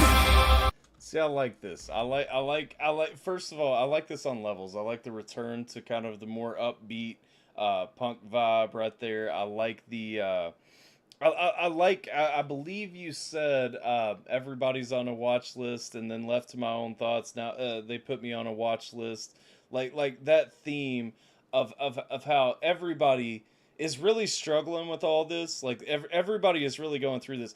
I'm just open about it, and so the phrasing of it is kind of similar to what you're saying. It's everybody's got to watch this, so it's like it's a spectator sport. Okay. Everyone's just like gotta peek in on. Yeah. It's kind of what you're saying, just in a different way. Right. Yeah. So we're addicted to the drama, to the chaos. Right. So we're all kind of like vicariously are addicted to it. Well, literally, when you said that, I was thinking of the song "Vicarious" by Tool. Vicariously I live while the whole world dies. And that idea. No, it's absolutely, and you are a spectacle in the world. If you're remotely transparent with how you feel, you become everybody's villain. You become everybody's entertainment. You become, because you're not withholding. You're not conforming to the delusion of superficiality. Exactly. We're not playing based on superficiality, you know, and that's the thing. And that's one thing, you know, especially in the online space, I feel like it gets lost. So many people are so happy to just be superficial, especially through this. You know, we spend a couple of hours together, you know, a couple of times a week or something. And so, you know, we only want that surface level. We want the sunshine and butterflies and, you know, hey, how was your day? It was good. If it wasn't Sanitized, good, safe. if it wasn't good, don't tell me it wasn't good, because I just want you to say Yep. that it was good. You know what I mean? And you know, it's a rarity, but yeah, no, I feel that, and you can't help but to some degree attract some attention when you refuse to kind of fall into that line, I guess, you know. Yeah. All right. That's my diet. Look into my past and I don't really see much. Guess I never really cared about helping me much. Always hated everything about me, so why would I do anything but doubt me? I'm doubting any saving grace that would replace the scars I cut into me. Coming to my side, everybody's gotta watch this. Hear me play a song and they put me on a watch list. I don't know, I think I stole this. Sounds familiar, but I'm too old, kid. Every single time I just let my mind wander. Every single rhyme pushes everybody farther. I'm not a pop star, I'm just a father. Feeling the emotions of youth I squander. Coming to my side. That line hits too. I know it was the second time playing. I let it go by Yeah. the first time. I'd meant to talk about it when I paused before, but you know, again, absolutely. I'm not a pop star. I'm just a father, filling, you know, the remorse really for everything that's passed. I mean, at the end of the day, Yep. like there are 1,000 situations I look back on, you know, even to the point that, you know, when my daughter was born, you know, I stopped going to the gym and stuff, and then weight became a struggle or something. You know what I mean? I look back at times and I'm like, man, like I could have went a different direction. There was no reason that I didn't, you know, Wow. and it's just it's that, you know, I think really a lot of people don't really see it, but I think like your mid-30s is when you really start hitting that point where you're like, okay, I'm not old, but Well, you can't not, do what you used to be able to do. yeah. Well, but, Well, you know, it's because biologically, once you hit your mid and late 30s, it's the first time that your body, instead of growing up, is growing old. yeah, There, and you feel that shift because Yeah. up until that point, you're reaching peaks. right, You're reaching you're getting stronger, you're getting more fit, all the way up into your mid 30s. You are growing up, not old. Your brain's getting sharper, right, all this. Once you pass that, you're getting old. Your body's deteriorating. Your brain's not Yeah. working as well as it used to. And you realize it, if you're a self-aware person, you realize it very quickly. Right. Some people have like a delayed reaction to it. They don't really notice till their 40s or 50s because they just they autopilot. Yeah. But people who are hyper aware of themselves notice it right away. right, And that's when you get, you know, a lot of people going, oh, fuck. Not only I've made jokes for the past 10 years that I'm old, you know, ever since Yeah. you're 20, Yeah. you've made jokes about being old, but then you realize, oh, fuck, I actually am. yeah, Like, I'm not old, but I'm Yeah. growing old. I am dying now. I'm no longer growing up. I am literally dying now. yeah, yeah. And that's the no. change. And that's the thing, man, and that's, you know, that's the anthem song for fatherhood to me. You know, I had my first kid when I was 28, and you know, really Yep. Let's see what Tay just said. She's stronger than she's ever been because she's never worked out this much, but her body first feels worse than it's ever felt. yes, Mid-30s. Yeah, no, that and that's the thing. I mean, because I hit my mid-30s, you know, and mid-30s was when I said, okay, I'm going back to the gym. I'm going to like get myself back. You know what I'm saying? Doesn't matter. You'll feel better than if you didn't, Yeah, but it's yeah. too late. It's And- over. Youth is gone. And that's the thing. But even with that, you know, I was telling you earlier, I've spent this week doing physical labor every single day of the week. You know what I mean? Yep. And it's So you're like, fucked now. yeah, and it's like, and at the end of the day, my back hurts, my arms hurt, my ribs hurt. You know what I mean? Like I hurt physically, versus like, you know, there should be 10 years ago. At the end of this week, there would be that breakoff point where 2 days pass, and I just, you know, you see all the gains, and you just feel better. but that's not coming. You know what I mean? Like that's not Yep. actually coming, and that's just You're not. something- No. Yeah, It's not lactic acid pain anymore. right, exactly. And so Because people like younger people be like, oh yeah, I feel sore and stuff. It's like you have lactic acid buildup. You're not feeling the kind of pain of someone who's old and exerts themselves. That's not lactic acid pain. You're feeling tendons tearing and joint. It's bad. Yeah. But yeah. So also you mentioned the upbeatness of this. Something I've learned that I've corrected is a lot of my albums when I would tell a story would just the whole second half would just slow down. Right. And I didn't want to do that again. I wanted to keep, even though it's going to, story-wise, you hit the climax and start to slow down. I wanted it to be more even, where it's not just all of a sudden all the last songs are slow. Yeah. No, I feel that. I like that. I think it's good. I also always like a kind of sad, somber message with an upbeat beat. Oh yeah. Yeah.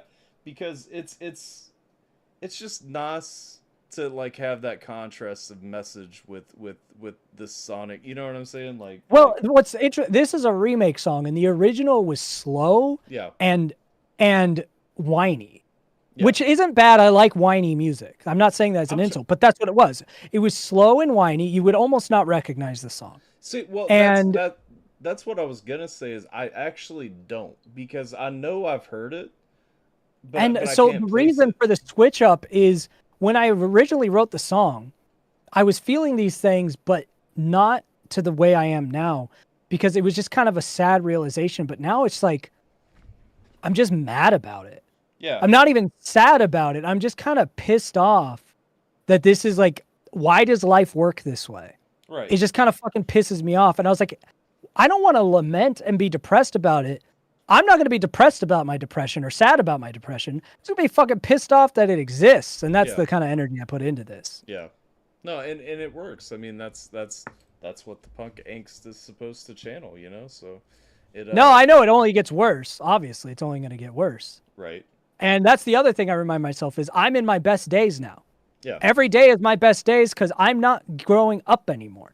When you're younger, you're growing up and your best days might be ahead of you. Yeah. Very true. That is no longer the case. Today is the best My best day. days are now and behind me. Yep. So every day is my new best days. And that's how I have to live it, because I'm never going to have what I had in my youth, which was something to look forward to for better days. That's gone. Yeah. So you have to love these days, because this is going to be the best age for your kids before they grow up and hate you. Like, everything will only get worse. So I have to enjoy, this is my peak. Every day is my new peak. And that's a crazy thing to adjust to, but it is the fact. That was not true when you're younger. Every day was not your peak. At this age, every day is your peak. It will never be. Yeah, no, 100%. Yeah, that's peak wisdom right there. Today is the best day that I will ever have again. And that's the way you can be optimist as a realistic person, because optimism's stupid, pessimism is stupid. I'm a realist. My realist self says, it's right. It's true. I'm getting old. I'm dying. I'm getting older. That's all that's going to happen. But you don't have to live in misery, because this is your best day. Right. Every day is your peak now. Sure. Instead of looking forward, there's no more excuses. You're at your peak every day. He's never going to be better. Rob is not only fine, he has become a motivational speaker. My version of motivational. I like it. I'm here for it. All right, let's ride this one out and get to Left to Grave. Yes, I finally understand the old people who said every day is a blessing. It makes more sense when you're old. True. I still wouldn't say it that way, but... Hear me play a song and they put me on a watch list. I don't know, I think I stole this. Sounds familiar, but I do okay. Every single time I just let my mind wander. Every single rhyme pushes everybody farther. I'm not a pop star, I'm just a father. Feeling the emotions of youth I squandered. All right. So we're on the final three. I hope you like 808s and Heartbreak, the Kanye West album, 808s because and Heartbreak, baby. Let's go. we're about to go there. We're going there with a little more alt rock influence, but we're going there. All right, let's go. I'm not meant for love. Still struggle to keep my own chin up. It's nothing new. I'm not good enough. Except that I am, it's just you. I'm not meant for love. That's what you would hope. I see what you meant. I'm not sure that I love this side of 808 and Heartbreaks. I mean, that's what most of the album was. True. I would believe. Let's hear it though, because I will say like this, I'm sure, and like Yay, like peak Yay, which I would say that is considered peak Yay, honestly. Graduation and 808s are usually the two peaks. Peak Yay was something that I initially just vehemently rejected and then loved like 3 months later, you know? That's because that's how you are with everything digital, my guy. Brother. Everything that's heavily synthetic or digital, you have to go baby boomer on until it grows on you. We came up in the analog age, and some of us let it die slowly, okay? I was the early adopter of the digital age on MySpace. I was like, let's go, fuck analog from day one. I was the pioneer saying, get that shit out of here. I like the crispy digital world. I wasn't, man. I was still, I think I've told you this before, I was still, in 2010, I was still like trying to keep my analog studio running by filtering it through like digital inputs, you know? Yeah. like I was still very much Wouldn't let go. I didn't want it to die that way. Still struggle to keep my own chin up. It's nothing new. I'm not good enough. Except that I am. It's just you. I'm not meant for love. That's what you would hope I would believe. But if I could see past your deceit, I'd see that I'm too good for you. Try to bring me down to your level, and I never been down to that level, but I'm higher on higher levels than when I felt the push of your love. You no quiero amor. As you tried to pull in porno, so feel the lure. Made me think that I hate love, but I just hate this. Always have me breaking out of lanes for me to chase it. I'm not meant for love. Still struggle to keep my own chin up. It's nothing new. I'm not good enough. Except that I am. It's just you. I'm not meant for love. That's what you want. Hope I would believe. But if I could see past your deceit, I'd see that I do good for you. See, like that little Spanish. it was an interesting touch. Yeah, it was a You're nice gonna touch. enjoy the second half of this song better than the first half before you share your thoughts. Okay. In the And alt rock scene. it's not that I don't enjoy this song. I feel like here's the thing, like really come into yourself. It's a cliche thing to say that I used to always knock people for saying before I dealt with it. I think one of the things that really helped me to accept and love myself was to see when I became a dad, right? Was to see my child kind of like the confidence that my daughter has in me. You know what I mean? Yeah. And that's one thing that kind of like shines to me about the song is that not saying that you're describing the same path, but saying like really finding that, because it's one thing to meet like your wife, you know what I mean, someone who loves you and wants to actually spend their life with you, whatever. To me, Sometimes. yeah. to me, like that growth and self-acceptance really came when I had like a small human life that Yeah. I was actually responsible for, that I could look at and see like a glimmer of, okay, not only does she trust me, but she believes in me, and like The wife is already angry at me in the chat. But you know what I'm saying, like that to me, like that self-acceptance, because I understand, like I feel kind of that hesitation, that second guessing, that self-doubt and everything through what you're saying in the song. And it's just, you know, to me, like, that last step is kind of like at least for me, came in being a father. And in, you know, it's a different journey for everyone. For me, my kids was like the clue, yeah, but not the conclusion, right, because of how my brain operates. So my kids Right. were when I was like, oh, something awesome can love me. right, And for me, I wasn't able to take the next step of applying that to myself until, because the way I was raised in the toxic environment I was raised with, thanks to my wonderful family, sarcasm intended, sure, caused me to, even after I had like consciously decided to not give people the benefit of the doubt and stuff, I'd never really undone the damage of those kind of people in my life. yeah, And the way that I had to undo that damage was really looking down the barrel of the gun of, these people fucking sucked. yeah, Because I had so many important people who emotionally and otherwise abused me, that were like fundamental people in my life, enough to, you know, to be categorized as CPTSD things has been attributed to me.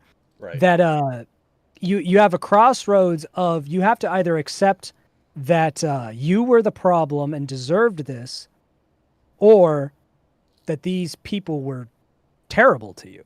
Cat, stop eating that, dummy. And so a lot of this song is just about just that moment of, you know what? I see my kid thinks I'm cool. yeah, So I know that you're a fucking piece of trash for what you did.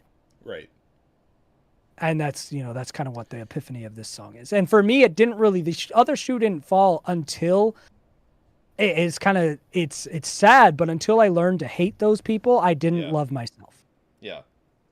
No, 100%, and that's valid as well. I mean, and you know, I say a lot of times I have a detachment for people. I let relationships die very easily, almost unintentionally sometimes, because genuinely, and I think it is kind of rooted in that, you know what I mean? Kind of a similar Yeah. thing, in that there are a lot of people growing up, even, you know, not just people that I chose to have in my life, but even family members that just don't associate Yeah, that's the with. biggest Yeah. offender for me Yeah. was the people I didn't choose. Yeah, and you know, that detachment kind of came. It's almost an insecurity where I don't want to be close enough to you, that I feel like we can't ever separate, because if I get close enough to you, it hurts me that much more when we actually do, because it relives everything that's Oh, going yeah. on. You know what I mean? Yeah, I went no contact with a lot of people.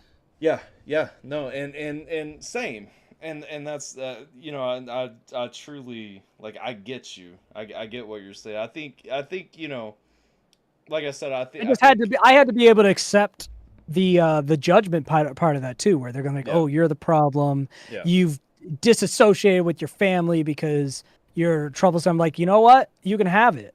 Yeah. Well, that's always the most frustrating thing, is when somebody's like, "Oh, well, I was good to you when you were little." It's like, okay, well, you would be a terrible monster if you didn't. But what about when I was not little? You know what I mean? like what about when I was 15? What about when I was Yeah. you know? Yeah, the good times talked about are always when you're like an infant or elementary. Yeah. It's like, So, yeah, okay, real okay. easy to be good with a So- person that's zero development. Yeah. So when it was, when I completely relied on you, and it was illegal for you to And not to mistreat me, mention, like, you were good to me, kind of. Yeah. You were terrible to each other, you know, talking Yeah, about my yeah. parents. So you gave me a horrifying example. Yep. And for me, unfortunately, and one of the reasons that it's been suggested to me that I probably have CPTSD by, Yeah. you know, by people not, they're therapists and shit, but they're not licensed to diagnose that. And I don't care to be diagnosed with that. Yeah. But unfortunately, my family didn't even pass that litmus test. Yeah. The abuse for me started before I was even a teen.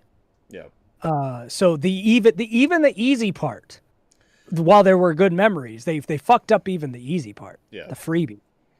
Yeah, that and this isn't about me, but I will say for me, it probably kicked in when I was around 11, and but Come here, cat. the good thing is around 11, if anything, I had to be older than I was, to kind of cope, but at least I was through like the massively dependent piece. You know what I mean? Like, because here's the thing. And healing's got all of the knowledge in YouTube. And the thing is, like, my dad, I understand his upbringing is way worse than mine. Yeah, I get where his shit came from, but the crazy part is he wasn't the worst one. Right. My mom, who had a great childhood, was raised like a rich person, had loving parents, still does. She was the worst one. And that's always been crazy to me, is my dad did more to break generational curses than she did. Yeah. And he was the one that had the most fucked up life ever. That's why my dad's not no contact.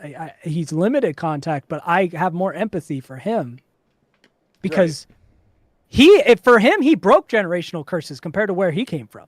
Right. And my mom was trying to start new ones. Yeah, I would say,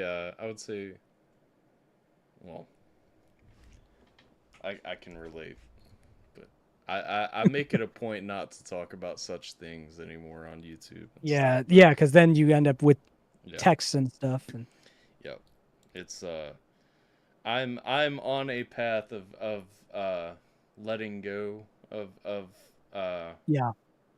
negativity toward people, animosity toward people, I guess is the better way to say it. As a result of things, but I hey, at least none of the generational traumas from either of my parents exist for my kids. That's what I always try to remind myself, is that, regardless, they're gonna have, I'm sure they'll have plenty of things I fuck up that'll be trauma for them, but they'll never. Yeah. There's certain things I have to think and question that they never will.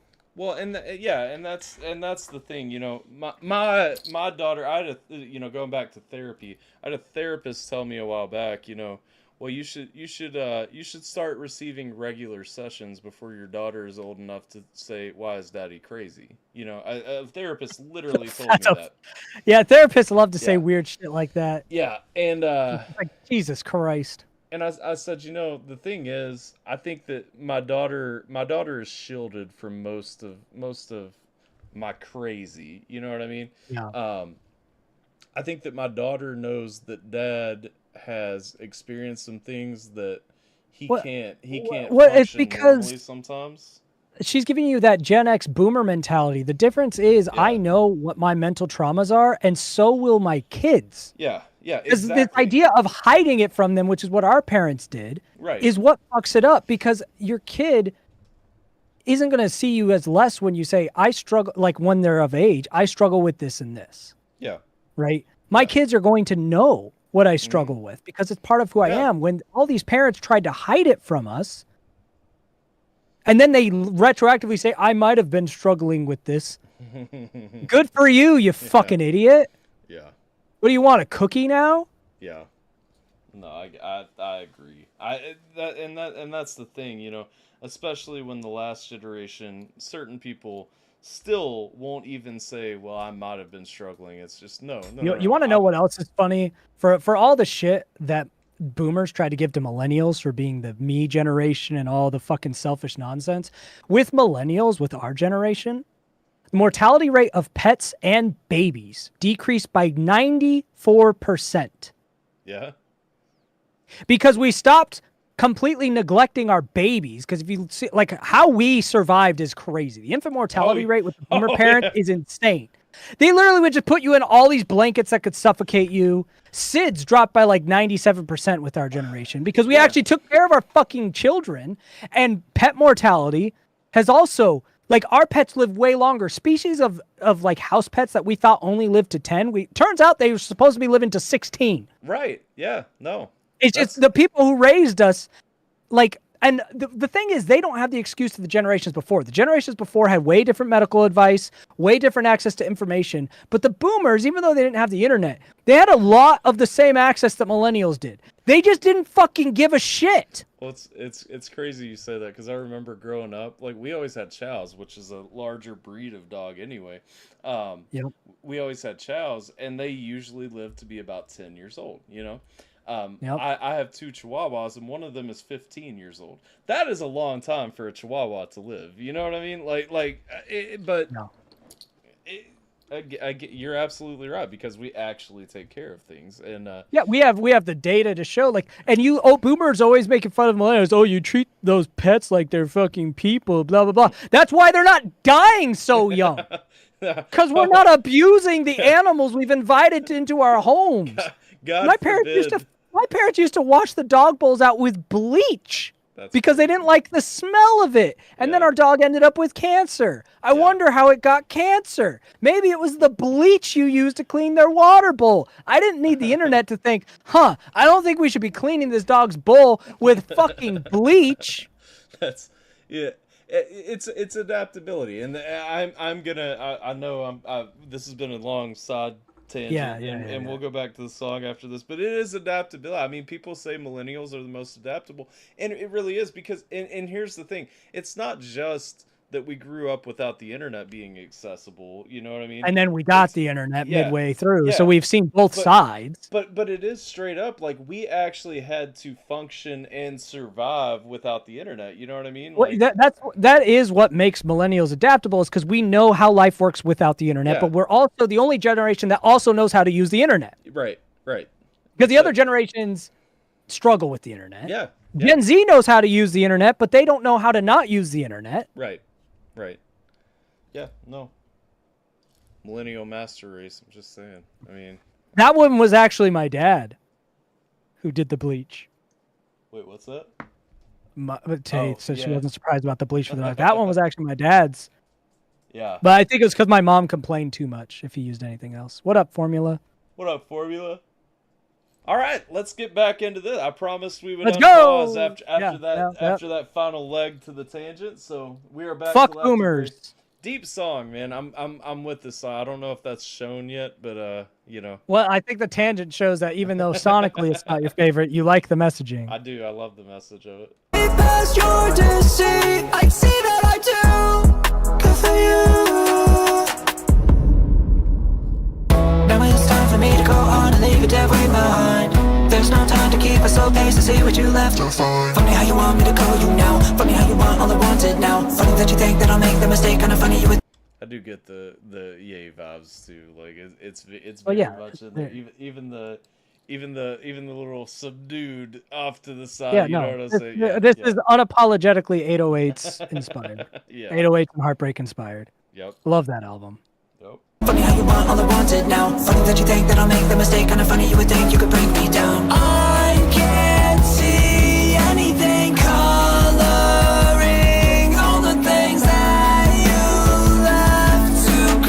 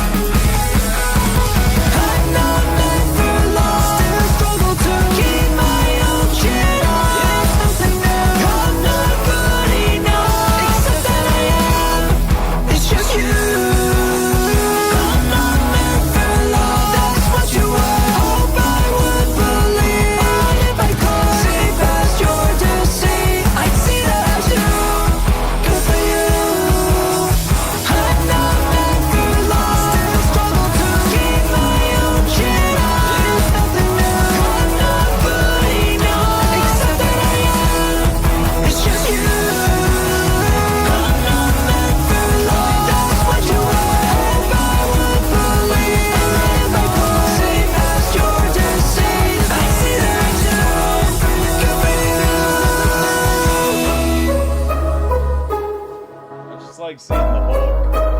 I like seeing the Hulk walk at the bottom of my screen saying factual. Hulk factual. Hulk factual. No. I thought you might appreciate that something that you've probably never heard from a song I produced, a musical break. I rarely do that. Yeah. I don't know why it is. I just don't do instrumental breaks. And for some reason in that song, I was like, you know what? Instrumental break. Right. Well, I mean, it's kind of the first time that you've really, I guess, shined a lot on yourself from all aspects of the instrumentation too. So I feel like it's probably appropriate, even if, that wasn't necessarily the intention behind doing it the way that you did it. It feels appropriate, It was a good time. I enjoyed composing that one. Yeah. I enjoyed that too. Jay is impressed with the drums. Yeah. Scheme is dead. Long live Scheme. Rob is king. Rob is fine. Rob is just fine. Let's see. I feel like that. Mine is good at my age, so. I feel like the album as a whole is a good road trip. I mean, the only one that I think I would have to stop to lower. You got to skip lower. Yeah, I gotta skip. Lower's gonna kill your whole vibe. It's not just gonna kill my whole vibe. It may kill a few pedestrians and the vehicle in front of me. It's definitely not. It's not meant for jamming. Yeah. No, it's solid though. I mean, just absolutely solid. We're on the final 2 right now. We're here to I'm Not Human, I'm Dude, which is by far the most interesting title on the album. Okay. I'm just going to hit play. This was the first song made for the album. Oh, really? Yep. Shades Second of was artificial. Therapy. Second was Therapy. No, this is very unapologetically alt-rock pop punk. Okay. I'm Not Human, I'm Dude. Let's go.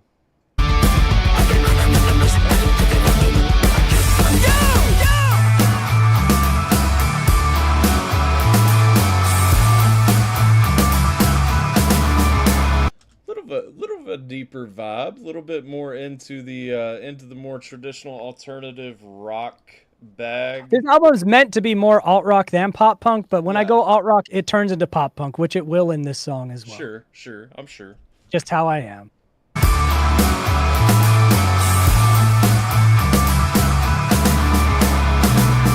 Trying to be all that they want of me. Stupid humanity. I don't fit the scene. Euthanize me. Cover my parents' eyes, please. They were the first to strike me, but they tried to come clean. I'm just a mind that is wandering, stuck in a body, causing a quandary, tucked in the corner next to the laundry that I should fold, but the piles won't bother me. What's the point of folding underwear? Open my phone and now I'm starting to scrolling, but the dopamine flow just doesn't want to get going. I like a lot of the touches right here, and I can't remember when you were doing the breakdown of each song, but this kind of feels like the reluctance to accept what you've started to know. This one is just the realization of a lot of my experiences are because I just am not like other people. Yeah. And that's just what it is. Right. And like when I'm doom scrolling on my phone, it just doesn't affect me the way that it does other people. I'm not getting out of it what people talk about, or I'm not even getting the negative effects that people talk about it. It's just like, it's like I'm a scientist observing a world that I'm not part of. Well, it's just kind of like talking about that feeling. Well, we've talked about that before too. I mean, that's one thing. Like I can sit here for 20 minutes today scrolling TikTok, and I won't look at TikTok for the rest of the week. You know what I mean? But I see people on the other side, and again, it's like I'm separate. Yeah, bro. What the fuck is the point of folding underwear? Am I right or am I right with that line? Like, what the hell? Why are we doing it? Throw it in the drawer. What's it gonna do? Wrinkle? Throw it in the fucking drawer. Well, ball it up and chuck it in there. But if it wrinkles, everyone's gonna see it wrinkle. No, they're not. If anyone's seen my underwear, it's not for long. If you get my drift. Fair. Yeah. Yeah. No, I do. To the laundry that I should fold, but the piles won't bother me. How's the point of folding underwear? Open my phone and now I'm starting to scrolling, but the dopamine flow just doesn't want to get going. I just want to be known without the stress of it showing. When I open my hand, it's like an alien glowing. I don't think I'm human, do you? Do you? I don't think I'm human, do you? To you? I don't think I'm human, do you? Do you? I don't think I'm human, to me either. I'm not human, I do. Weird dude, off dude, really super lame dude, sad dude, strange dude, maybe he's deranged dude, how rude, stop dude. You don't mean a thing, dude. I would take offense, but I'm really not a sane dude. Open my phone and now I'm starting to scrolling, but the dopamine flow just doesn't want to get going. I just want to be known without the stress of it showing. When I open my hand, it's like an alien glowing. Instrumentally, like musically, I think I like this song a lot better because you're doing a lot of flares right there where you're letting the instruments kind of come out and just focusing on you, which were niches of the rock that we used to listen to growing up. Like, you know, even if you go back to like Bowling for Soup or somebody, you know, like the part of what made the 1984 song so hot was that instrumental mute where it comes out 1984. Yeah, you gotta. One thing that I heard from a notable producer 1984 is yeah, the book, my bad. one of the things that's stuck with me from a very smart producer is that the music is found in the silence between the sounds. Yeah. No, because absolutely. otherwise it's just noise. Yeah. It's why I don't like bands that just scream the whole time instead of using it as a point of emphasis. I enjoy music when it comes back enough to make the big parts matter. Yeah. And sometimes I'm better at executing that than others. Yeah. No. I can be pretty messy with my music. I feel like of the bands of that era, this one's probably closest to Bare Naked Ladies. Fair. I saw the chat trying to make some comparisons. We got some 41. Chunga, the Chinese chicken. Yes. Fingers fried and it don't stop kicking. It feels like that to me. Yeah. We had Blink 180 Blink. I mean, Blink's always in my influence box for sure. Yeah, That's always there. We have Blink and Andrew WK. We had Sum 41 meets Taking Back Sunday. I mean, all valid references, I would say, especially Andrew WK before he sucked. See a band of Aloha on Alpha drums. on the drums, Tech on guitar, Rob on vocals, insert some ass bass player. Hey, We don't need a bass player. Bass isn't a real instrument. You just program it. We can get Jim to just give us some 808s. But my hand is like an alien glowing. Try again till it feels right, you feel it. Lie again like you feel right and feel it. Try again till it feels right, you feel it. Lie again like you feel right and feel it. I don't think I'm human, do you? Do you? I don't think I'm human, do you? To you? I don't think I'm human, do you? Do you? I don't think I'm human, to me either. I'm not human, I do.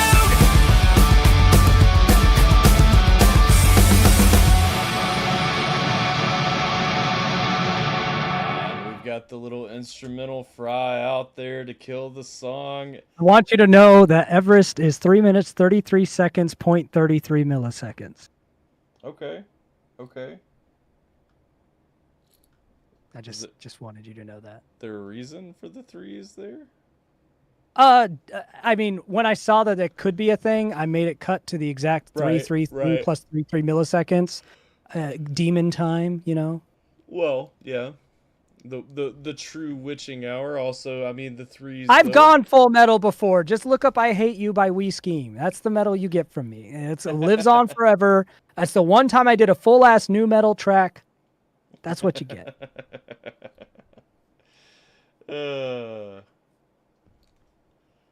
Someone needs to slap at the bass. Slap at the bass. Slap at the Otherwise, you bass. get little glimpses of metal, like in the song Lower, which you weren't here. Wait, you were here for. Yeah. That song worst song on the album is When You Came Back. Jim's like, That has metal in it. I'm gonna catch this one. That way he doesn't have to catch it again. I don't, Jim. Jim would like Quirky and Yes or No. Maybe Tourniquet. I think Tourniquet would be Jim's favorite song from the album. It might be the longest album review of all time because this is the longest album that I've done, and that's a bad idea for Alpha to review. Well, see, that's the problem. Usually, actually, I think it's pretty quick for one of Rob's albums because I think Artificial took us a good 4 hours to get through, and that was only 9 songs. Yeah. So you know. We're doing pretty well here. This is 13 songs. We're about to start number 13. Wow. Making good time for us. It's pretty solid. If you don't factor in, now I know Tay's going to factor in that extra hour. The hour before we stream. Yeah. So if you don't factor that in, we're just at 3.5 hours. And if you factor we were smart. We did it before the stream. We talked for an hour to save you guys. You're welcome. Yep. We did it for you. We're here for the people. We're here for penis. Let's get into Everest.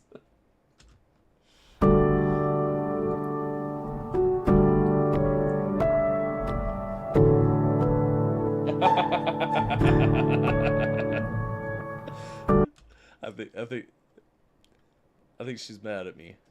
She's gonna say you can't. We were planning on starting at that time. It just didn't happen. All right. It's true. We were, and then I had to move a couple of things because I doom napped earlier, and it was glorious. Yeah, you should have seen him when we started talking. He was not camera ready. Dude was still wiping drool off of his face. I had a great one. I don't regret it. All right, let's go. I woke into this life hearing echoes and confused. Tried to communicate, but stuck in cycles of abuse. I heard from a wiser man who said he was just impressed. He showed me that the truth was that I was stuck on Everest. To never rest.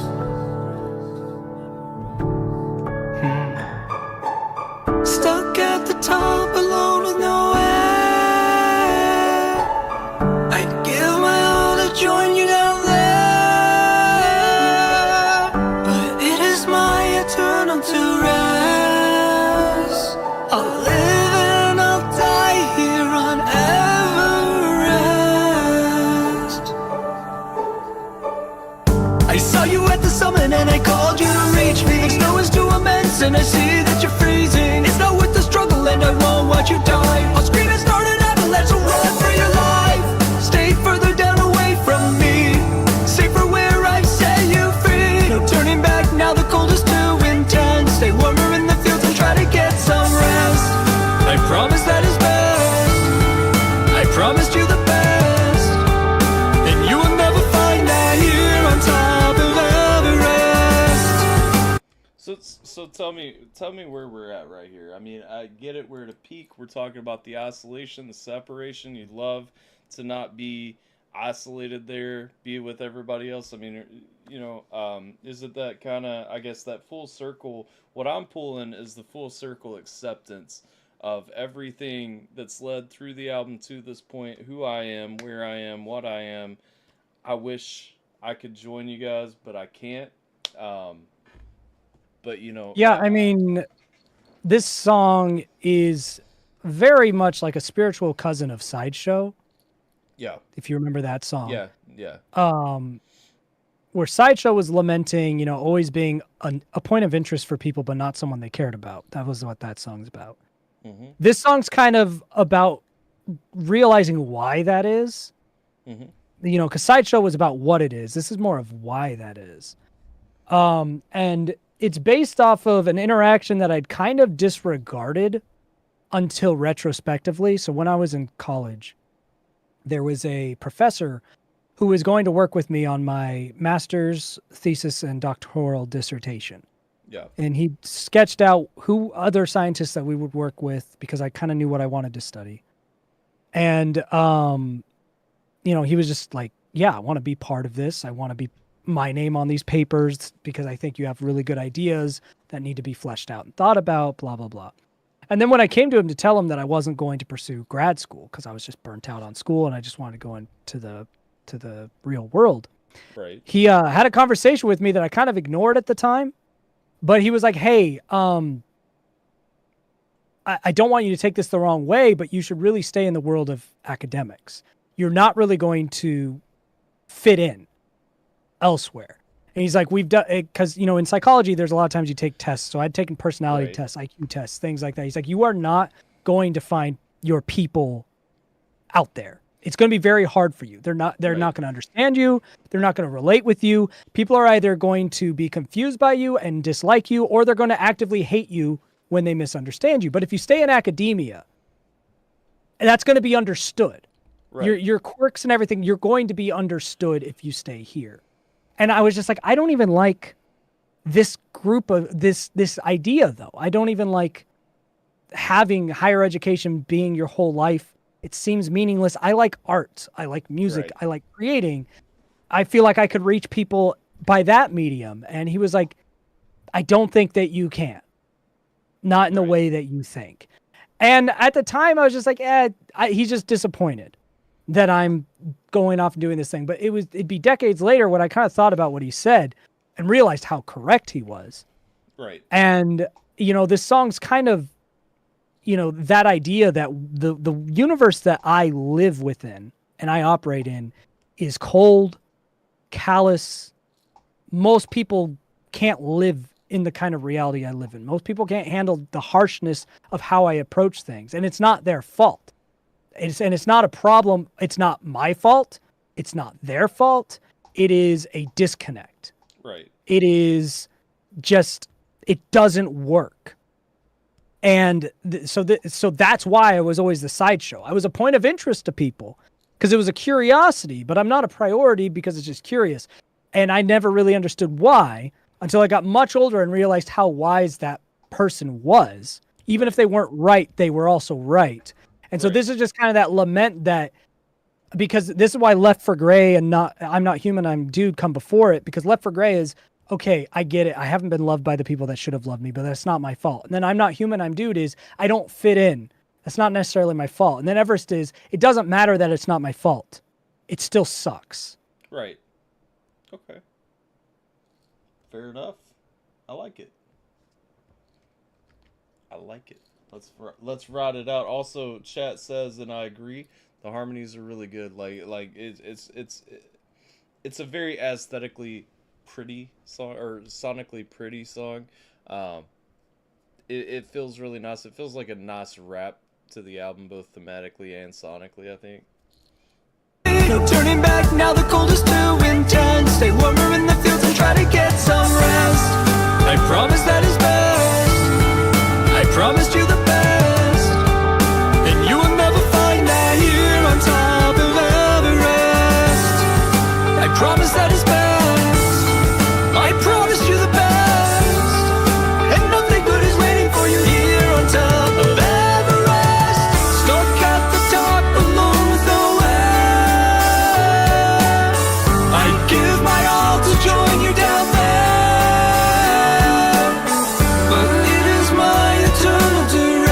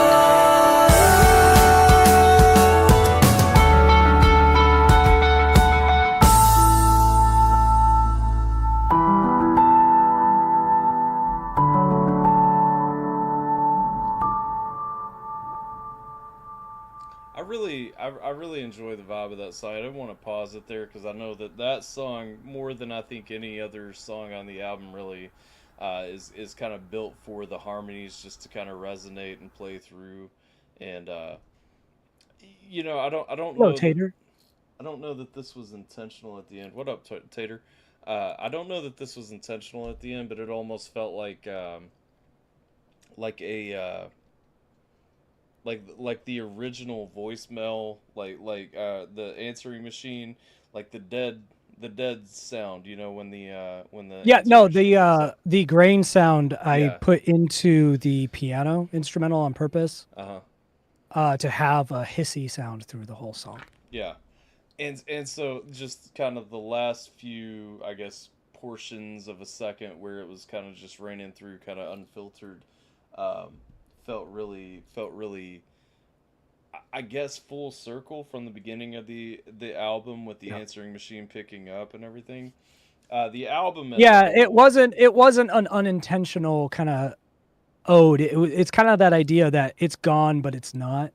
right, right, Also, before you get to that, someone asked, why music instead of writing. I was going to be a writer. That was something I strongly considered. Film critique and writing were careers I had considered. Problem with writing for me is I'd always get distracted. I have a lot of unfinished books that are like hundreds of pages in, and I just couldn't get to the part where you have to clean it up. I would need a ghostwriter and a really good editor. Because Right. once I get it out there, the part that you need to make it good, yeah, I don't want to do. Like with music, I enjoy the engineering enough to do it. right, With writing, you have your own version of engineering. It's after you write out the draft. Now you have to do the engineering step, the mixing and mastering of writing, and I cannot stand that because I'm already done with it. Well, you have the whole screenplay and by Yeah, detail. and I'm how like, do- I'm how do we out. make this? I'm out. I've got my enjoyment out. It's not readable. It's Yeah. not ready for consumption, but I'm done with it. Yeah, Right. And and then the other thing, there's just a different vibe between music creation and writing. I like writing as expression, but it's not the same part of Right. my artistic voice. right. No, it's absolutely I going back, Gabe had said something a minute ago about um basically if you had taken a Also, different path, thanks, would you end it? Menace. Yes, sir. Yes, sir. Um, but Gabe had said something about if you had taken the other path, would you basically find the fulfillment? Would you find the outlet and everything? And that is always the What if? interesting thing. I think at the end of an album though, where several times you express frustration about certain things. It's like that is the question. That is the tongue in cheek. Well, I mean, I talked to my wife like recently, like I probably as a dumb kid should have taken that professor's advice and just at least Yeah. tried it out. Right. Because he was right. He knew something that I really didn't. But one of the big reasons I couldn't take that seriously is because a lot of what he said would imply something that could be inferred as positive about me, or at least unique about me. Right. And at that time, I had not healed from any of the traumas I was raised with. And anything that even hinted that there was something about me that was special, even if it was in a negative way, just something about me that made me matter, I assumed was either misguided or a deliberate lie. Right. That was just, so he was saying something that implied there was something special about me or something unique about me that meant that I should stick into this category. So I thought he was either lying to me or just misinformed about who I was. That's genuinely what I thought. And looking back, he was right, because there are things about me that, even though it still irks me to, like, it is hard for me to say anything about me that it's still, it's not fully healed trauma, but I'm like, yeah, I am a very different person, and that's not always a bad thing. And I don't connect with most people as a result of that. And it probably would have been better for me to be in a setting that would be more likely to be exposed to people like that. Yeah. I would have probably had much more meaningful relationships and friendships in that environment than I have found in life otherwise. Sure. And that's just what it is. That's just how life goes sometimes. I think too, to Taylor's point there too. I think even just in the past couple of years, I think that you've found a lot of I think you found a lot of outlets. I think you found a lot of love, support, maybe connections and stuff that you would have never opened your eyes to. Yeah, you don't know, ifs, ands, and buts, and all of the whats. You don't know. And, what I do know is that person had wisdom that I didn't at the time. Sure, absolutely. And what they were saying was far more true than I could have realized at the time in my state, where I was, in my immaturity, my trauma, my lack of healing. I was not in a position to hear that as a 20-something-year-old. Well, and that was. But he wasn't wrong. Yeah, and I can agree. I had a professor a few semesters before I graduated who, he was looking. He was like, "You've already taken a lot of electives in pre-law and all this stuff. You should absolutely just finish out your last few semesters and go to law school, because what is a history degree going to really benefit you in the long term?"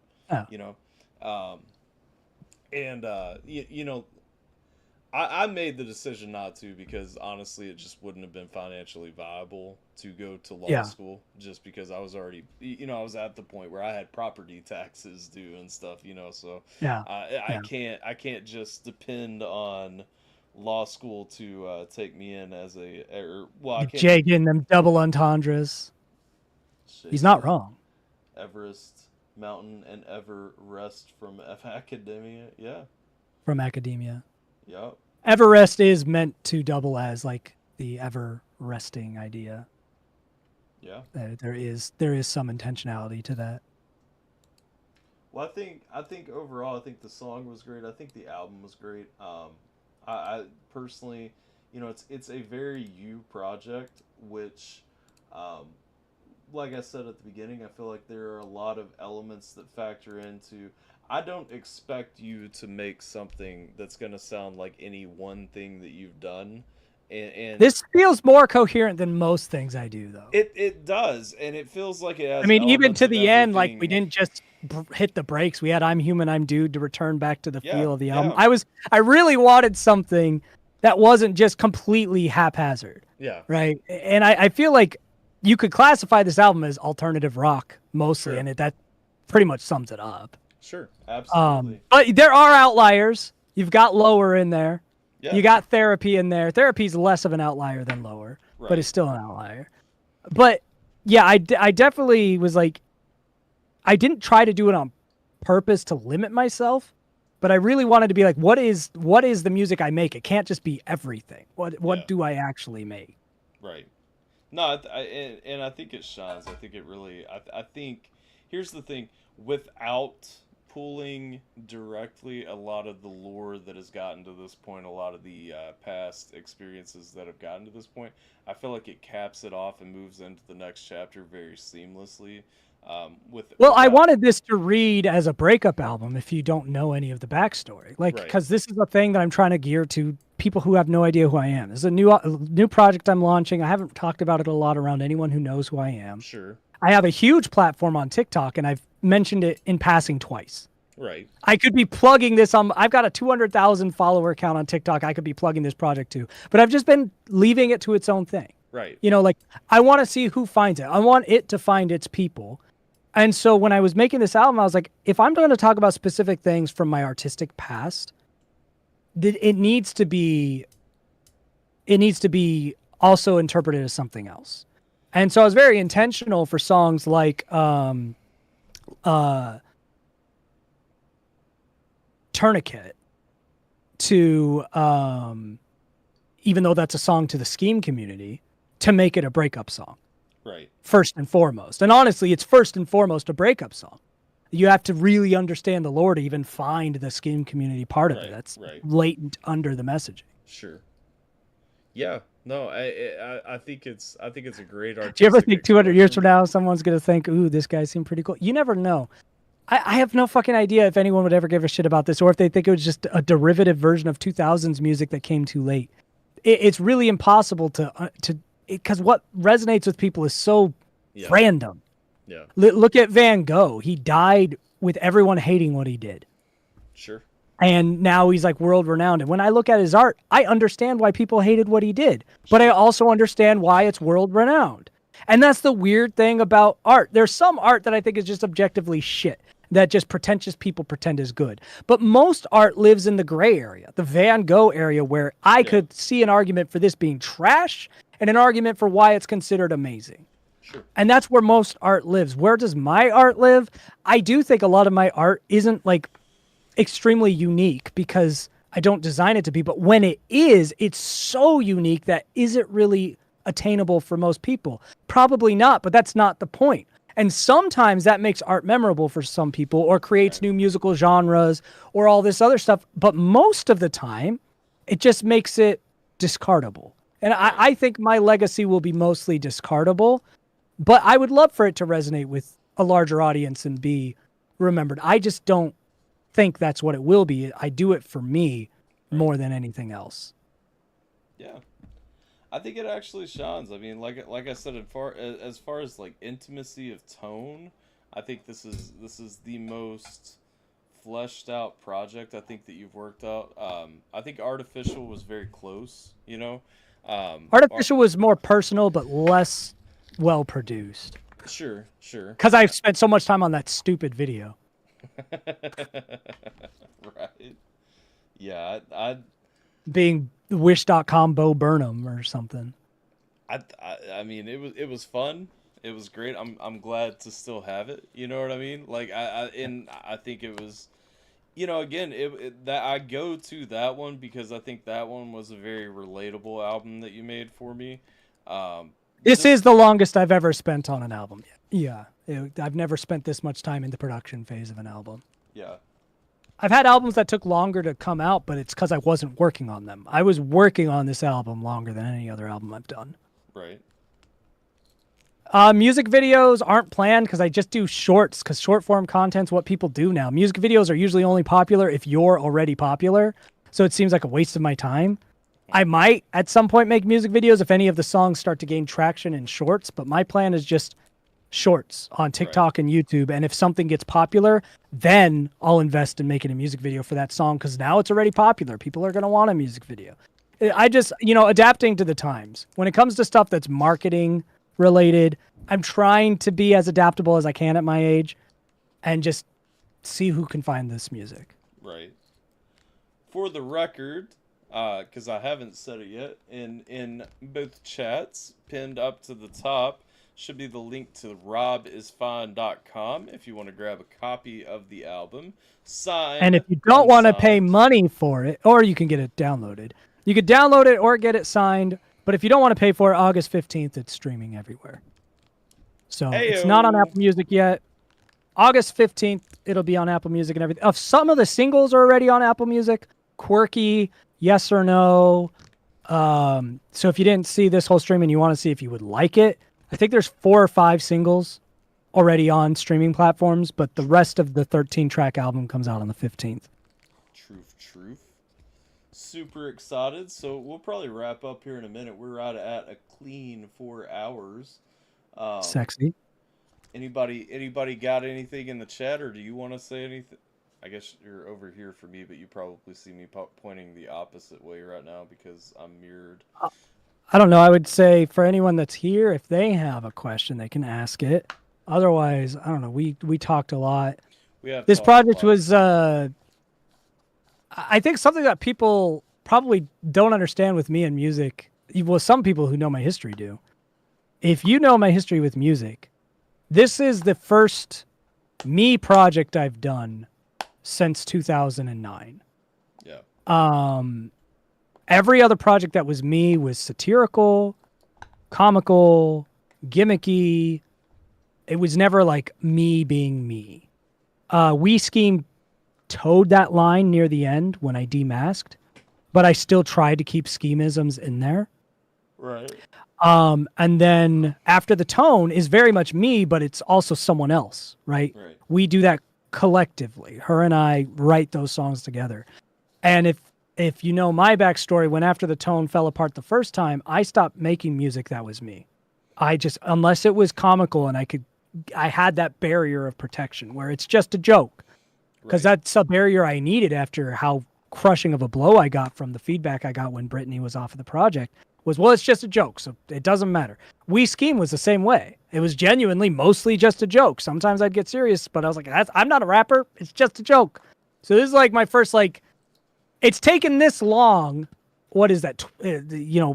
16 years it took me before I said, okay, this isn't a joke. I even clarified with one of the songs. I was like, this isn't trying to be a parody of 80s.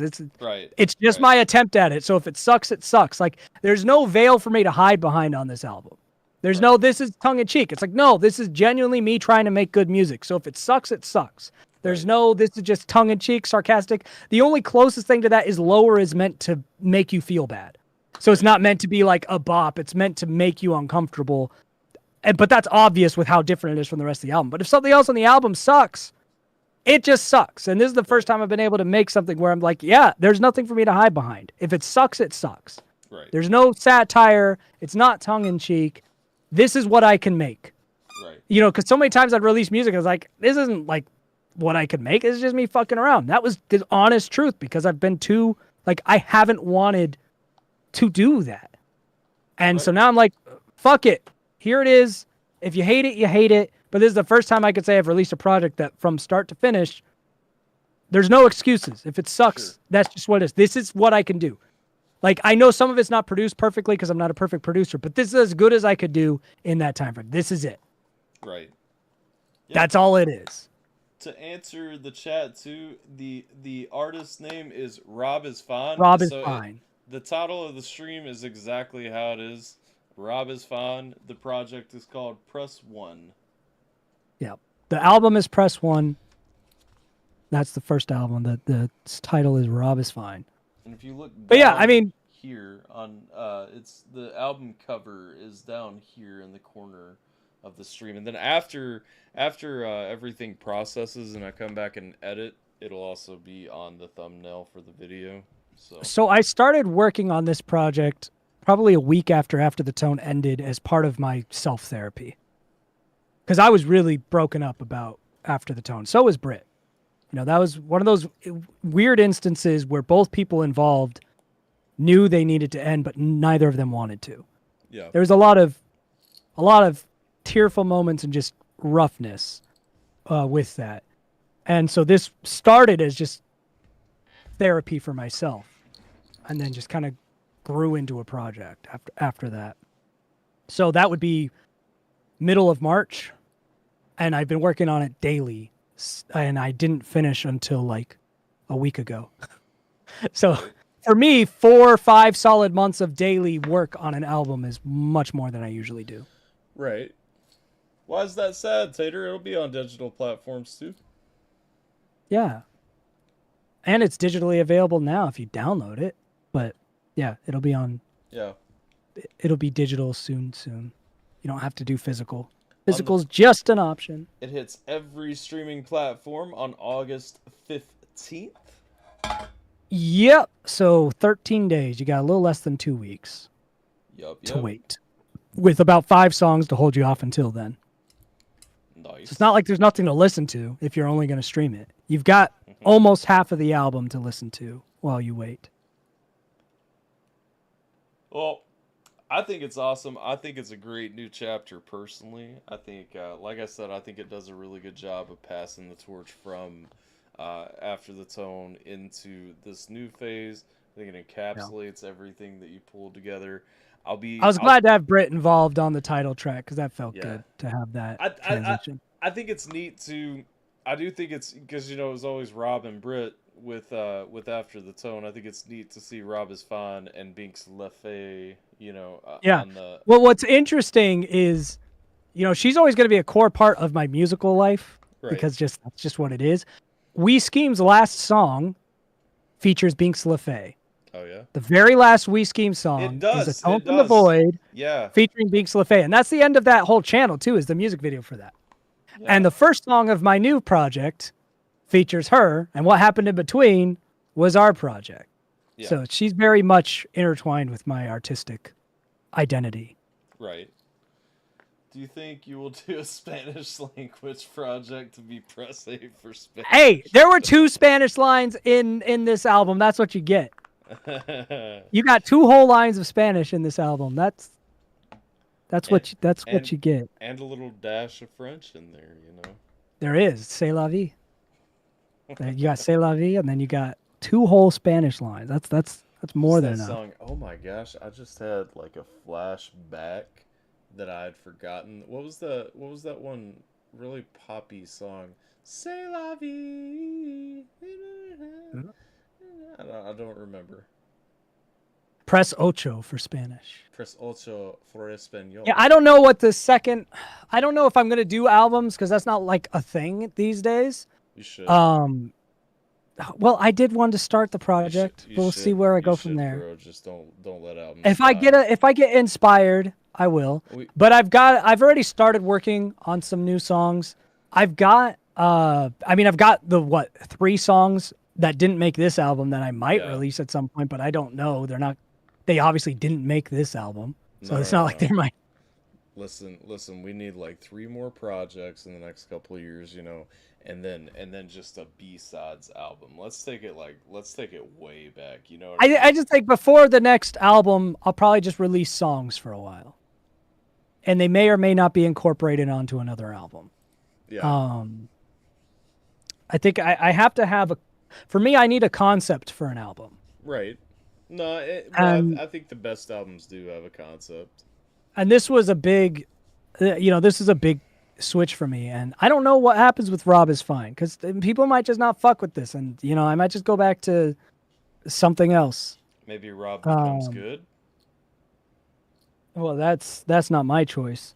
I mean, getting to competency musically has taken me a lot longer than it takes most people. I've always said, like, it took me 20 years to get to the level of like a fairly talented high schooler. Like I hear high schoolers who are like, they catch on to music quick. By the time they're in their senior year, they're making the stuff at my quality.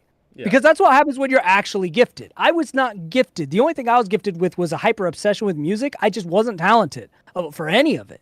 I just loved music. And one of the reasons I was always encouraged not to pursue it is because I had no natural inclination to it.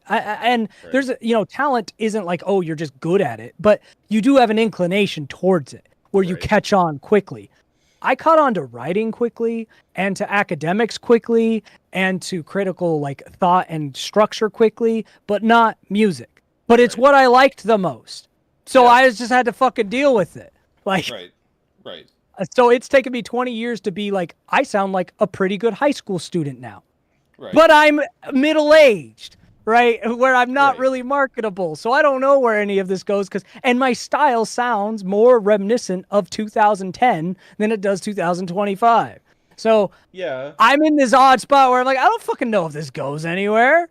But I enjoy doing it, so I have to be kind of like strategic with my time. What am I going to throw all my time into? Because if no one's going to like this at all, can I find a musical outlet that people will like? Right. Or can I get paid to do music-related stuff and make my stuff on the side? So I have no idea. Right now, this exists, and we'll see what happens. Fair. I think, well, that's the thing. I feel like because of like the fast release cycles that people have gotten used to because of YouTube and all that everyone's always looking to the next project before this one has had its era. It used to be we weren't even thinking about the release for another year after this release drops. Now it's like it's another week. Yeah. Otherwise, you're just forgotten. Yeah. Yeah, and unless you're dropping 6 albums in a year, nobody like why are you so slow? Why are you not dropping music more often? It's where are you? Do you even make music? Do you even make music anymore? It's like, dog, I just dropped some, you realize like it used to be every 2 years maybe we would drop an LP, and then like the year in between we might drop an EP, like that was the release cycle for a long time. Now it's crazy, man. I see these kids. There's this one dude who like he said his goal was to drop like 10 albums this year, and I'm like, go for it, brother. Why though? Like, welcome to 2025. I can't. Here, I'm gonna send you something to answer the question in the chat. Which is, how do you decide what stays and goes? Okay. It just really comes down to songs that I either don't think fit, or I just am not satisfied with how they're coming along. And many times people disagree with artists on that. So I'm just going to send you those 2 songs. Okay. The what I think are the most recent versions of them that I could find. And you know, you guys can decide if you agree or disagree with me. I just thought that they weren't production-wise getting to the quality I wanted. They didn't fit the mold well, or they were too forgettable. And so I just don't include them. Sometimes those have been people's favorite songs. You know, as an artist versus the listener, there's often a disconnect. Yeah. But I can't find the 3rd song quickly, but I found 2 of them that were removed. So I'm just going to send you those. For sure. What up, Mandy? How you doing?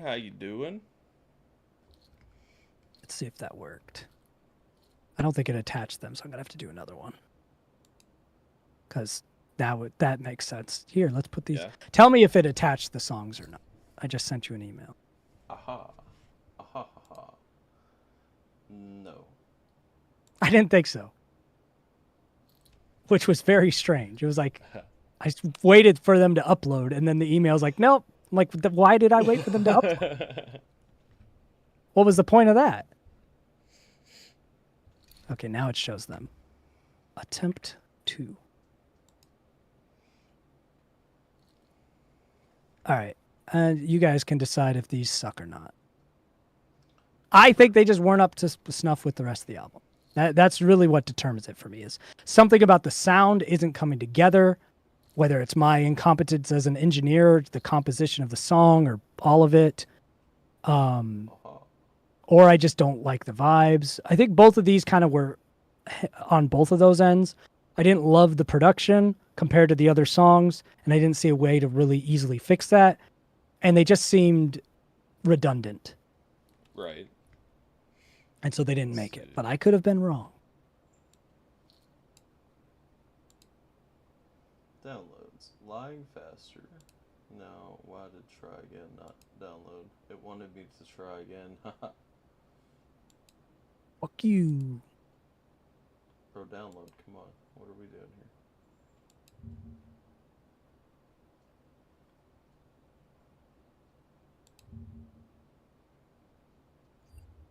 Okay, there we go.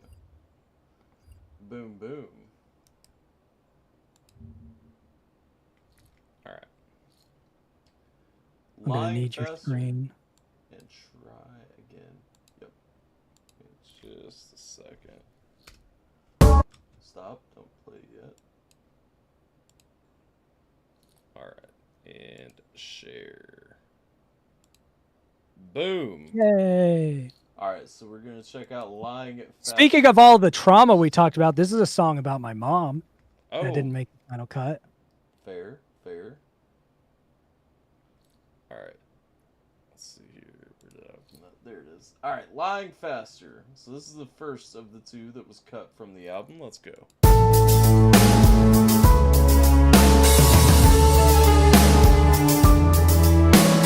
Can't seem to find an answer that opens the door to where you're at. Over my floor I see your hat. Left here before you kept me flat. Lay cold on cure. Darkness emboldens, destroys what was pure.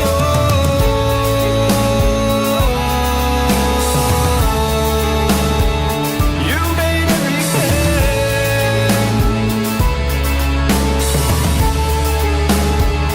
You've made everything. Such a disaster. A thirsty cancer. The best way to healing is you dying faster. Turn on the monster.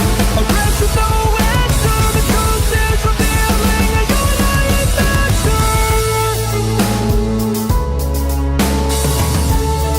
Honestly, at least so far, I like it, and I feel like it does fit the album vibe.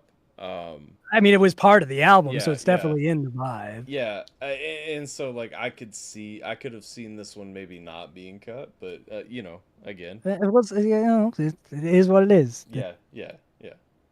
It's not like it doesn't exist anymore. It's just, Right. will I ever release it? Right. Yeah, no, I hear you. Twisting my words the same way you love to twist the knife. You claim to be loving, but you relish in all of this strife. Picking and choosing any truth you want upon a whim. Malice keeps spreading and the sun has turned dim. I sleep by light, I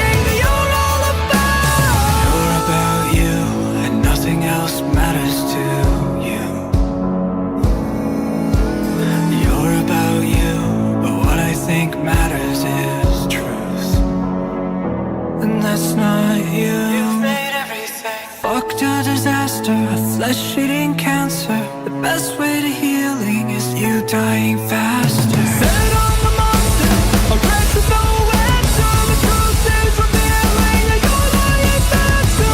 You're lying faster, you're my disaster. You're lying faster, you're lying faster than me. Lying faster than me. So I get not including it. I mean that topic's kind of discussed throughout the album already, and I guess if I'm putting myself The other in, song that we're going to listen to was replaced by Tourniquet because the other song is the We Scheme community song. right, So the other one we're going to listen to was my original note to the We Scheme community. right, So I was like, well, we don't need two of these. right, yeah. So that was what I was thinking with this one. I'm like, I really enjoy this song thematically. And what Jay mentioned is what was part of the reason this got cut. No matter what I did, I had to either completely change the composition to get that to cut through, or like in ways that I didn't like, or just like the final sound just didn't work. Like no matter how I produced it, I wasn't happy with how it sounded. And I didn't want to hire someone else to try to fix it for me. So that was one of the main reasons I got rid of this, is I never liked it from a production standpoint, and I couldn't fix it. That's actually hilarious because I intentionally skipped that piece because I just assumed you just stopped mixing it because you weren't going to do it. I did, because I couldn't get it to a point that I was happy with it. That was one of the big reasons this didn't make the album, was I was like, I've talked about these topics elsewhere in the album. Right. Nothing I do is making me satisfied with how this sounds from a production standpoint. Yeah. So it's gone. And the thing is, I mean, sonically, like I said, sonically, especially the first half of the album, it's very on point. Like it fits, but yeah, it would have been redundant to kind of dedicate a song to that when you already kind of touch on aspects of that through the other songs. So I get it. Well, I mean, I think you're just listening to it from a song perspective rather than a mix perspective. Right. But if you like that, you'd probably like a lot of the album because that's very in line with the album. Yeah, sonically, except the rest of the album is just finished, you know. Because it sounds it's mixed better. That was the thing, because I was like, early on, I was like, do I talk about the mix? And I'm like, nah, it's a demo song. Like, you know what I mean? Like, I don't judge a demo song the same way, or a cut song the same way that I judge. Yeah, it never got out of demo phase because I never could get it to where I liked it. Right. Yeah. Let's see. Let's go. I think Tater would very much like I think a good portion of the album she would like, based on what I know of Tater's taste. Yeah, I think she would like a good portion of the album too, but I'm trying to remember specifically. I'm having a brain fart. Yes or no, she'd probably like a lot. Quirky, oh yeah, the 80s anthem she would like. Yeah. I think Quirky. Yeah, so would Jiminator. It's so sad he didn't hear that. Good night, Mandy. I got your text today. I did. I saw that earlier. I appreciate the sentiment, sir. I mean, it's always possible that I could have another engineer take a crack at it. I just didn't value the song enough to go through that. Yeah. No, I feel you. And again, it probably wasn't worth the effort, so I get it. I'm just saying, had it been there, it wouldn't have been out of place. You know what I mean? Oh, you did hear Quirky. There you go. You just weren't able to type. I don't even remember. What's the title of the other one? Because I think that's the other Scheme song. Or to the Scheme community song, rather. So the next one is... Try Again. Try Again. Yeah, this was my original sort of nod to the We Scheme community. Right. About trying something new. Tourniquet, I like Tourniquet a lot, so I'm probably gonna be like, yeah, you made the right choice after this one. I think of the two, I prefer this one. Like, of this one and the other cut song that we listened to, I like this one more, but I didn't like it enough to keep it. Right. I like that this one had the synthwave theme that a lot of these songs had, kind of 1980s inspired stuff, but it just wasn't good enough. This one was less about the production and more about, I just don't think it's good enough. Right. All right, let's roll. I upgraded from music for 14-year-old girls to music for 40-year-old emo women. I mean, that is true. This is for 40-year-old emo women for sure. I'm a pushing 40-year-old emo man, so match made in heaven. You are completely correct. That is what we got. Let's go. All right. Try again.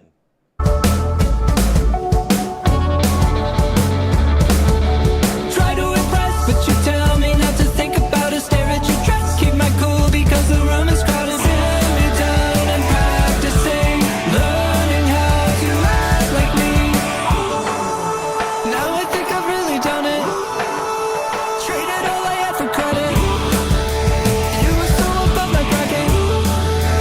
How could you really ever hack it? I can't be me if I'm not with you. I don't care. I'm better off when I hide the truth.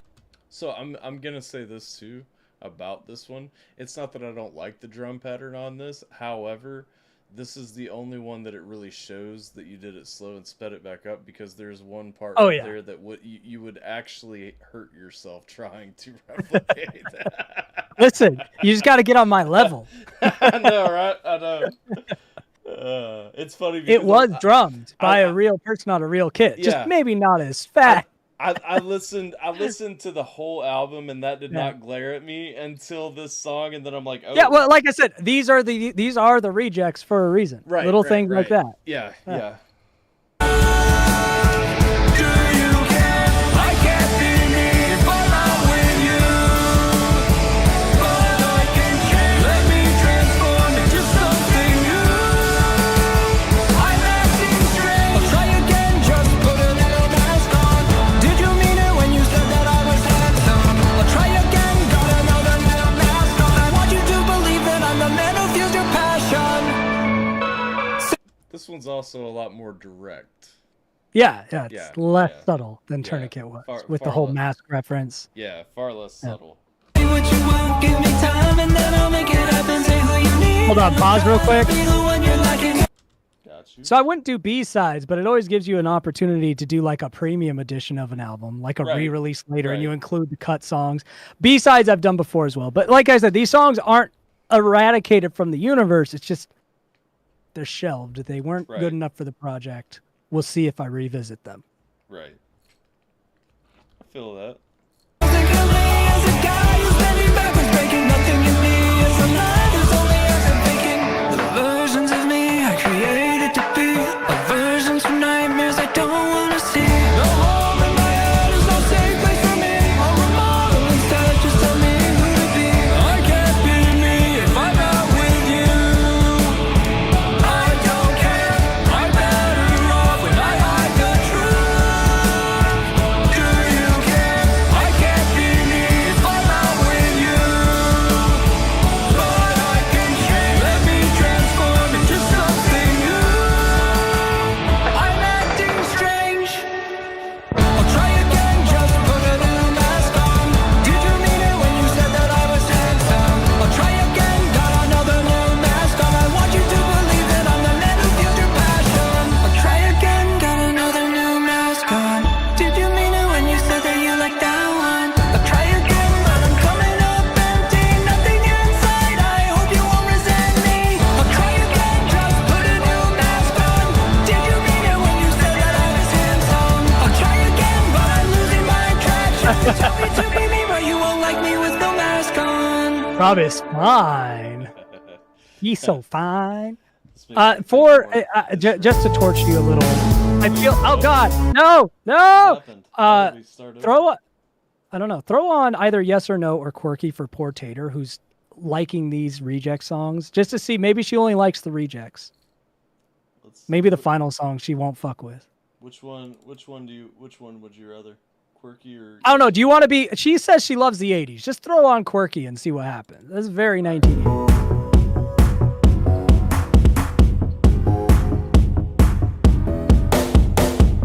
Flew to LA and met a girl. She showed me her ways and spun my world. We went to Disneyland and snuggled on the Matterhorn. Then she took my hand between her thighs and mattered so much more than just a young man, not yet a lover. But she would change that like no other. She told me she's a little different while she sat there smirking, a silly rebel acting goofy while my mind is swerving. Oh, is this love? She's so quirky. If only I was just quirky too. I know how she's flirting.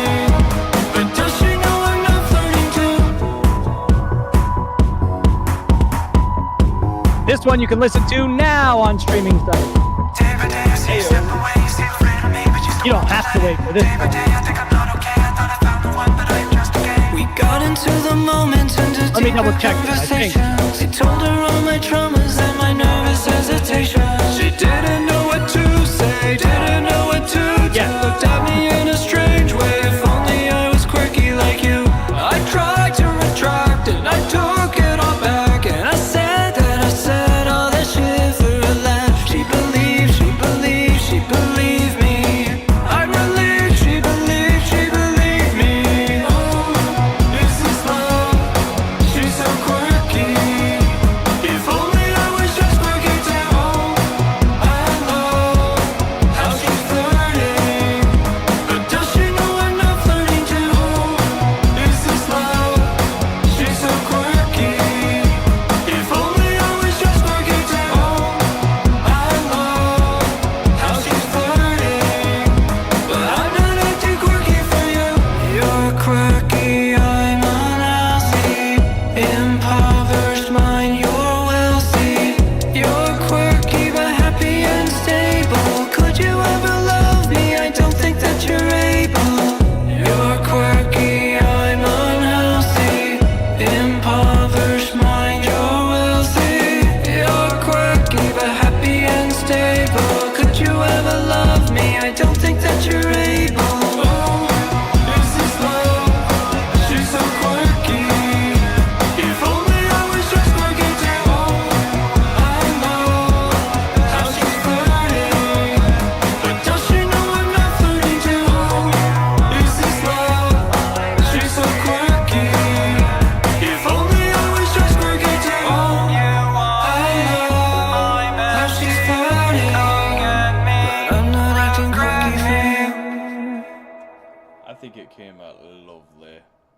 Like I But said, like I said, this project I can't hide behind veils. This is all I can do. This is me trying my hardest. The closest I've ever come to trying my hardest was Voicemails from a Loser, that album. yeah, But that still was like there was a lot of punches pulled with that. This is it. I can't Right. do better than this. There's nothing, like I said, there's nothing for me to hide behind. This is as good as I can do at this point in my life. So you like it or you don't. I mean, in all honesty, I mean, through the entire album, there's only one song that I'm just not gonna listen to again.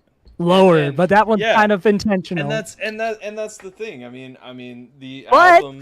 But that's not a poorly produced song. No, it's not. It's just not, a very unpleasant song. It's just not a song that I want to listen to again. And like I said, I mean, it's a good it's a good enough song. It's a well enough done song that I'm just not gonna. It's just unpleasant. yeah, And yeah. you know, it's the only song with an asterisk to it because that is still very like it's as well as I can make that kind of a song. Yeah, but it is no. I mean, unpleasant. as far as how everything is done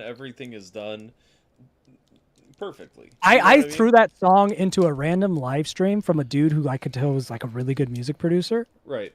and who had no idea who I was. I was just like, I want to see what happens. He listens to the whole song.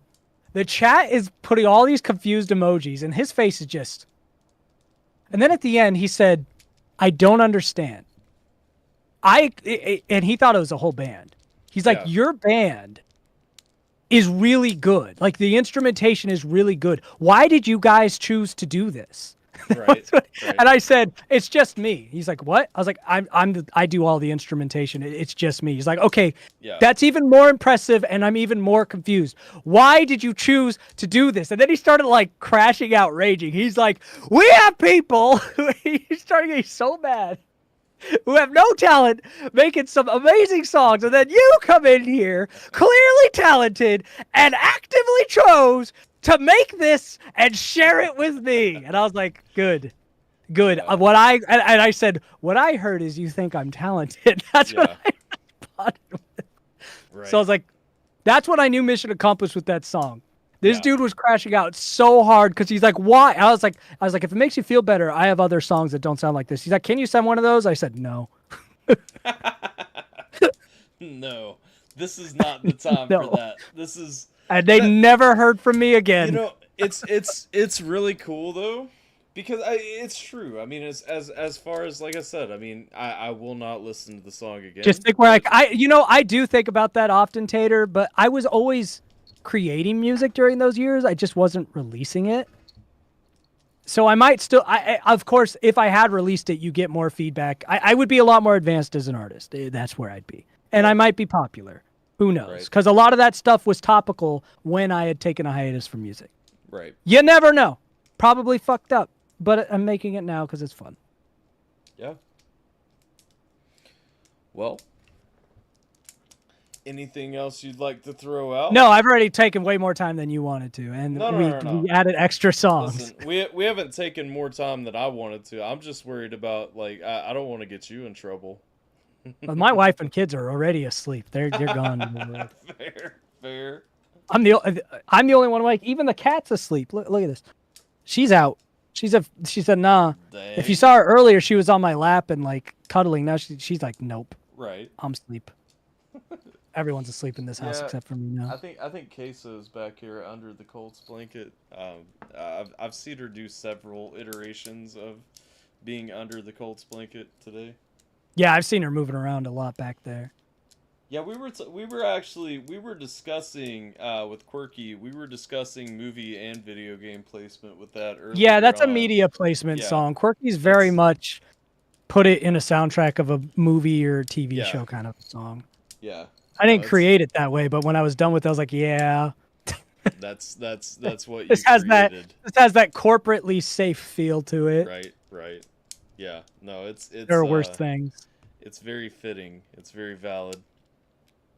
But there you guys go. For those of you following me for a long time, you've probably heard me say many times, many asterisks around my music, whether it's like, well, this is a joke, or I didn't actually try to produce it that well, or someone blah, blah.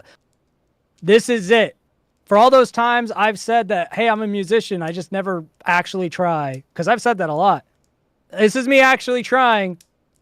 There it is. Jim said it exists. If I ever run ads on an apple juice, I'll use that. Or an apple juice commercial. Hey, why the fuck not? Apple juice commercial. Someone's drinking. This is quirky juice. This is quirky juice right here. Oh, she's alcoholic quirky. Apple juice. Call it quirky juice. Instead of a wobble pop. A new Freaky Friday movie. It's called, oh shit, we gotta It's called Freakier Friday. So is it just a porn now? No, it sounds like no. It's a direct sequel. Lindsay Lohan has a kid now, and she's the mom, and that just sounds like a porn parody of Freaky Friday. Freakier Friday sounds like a porn parody. I saw Jamie Lee Curtis giving an interview the other day talking about it, and she still lives. Apparently, it was news to me too. Dude, no. I'm not gonna. I'll tell you later. Oh gosh, I saw. What am I missing with Jamie Lee Curtis? She went off. She posted this thing and she was like, because you know she has the trans daughter now. Like I saw her. She said people don't know which one's my trans daughter. I'm like, yes, they do. You can't tell which one is. I could tell from every picture I've seen. It's pretty obvious to me. I was like, why would you? What people are you talking to? Why? First of all, that's insulting your non-trans daughter. I think. Yeah, I feel like that insults your biologically female daughter. Yeah, no, it does. And your biologically male daughter. Looks biologically male. They look like a trans woman, and that's okay. I don't understand this movement to remove transness. Like being trans is a thing. If removing that is not healthy. Right. A trans woman should be called a trans woman, not a woman. That's healthy for everyone involved. That's healthy for women. That's healthy for trans women. Everyone is better off from a physical and a mental perspective when we call trans. Right. This idea of no, a trans woman is just a woman. That is not safe or healthy for women. That has been provenly not safe or healthy psychologically for trans people because that leads to cognitive dissonance and higher anxiety and suicide rates. Right. But you know what is healthy for trans people? Embracing them as trans, calling a biological man instead of insisting, oh, you're just a man dressing as a woman. No, you're a trans woman. And then everyone knows what you mean. Right. And it's healthy for them. It keeps women safe. Everybody wins. Why can't we just do that? It's not that complicated. With Jamie Lee Curtis, that kind of a maneuver is not healthy. It's not good for your daughter. It's not good for your trans daughter. It's just you being a piece of shit parent. Yeah. And one day you'll all figure it out. I saw that, and just like the picture I saw where it was captioned, I was like, that's just actually wild. Like. Oh yeah, my train of thought when I saw that was, first of all, you're lying. Secondly, oh shit, that's rude to your daughter. Yeah. Your non-trans daughter. Yeah. Same. It's fucking crazy, man. The delusions people, especially white women, the delusions they go through to try to seem morally superior is fucking disgusting. No, because the only reason we're trying to remove the trans label is people who want to be morally superior. That's it. And then people who are too emotionally lazy and immature to have tough conversations. Yeah. No, for sure. That's all it comes down to. For sure. Because it is hard to tell someone, I know that you will always feel like you're in the wrong body. And then tell them, but that's okay. That's your journey. And I am glad to walk that journey with you however you need to. Whether that means you need to transition and be trans, or that just means that you're going to be a little struggling or just cross-dress. Whatever that is, I am here for you. But being there for them is not, oh no, you're actually a woman. Right. That is disgusting. Right. That is harmful. That will increase their chance of suicide later in life. It will increase their chance of detransitioning later in life, which is a horrible situation to be in. Someone who transitions and stays transitioned did so because they were healthy before they transitioned.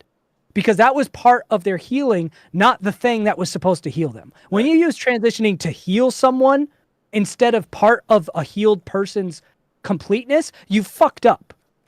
Because what'll happen is when, I need this surgery to finally heal, they will undo that surgery later in life and hate the people who push them into it. But people who keep that surgery till death did it after they were already comfortable with who they were.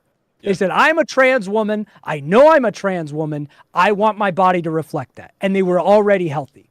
But we're doing it to people who aren't healthy, who are still in a state of gender dysphoria, confusion, and they're upset with themselves. And we're saying, here's pills and transition surgery. That is so inhumane. That is so gross.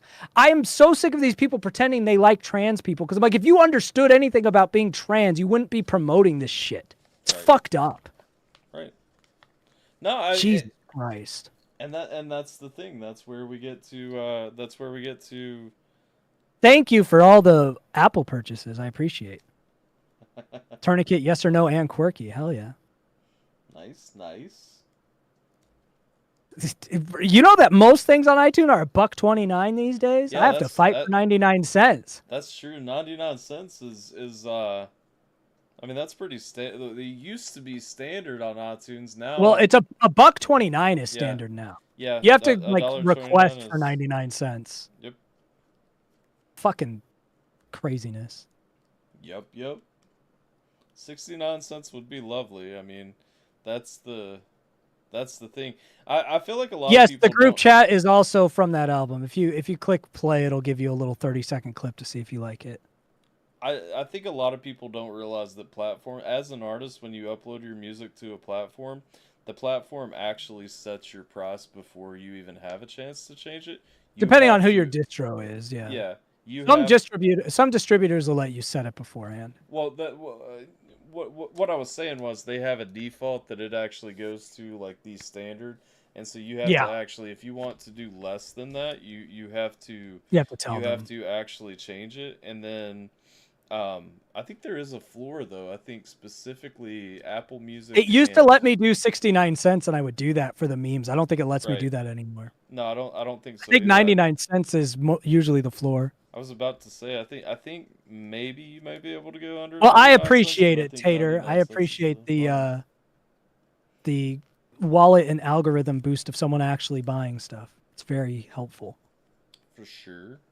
Aside from that trans tangent, which makes me transphobic to the liberal white women who have never had a trans friend in their life. Fucking hell. Dude, I hate it. Like, of all the things to be, it is not like, Jesus, stop. I'm a lot of things, but not that. Yeah. I think one of the funniest things that happened with working with Brit is, there's a large pocket of the Reddit portion of the internet that thinks We Scheme is a transphobic sexist. Like it's their main talking point. They have a loose basis for it that's not the true factual basis. Right. But that's what they use. It's the same story regurgitated, the one that Cam Steady pushed originally. Yeah. And you'll still see it popping up on Reddit and stuff. What I think was really funny is one of the last conversations Britt and I had before we broke up our things. We were having a deeper conversation about things, and I don't remember what brought this up. We were talking about just general distrust of people. Right. And I think she had kind of mentioned that sometimes struggles with trusting men from her experiences. Right. And she also finds that a lot of guys who are like me, who aren't politically correct, who say offensive things, oftentimes do that as a veil for getting away with being sexist, getting away with blah, blah, blah, blah, blah. Right. She's like, the interesting thing with you is I'm very confident that that's not you. She's like, you're one of the few men that I've met outside of super hyper liberal circles who I would say is genuinely not sexist. Many men who aren't even actively misogynistic are very sexist. Right. She's like, you're not. And I remember she was saying that. I'm just thinking of all of the Reddit forums and she's a hyper liberal, California liberal. Right. Kamala Harris isn't liberal enough for me, liberal kind of a person. Actively a current age feminist, new wave feminist, actively all of that. Right. And she's looking at me dead in the face saying, you're one of the few men I know that's not sexist. And I'm just thinking of all of the Reddit people who are like, we just keep the sex. And I'm like, well, I've apparently brainwashed one of your own who actually knows me very well, who has had many political discussions with me, has seen all of the We Scheme stuff, all of the offensive humor. It's not like she's blind to it. And her conclusion was, I'm one of the few non-sexist people. I'm like, funny how internet sound bites don't reflect reality, you fucking weirdos. Right. Because to be sexist, you have to dislike women or treat them differently or think you're superior to them. I'm someone who this person was willing to fly to their house, stay at the home with a man, in close proximity, make all this music with, be in public with, do all these things, and she never was worried about it once. Right. Because I'm not a fucking weirdo in that way. I don't hate women. I don't know, man. The internet's weird. Yeah. I literally will qualify things as this is satire. I am making jokes right now to satirize our society and the weird views that it has. And people go, those are your views? My brother in Christ. The song JKLMNOP. That was a trolling song meant to be offensive that was anti-trans. People used to say that I hate trans people. The entire song was literally saying in the lyrics of the song that this is to offend and piss people off, to remind you that you should be able to offend anyone. That was the purpose of the song. Right. People are fucking... I don't know how Matt Stone and Trey Parker have survived, because they're like me. They make fun of everybody all the time, and everybody has crucified them constantly. One week they're the worst conservative bigots ever. The next week they're woke liberal mob. Every day South Park's getting attacked for something because they're actually moderate. Right. And that's been my existence. I've barely survived it with micro fame. I don't know how they've done it. Those dudes, I need their weed regimen or whatever they do to be impervious. See, it's called money. It's called having... Yeah, that is true. They make millions of dollars, so they don't care. You're right. That is it. When you just have hundreds of millions of dollars just chilling, it turns out... How am I... Wait. Why is my age showing? What is my age showing about this? I feel like this is a common plight for anyone who's a moderate. I feel like my politics are showing more than my age. Yeah. My age shows plenty. How's my age showing here? I need to know. Also, you are correct, Jay. It is trolls on Reddit. That's why nobody really cares about their opinion. Well, I mean, Reddit is fedora-wearing atheist land. They think they're enlightened because they're atheists. It's the worst type of liberals. Right. I'm much more a liberal than a conservative. I'm definitely left-leaning. But Reddit is just makes me feel like I need to be a conservative every time I go on there. I'm like, I feel like I need to buy a MAGA hat when I'm done looking at Reddit. Reddit and old Twitter, before. Oh, the older you get, the crazier it is. Okay, that's fair.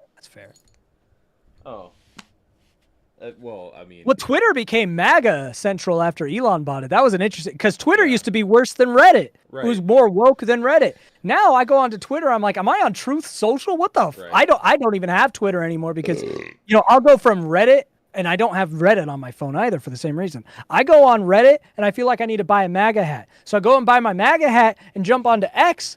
And then I feel like I need to fucking find a way to suppress free speech because we've gone too far. And so then I'm going back to the woke mob because you two, I understand the battle. I understand both perspectives because if I go around conservatives, I'm like, maybe free speech isn't actually a good thing. Yeah. But then I go to liberals and I go, Jesus Christ, we need to bring capitalism back. We need to bring back traditional family values. Like these two polarities. Fuck me, bro. I have Reddit and Twitter on my phone. I don't use either of them often. If I go to Reddit, it's just I've gladly deleted like both of those apps from my phone. I can't do it. I'll go to Reddit for like niche topics like movies and video games or something. I will not entertain anything serious or real world based off It's of bad Reddit. out there. And it's just Twitter, honestly, after Elon. Like, it's just such an echo chamber and such a Dude, Twitter, man. Twitter genuinely, the reason I got rid of X, every time I was on there, it genuinely was like, because as a traditional liberal, free speech is everything to me. Sure. And it was genuinely challenging my perspective on that. Yeah. I was like, maybe in the modern world of technology, free speech isn't actually important. That's what X makes me think. So I can't be on there because it challenges one of my core beliefs. Right. Because I genuinely start to think that freedom of speech is not a good thing if I'm on X. It's that bad. Yeah, it's a little bit wild there. It's crazy. Man. Instagram is the only social media that I actually particularly care to use, and I don't use Instagram. The closest thing to social media I use is TikTok because that's where my platform is. Yeah. But even still, I'm usually on there just to get content ideas, and then I get off. I just watch YouTube videos sometimes, but most of the time, I'm playing video games, playing with my kids, making music, keeping to myself. Social media. Yeah. I can't anymore, man. Well, that's the thing, man. Every social media platform has been taken over by something. Like, Instagram is only I don't have Facebook. I don't use Instagram. I'm off of X. I'm off of Reddit. I can't fucking do it. I have Facebook, but I feel like Facebook is just boomers and Gen Z bitching, like, nonstop. Like Gen Z's not on Facebook. No, you mean Gen X? No. They absolutely are. No.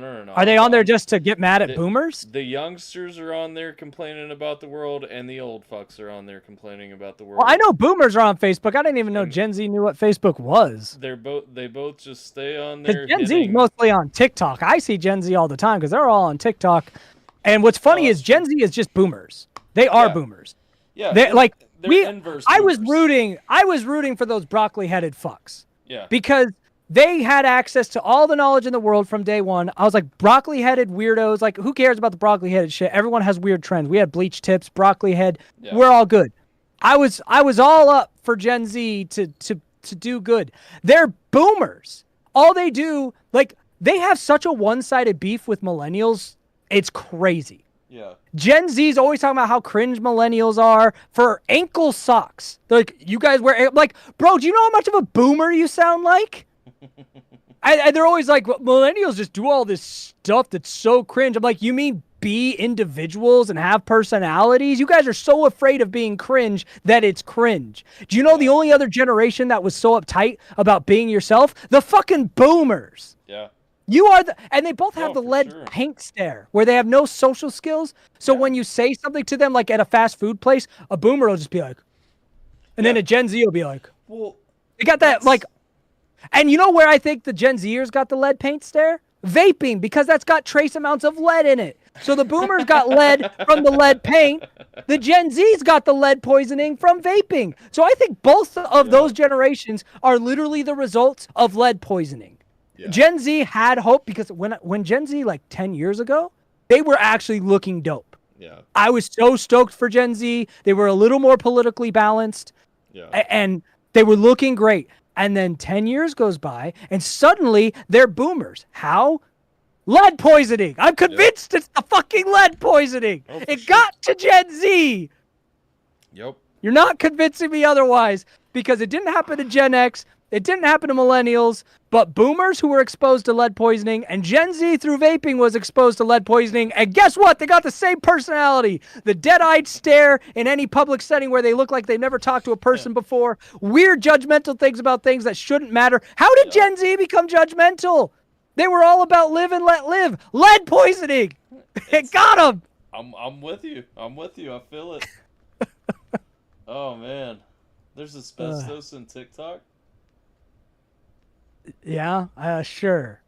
Crazy. Yeah, I get the joke. No, it's lead. It's the vaping. It got our boys. They had so much promise until the lead poisoning. I'll tell you honestly, as somebody who vaped for a long time, and I actually built my own coils, there is a certain, like, you can't help but take lead in because the coils, you have to burn them before you can actually get them going, so you're getting literally...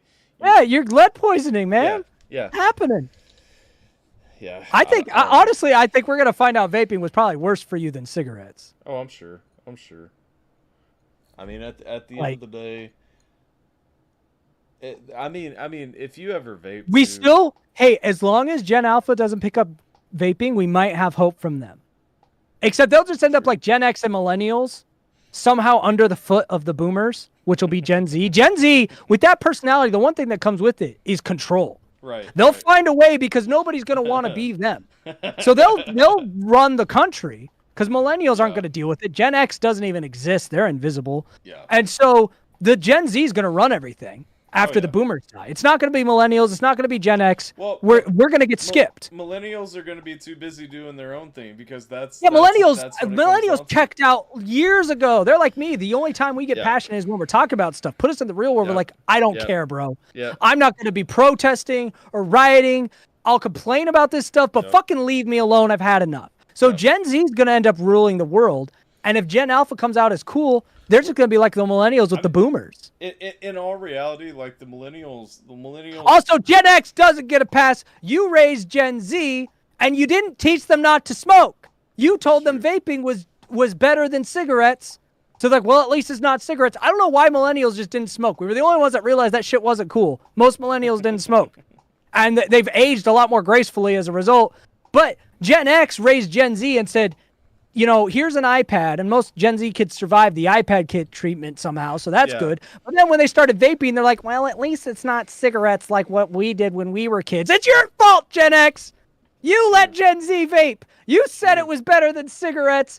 You fucked them up with the lead poisoning! Gen X doesn't get a pass because you parented Gen Z, and you let them vape. Your fault. Millennials, we're raising Gen Alpha, and we already know we're not going to raise them to stand up against Gen Z. That's going to be on us. They're going to get owned by Gen Z and deal with the boomers just like we had to. They'll deal with the new boomers. Fuck it. We're all screwed. The cycle goes on. And now, and that brings us full circle to generational trauma and how we are, in fact, passing it on. We're passing a different type of generational trauma. It's passing on the parenting that tells you are helpless. Find a way to be happy anyway. We're literally passing on generational trauma now. Hey, I'm convinced Gen Z will run the world, and we're just raising the kids that are going to have to deal with it. Gen Z is going to be in charge. Being invisible. The thing is, Gen X. We turned the freaking frogs gay. He was right about that. Do you know that? Yeah. They actually found out the chemicals were making the frogs gay. Yeah. Of all the things for Alex Jones to have been right about, it was the frogs. Well, it's crazy because there have been every time. I feel like every time Alex Jones was right about somebody, everybody's like, where did this come from? He had no evidence. Okay, let's be real. He had nothing behind the broken clock is right twice a day. That's all it is. He hears a rumor. Sometimes that comes from a valid source, but he's running with it every time. Yeah. The dude's been right about so many conspiracies because he believes every single one of them, and some of them are bound to be real. Yeah. No, for sure. Oh, no, Gen Z's running this shit. Yeah. You wait, Tater. Because millennials, we don't fucking want it. You can see from their sense of entitlement, man. Look at Oh, Gen yeah. Z in the world It's right the now. same boomer Yeah. entitlement Yeah. that apparently lead poisoning leads you to. Yeah, it's that just mindless point, like you have no. It's that NPC, do Yeah. what you're told to do, you and be in charge. You have no right or justification to feel the way that you do, but you just so You're confidently entitled feel to that it. way. If and it's something makes you crazy. upset, if Yeah. something makes you upset, it is obviously everything else. That's the boomer mentality. That's where Karens come from. If I'm Yeah. upset, it's your fault. Gen Z has that. If Yeah. I'm upset, it's your fault. Gen Yeah. Z got that from the boomers. Guess who ends up in charge? The people that no one wants to deal with. Who do you not want to deal with? The person that says everything that's wrong is someone else's fault. Gen Z will be in charge. No, Because I 100% good people don't end up in charge because they just don't want it. They don't Yeah. fucking care. Leave me alone. If I can get by, I'm fine. Shitty people, entitled people rule the world. They're ruling the world. Gen Z is going to take over when the boomers die. Not millennials, not Gen X, Yeah. Gen Z. No, for They're going to sure. be in charge, and it's boomers 2.0. For sure. What up, Jacksonville Joe? How you doing, my guy? Fat Jesus is crazy. Well, I've got little Jesus right here too. Why are all the Jesuses in my screen white? See, okay, somebody left this one at my house hidden, and I found it. Yeah. So I know it's not real Jesus, but it may. Jesus be Jesus certainly wasn't black, but he also wasn't white. No, okay. no. He was brown. Where the fuck is Gen Y? Gen Y died. You know, Gen Y used to be Yeah. the mid '80s babies, but now it's just all millennial. Gen Y got squeezed out, man. Like, what did happen with that? I guess there wasn't like a real defining distinction anymore. It was just kind of like they were finding the year chunk, and I think their original slot for Gen Y made sense. Millennial makes sense now when they altered it to 81 to 96. The problem with millennial is because of the internet, millennial really is more 81 to 90. And then there's a fringe from like 90 to 93. But those who are like 94, 95, and 96, those 3 years are one of the weirdest fringes and generational gaps ever. Because they're neither Gen Z nor millennial, and that's always been considered fringe, but it is so much more fringe for that 3 years than any other generations before. Well, that's they don't remember 9/11. Yeah. They like their upbringing is so much different that from 81 to 92 or so, pretty similar childhoods in that range because we all have formative years without the internet. We all were very cognitive when 9/11 happened. We all have very similar things. We probably have, if you have older siblings, you have older siblings from the 80s or not, if not the 70s. You all have a similar childhood. But that couple years later, that 90, 94, 95, 96, you had a very different upbringing than those before you, but also those after you, 97 and up, had a very different upbringing from you because by the time they were thinking, smartphones were already on the horizon. So I'd say Generation Y wasn't lost so much as mid-90s kids have no identity. Yeah. They're not the Gen Z we're talking about. They're not millennials. They just exist. And that's funny because that's where my wife was born. And all the time, she'll just say something off the wall, and I'm just like, I can't talk to you. And she'll ask me, she's like, when you were younger, did you guys have her do this or something? I'm like, no. But the thing is, if she talks up to a younger person about that, they won't relate either. And she will only relate with other mid-90s kids. I feel really bad for mid-90s kids because you have no one but mid-90s kids to relate to. No one. That's crazy to me because I'm like, no, like you and I lived roughly the same existence. You know what I mean? Like millennials, I feel like in general, because the 80s really, if you were cognizant in the 80s, I feel like the 80s weren't really that different from the 90s. No, the biggest thing is, did you experience the 80s or the 90s? If you did, you had something very similar because even though the internet wasn't really there in the 80s, it was being talked about. Right. Everything was about technology, the next wave. 80s and 90s, you had a similar childhood if you grew up in the 80s or the 90s. But if you grew up in the mid-90s, you have a very different childhood from someone who grew up in the 80s or the 90s, and you have a different childhood from someone who grew up in the 2000s. That little chunk of mid-90s kids, they're lost. They're lost. 100%. And it really doesn't match, and that's the thing. Like you know, I guess they're dependent on being able to like latch on to one of the other sides. Mid 90s kids got to stick together because you're your own generation. Yeah, I don't the know. mid 90s is its own generation completely. They're not Gen Z. They're not millennial. They're just mid 90s kids, mid 90s babies, I should say. And that sucks. So Jason says I would relate to Rob more than Tyler because we're both born in the mid 80s.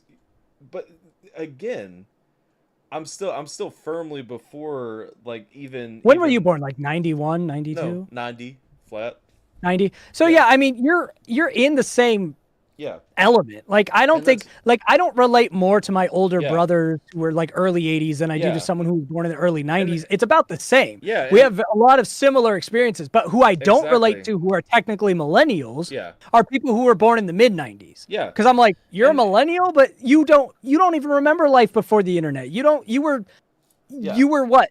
You were going to kindergarten when 9/11 happened? I was through puberty. That was a big moment. Like, those mid 90s kids are so different. And that's the thing. I mean, if you interact with people who were born in the mid 90s, like this isn't even like an afterthought conversation. Like even look at conversations Sierra and I've had, or like conversations we've had on stream about conversations Sierra and I have. Like, you would not think that in that span of time that much difference can amass, but it was. That was one of those huge transformative eras, especially in the US, right? Yeah. Because not only the technology hit, but the 9/11 hit, all that, like it was so that being in your formative years versus that not being in your formative years is everything.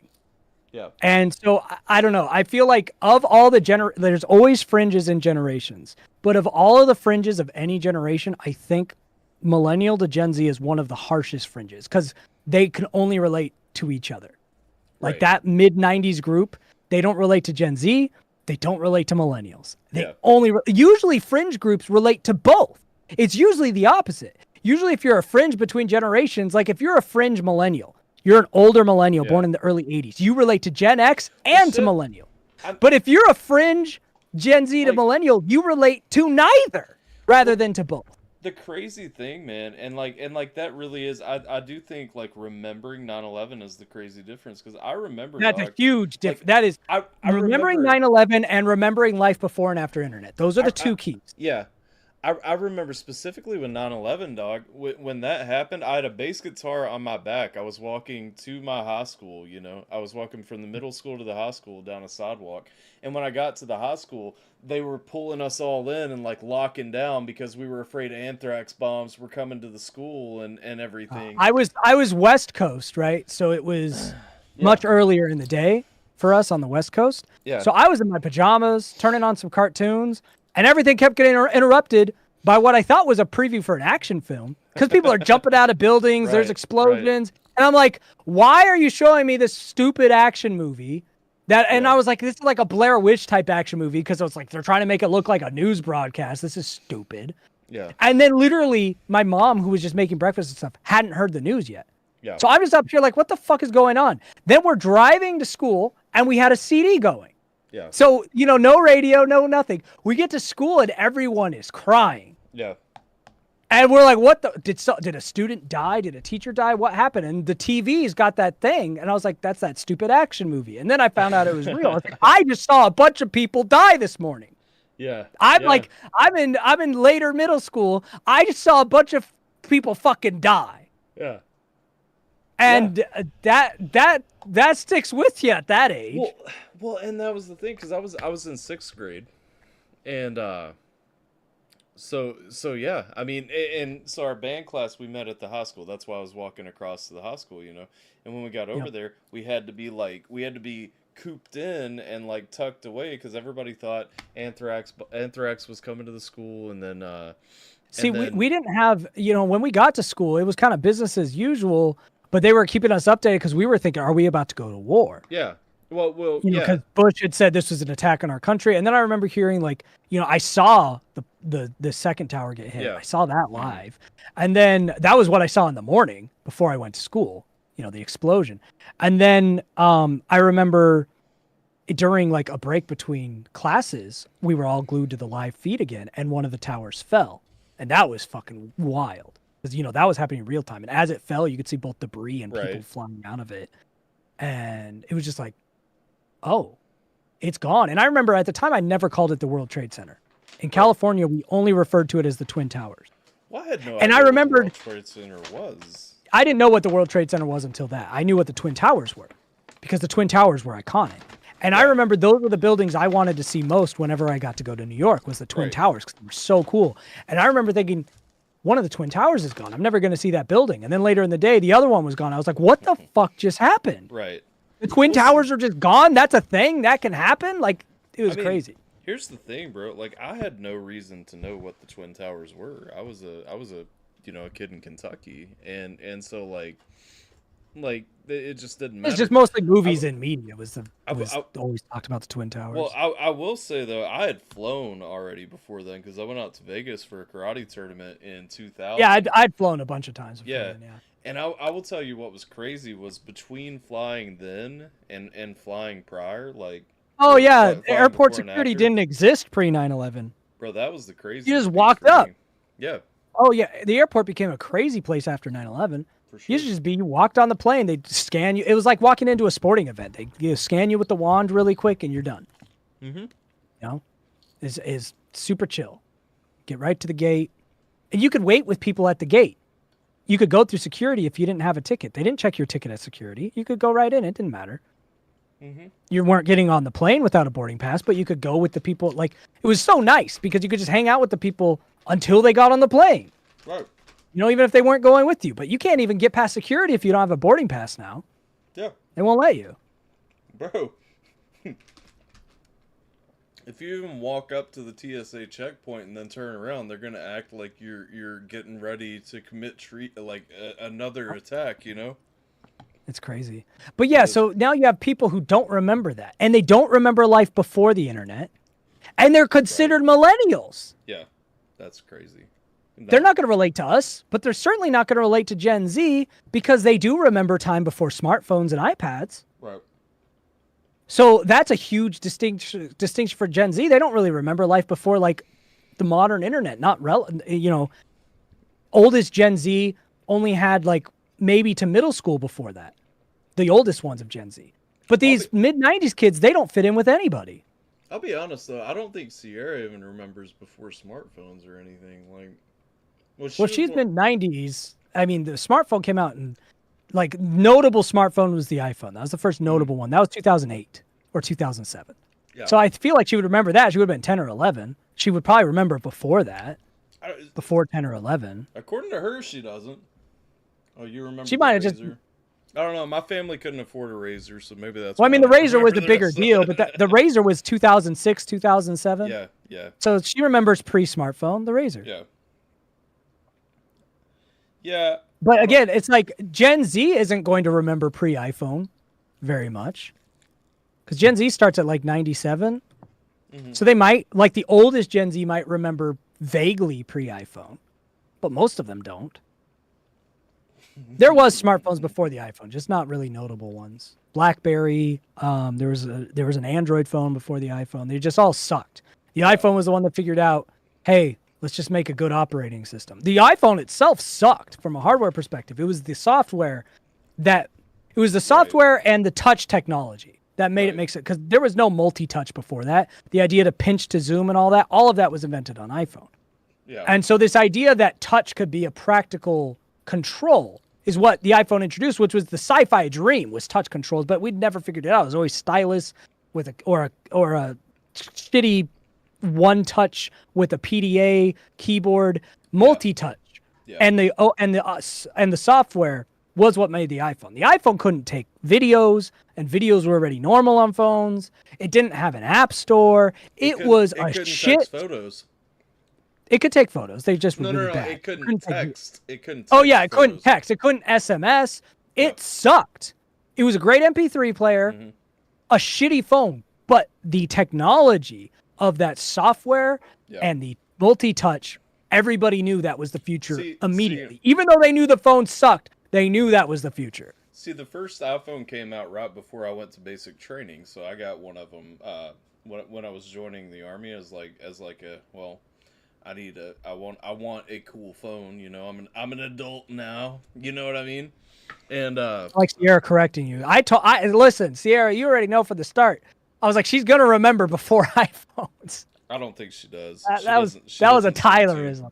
I never see her put her phone down, so I'm well, not I sure still maintain you don't relate to millennials or Gen Z for the reasons I've stated. And it does not mean you don't remember life before iPhone. No. In fact, the fact that you remember life before iPhone is one of the reasons you won't relate to Gen Z. Right. Yeah. No, I don't know though. Listen, you guys, you younger people won't understand the craziness of being someone like my age. One of the unique things about millennial experience, and a lot of other millennials would have had this, is we went from traditional dating experiences, like I called people on their house phones and had to talk to like the mom or the brother to get to the girl I was trying to talk to. We experienced that, which connects us to like Gen X and all the prior generations. Is Ashley? Yeah. But then I also experienced in college discovering what nude dating was going to look like the first time I got sent a nude. And I was like, that's a thing? A chick could just show me her tits on my phone, and I had a flip phone at the time. Bro, and that was like life-changing for me. I was just like, what? That's the crazy thing for me. I was an adult before I had a phone that could even send and receive pictures. You know what I mean? Well, so I was in college the first time I got sent a nude, and the first smartphone I had where a nude would have even been visible, it wasn't a smartphone. The first flip phone I had where the camera to receive a nude would have even been decent didn't come out until I was an adult. Yeah. But I was still a young man dating. Even though I was technically an adult, I was still very young and very dating. Well, so I experienced both those parts of dating, both what digital dating was going to look like. Obviously, no one used dating websites or apps at that point because it was just 40-year-old men pretending to be women, which still is a lot of that, but it was only that at the time. Well, that's but I saw both sides of it in formative years, which is what millennial experience is so unique in that we saw it both. That's just the crazy thing to me, though, man, is like I can't imagine being a kid or a teenager, and having access to like that. You know what I mean? I mean, I could imagine what that would be like because I was still basically a teenager. It just wasn't as normal, right? Okay, but I could really. But I'm saying like, it's not a stretch of the imagination to imagine that at all. Like some things, like you can imagine that from an empathetic third-party perspective. And like, I feel like we lived close enough to it to really know what it would be like and experience it. I can imagine it, but I'm saying I would not be. My point was I would not be responsible with that. No, of course, no, absolutely, no one is. You think the kids are now? No. Yeah, no, they're absolutely not. No kid is going to be responsible with a phone ever. No. You're telling me that classmate that I want to see naked every day, if I say the right things, she will show me herself naked? That will be my goal. Because that was already my goal, was to see her naked. It's just, it was harder. I had to do shit in person. I had to be savvy. I could just probably finesse her, or if I know one of her ex-boyfriends that doesn't like her, I could just see it that way. Like, and 100% of people are going to do that. Obviously, we just didn't have the means. It wasn't, we had the motive. We had the desire. We didn't have the means. So of course they're going to do that. They have the means. Dude, if you called late and you got a dad. Did Jay say, I'm confused. Jay said before the internet when message boards were big. Post a comment, wait a few weeks for a reply. What message board? Are you talking like the cork message board? Are you talking about a cork board, or are you talking about message boards on the internet that you claim did not exist? Well, I mean, there was internet before World Wide Web. He might be talking about that, where it was all local servers. So you could post to a message board on the local server until someone else got on a computer and replied to that. Yeah. He's probably talking about that because the earliest social media existed in that kind of a format back in like the 70s, just when computers were around. You had local network servers. It wasn't an internet because there was no interconnected network. And even when it became an internet, it was internet of local servers. The World Wide Web, which is what we think of when we think of the internet, that didn't come around until the late 80s, early 90s. That's what we think about with the internet is the World Wide Web because it connected all of the local servers together. That was the pipe dream. The local servers already existed. computers were able to communicate with each other in local spots. And then someone's like, what if all of these local spots of computers, these message boards that we have, could communicate with computers anywhere in the world? And then we got the World Wide Web, and that was just fucking mind-blowing. One of the coolest predictors of where the internet would go is in a speech by Jim Carrey and the Cable Guy. This was the early days of the internet before it was realized, and he talks about how pretty soon with the internet, I will be able to get online with my friend from Vietnam and play Mortal Kombat, and that was just such a bizarre idea. Yeah. And it was one of the coolest prophetic moments in a movie because it was like so on the nose accurate with where the internet was going and where it would end up. Yeah, I really miss dial-up was terrible. Dial-up. I had dial-up. Yeah, we didn't even have access to anything better than dial-up until about 2004 in Southeast Kentucky. Yeah, we were late. We were late to high speed as well, not because it wasn't available, because we didn't have the money for it. I just remember because the internet was a safer way to get porn than Playboys by that time, even though it was dial-up. Absolutely. But I remember the Russian roulette of trying to time a porn session, but not when your parents are going to try to be on the phone, because then they'll know you're on the computer when you're not supposed to be, because they'll hear the dial tone. It's always a risky game. I had LimeWire, and I would just go on to LimeWire and find it was blind because you couldn't get a preview of it. Obviously. Yeah, you just had to hope based on the title that it wasn't a virus, that it would have some tits involved. But the thing is, we didn't even have the separate line for the phone. No. So it's like you had to get in and get out, and LimeWire took too long. And it was just like, I remember there were so many times where I'd be like, maybe I could sneak it to to bathroom time or something else. Well, I'll sneak on the internet, I'll get some shit, I'll save it for later, and they won't ever know that I was on the internet when I wasn't supposed to be. And it would always be so unfortunate, because it would be like, I would have it time, but then my brother would decide to call a girlfriend or something. Mm-hmm. I'd be like, he's on the internet. I'm like, why are you ratting me out? You know what I'm doing on the internet right now. You don't even pretend you don't. Will you please That is not cool. We've all been here together. Stop. You can kick me off the internet. That's fine. Call your girlfriend. But why you rat me out while you're doing it? You fucking turd. Yeah. Brothers are the worst. Use the family computer. There was only the family computer, my guy. There was one computer. Yeah. It was either that. It was either that or pay. It was either that or pay the older high school kids outside the 7-Eleven for a Playboy. Yeah. That was expensive. Or high risk. Computer was better. A lot of the guys, most guys had like a Playboy page in their wallet, and then at school, they would try to sell you the single page. You could trade around too, though. If you had one that they hadn't seen pages. and they had one, you could swap. One of the greatest moments of my middle school existence was these Mexicans building a house.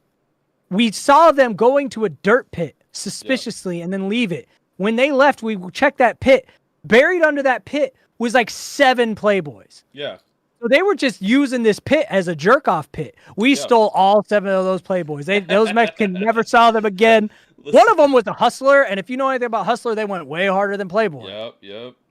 Listen, me and my buddy, who ironically last name Cox, beautiful. we ate that day. Also, his parents never cared if he was on the internet. So newgrounds.com. Yeah. We were on the raunchy parts of that site. Listen, Sierra, they used to have the adult games, like the little RPG. Yeah, on Newgrounds, they had all the porn games. Yeah. We played the hell out of those. Sierra, I was telling Sierra all the basically this conversation the other day, just about the younger years, and she was like, didn't you worry that you were touching the page after somebody else had done that to it? You get what you get, man. I was like, listen, you don't understand the early 2000s porn struggle, okay? There was nothing else. First of all, women hadn't been programmed to put out. Yep. Okay, because now you could just be having sex if you want, because it's just nobody cares apparently. But this was an age where women weren't putting out. Yep. Porn was still difficult. It was more accessible than it had been, but it was still difficult. You were hoping to find a sketchy VHS in your dad's closet still kind of a day. Or now, fuzzy Showtime in the middle of the night. And that's the difference with porn in culture before now, was porn's so easy now that it's kind of it's a problem because people are so addicted to it. It was very difficult to be truly addicted to porn because it was so hard to get. You spent most of your time trying to get it rather than having it. And so, it is a very different like cycle of pleasure and experience. And it was just like, if beggars can't be choosers, you were jerking off to things. You're like, I don't even think she's that hot, but she's naked. There were plenty of times where you just have to go off of the memory too. You didn't even have any visual. There was so much memory masturbation. I don't even think kids these days masturbate off of memory at all. Girl at school wears the right kind of outfit, and you are memorizing every inch of that outfit so you could take it off later when you're thinking about her. I don't think kids it's creepy, but it's probably less creepy than porn is at this point. I don't think kids today have enough imagination to even like hold that thought for the end of the day. You know what I mean? Especially with the lead poisoning with Gen Z. But yeah, I couldn't imagine, I could imagine what it would be like as a kid, like in this era. Yeah. But I would never leave my room. That's why these kids never leave their fucking rooms. Bro, I'm like, kids don't go outside anymore. I'm like, you think he's playing video games? Bro. You think he's really in there 40 hours a week working a full-time job playing video games? I'm sorry. The thing is, that boy is getting to work. That boy's dick is scabbed, okay? He's got calluses on his cock. The fact that you have access to it here now. Everywhere. If I think my parents are creeping on me, take my phone to the bathroom, get one done. Bro, tell me how crazy it would have been if we had but these I just bad think boys. When parents talk about men today, boys being antisocial and always in their rooms, I'm like, they're masturbating. Yeah. That's like and they're like, no, not constantly. Because if it was me, it would be constant. It would be terrible for me, but I'd be like, I don't need to date women. I don't need to do school. I can jack off to whatever I want all the time. That's what I would have been doing. Well, back in the day, we also had discretion. And so it was like, the long shower or something. You know what I'm saying? Like, move you can get you don't by have with. to do that. Yeah, it's just don't if even you have want to it, you do that got now. it. Yeah. So I know what all these boys are doing. Why do you think they're depressed and lonely? Because they're doing way too much porn. You get depressed and lonely when you have that much porn. We just didn't have access. It's not that we're better than them. We would have done the same shit. We just couldn't. See, right all there. men through human history would do nothing but jack off all day if they had access to this kind of porn. We would have never advanced as a society if porn was this accessible to men of past. Just wouldn't have happened.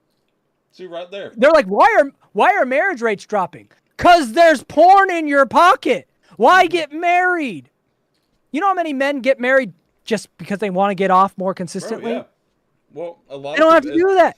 Especially, and then you could trade the porn in your pocket for Pizza Hut for sex with all these dating apps. Literally, just swipe. What do I like? I want pepperoni today. And most of these women will put out because they're hoping that some man will actually love them, but they won't because they could just get off whatever they want. Yep. Women are like, men suck these days. I'm like, they sure do. Because they have unlimited access to porn, so they're not even motivated to be good men anymore. Yeah. Well, and it sucks. The wild thing is too, it's funny how that has both isolated men and just turned most men into brainless simps. Like, it's turned men into shit. It's turned women into shit. Yeah. Everyone has lost. There's such a sex war, like men and women hating on each other, and I'm like, you're all correct. When I look at men and women, I'm like, you're right. Women, the women who are talking about how shitty men are, they're right. The men who are talking about how shitty and unloving women are, they're right. You're all correct. And a lot of it, not all of it, but a lot of it stems from porn.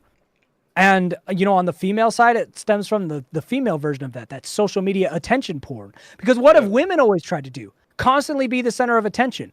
This rectangle for men is their porn addiction. For women, it's their attention addiction. Yeah. Where the greatest comparison I've heard in a long time is, first of all, people forget that women can be losers too. And that's important to remember. Oh, sure. And secondly, the female equivalent of trying to be a rapper or whatever cringe men career is done by loser men who aren't actually trying to have careers. No. Content creators in general, not just OnlyFans. Just like, I want to be a content creator. I want to be an influencer is what they'll call it. Fair. Females who are like, I'm going to be an influencer is the same as men who were actually just fucking losers working at Burger King who claimed they were going to be the next big rapper. That's the female equivalent. That's true. So this damn rectangle makes men into soy boy porn addicts with low testosterone because they're constantly jerking off, and women into insatiable attention whores. And they're terrible for themselves and terrible for each other. And obviously a bit of this is just the fact that, it's fear of the young people. But it's also, this technology is different. I'm not even saying this is about like their personalities. I'm saying every generation would have done the same thing that they're doing. We just weren't able to. It's not like, the kids. When I talk about, the kids, it's Gen Z's lead poisoning bullshit at making them act like boom. But like, I don't say that about Gen Alpha or anything. It's literally just... Every generation would have done this. This is just the first generation able to, and it sucks. It sucks for them. That's because we're busy teaching Gen Alpha how to get a fallout shelter ready before they need it. Like, honestly, Technology's at a place where it would be a lot more healthy for a societal collapse of technology. Oh, absolutely. For AI to go too far and the mainframes get shut down, and it'll take us decades to ever get back to the nanomechanics needed to make processors again. That would be very healthy for the world. It would be very bad. There'd be a bit of a mass extinction that would happen. But as far as like humanity long term, that's a necessary correction. Or singularity, where we become one with machine. Through quantum, those are literally the only two paths. Because singularity could be healthy. Because then your neurology is attached to computing. And because the reason that this doesn't work for us is our brains weren't designed for it. But if we can artificially enhance our brains to be able to handle this kind of chemical serotonin hit, dopamine hit, and to adjust for it, we'll be fine. So those are the two ways you have to go. You either have to use technology to make our brains go from caveman brain to a brain able to handle this technology healthily, or the technology has to go away. One of those two things has to happen. Right now, the tech people who just actually started to finally get quantum computing to work, which is crazy, they're hoping for singularity. And honestly, people who are afraid of that, I'm like, they're not wrong. Because with this technology, we either reset and have mass extinction as a result, or we literally say, hey, evolution won't catch up to this technology, so we're going to rewire our brains with technology to keep up. Those are the only two ways to go. But is mass extinction... Never mind. Oh, no. I you know how I feel about that. I know. I'm just saying, like... I'm just saying those are the only two happy endings. Yeah. Is we become one with the computers, or the computers go away.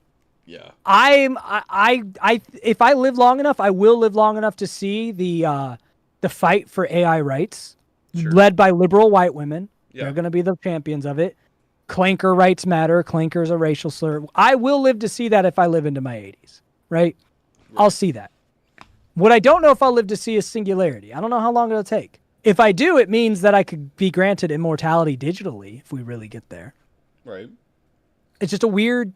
We're at a crossroads where technology will either evolve humanity literally through implants, or it'll destroy us. There's no other outcome. That's the crazy thing. I mean, if technology advances continually, how long until synthetic skin, synthetic organs, synthetic, No, that's what'll happen. We will literally be able to create humans. Yeah. And then the question is, well, what's the difference between creating a human with your dick and with your hands? Right. Because they're still going to be just as human. Yeah. Like, what makes you human? At that point, the only thing that you could say it makes that machine distinctive from a human, from like a moral perspective, is the idea that maybe a human has a soul. But then even if how you identify a soul, what's to say that AI doesn't develop a soul by that creation? Right. What's to say that is now not what, like, from a religious standpoint, if you believe in religion, if you create the exact makeup of human thought, what's to say that God wouldn't give that a soul too? Now, God implies that he gives animals souls, and they have far less function than humans. Yeah, and I mean, at the point that we're at, I don't think AI is nearly sophisticated. No, AI hasn't reached singularity at all. I'm saying once you get there, right. We're going to get quantum computing is what gets us there. Right. So at that point, I would actually be on the side of the liberal white women saying AI deserves just as much rights as humans. Because I'm like, yeah, they are human at that point. Humans created them just like humans created other humans. And if humans have a soul, it would be just as likely that they would.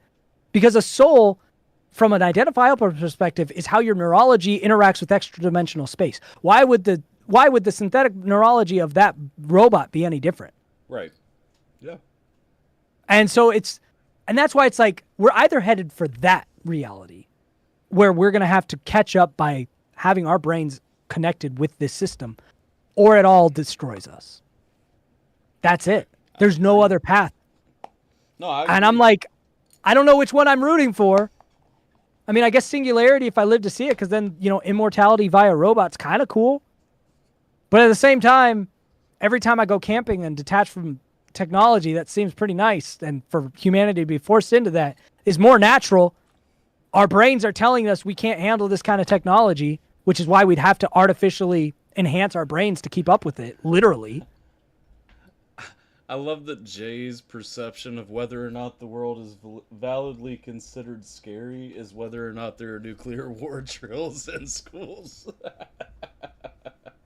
Nuclear war isn't really the biggest threat, honestly. I mean, it is, but the idea of a mass fallout type nuclear war isn't likely. The idea of nuclear war is like a city gets taken out, right? Yeah. Nuclear war is like one city gets taken out, then another city gets taken out. But nuclear holocaust kind of war, not that likely. What is very likely? EMP. Infrastructure shutdown of technology. EMP, right? Yeah. And because imagine if technology is ripped away overnight, every internet server destroyed, targeted, all of that data lost, all of that technology lost. Yeah. That is because of how food is received, how health and medical things are received. That is hundreds of millions, if not billions, of people dying over the course of a 10-year period. Well, let's not forget too how many people immediately die because of the scarcity of resources that immediately comes into play. You have immediate. So like nuclear holocaust war, while we technically have enough warheads in the world for that to happen, it's super unlikely because who in charge of those warheads actually wants the whole world destroyed? Nobody. Nuclear warheads would be used for mass destruction of a singular area. Like we did to Japan, just bigger, and then it's done with, right? It's not going to keep going until there's nothing left. But what would destroy most of life on Earth is the destruction of technology. Well, that's what I'm saying. Because we rely on it. An atmospheric EMP over the center of America would absolutely just destroy. That would kill way more people than a nuke. It wouldn't kill them right away, but it would kill more people than a nuke. Right. And the people who would survive are the people who can survive without technology, which think about how much lower that number gets every day. Yeah. Like if all my technology is taken away from me, I know how to survive, but most people don't. So here's the thing too. So take away everyone who can't survive without technology. Now take away everyone who's not prepared to do so, because you can hunt, but do you have enough ammo to I think about the people who are prepared and what kind of gene pool that leaves you with. Yeah. And what kind of civil unrest that leaves you with, because the people who are prepared aren't usually the nicest of people. So you're talking like very much post-apocalyptic fuckery. There are factors here, okay? So like for instance, I can hunt, but who protects my family while I go hunt? Okay? Yeah. One. Number two. I've got a well, but how do I get the well pump to work without power, and how do I get that power going? How do I access that reserve of water? Well, and then here goes and then once I find a way to do it, and people know I have a well, how do I protect myself from the people who want that fresh water source that I have? And then, so let's say I go get a deer, right? And let's say I get a deer every day. I have a finite amount of ammo that only becomes more scarce as more time passes, right? Yep. Also, here's the realistic factor. An EMP knocks out the entire grid, okay? So you no longer have a refrigerator or a deep freezer or anything else. How are you going to store your food? How are you going to store the extra? And so then we have to go, well, you can. I mean, with salt, you can go out. You can preserve it for a little while. Yeah. But that's the thing. But your body's also not going to be used to those kind of bacteria that people were in the past. Yeah. You're going to, and when you get sick, your risk of dying from just a regular illness is skyrocketing because you also don't have climate control. So like you need a basement. I have a basement, so that can help. When it gets too hot, too cold, run to the basement. There's climate control underground. But a lot of people aren't even going to have that resource.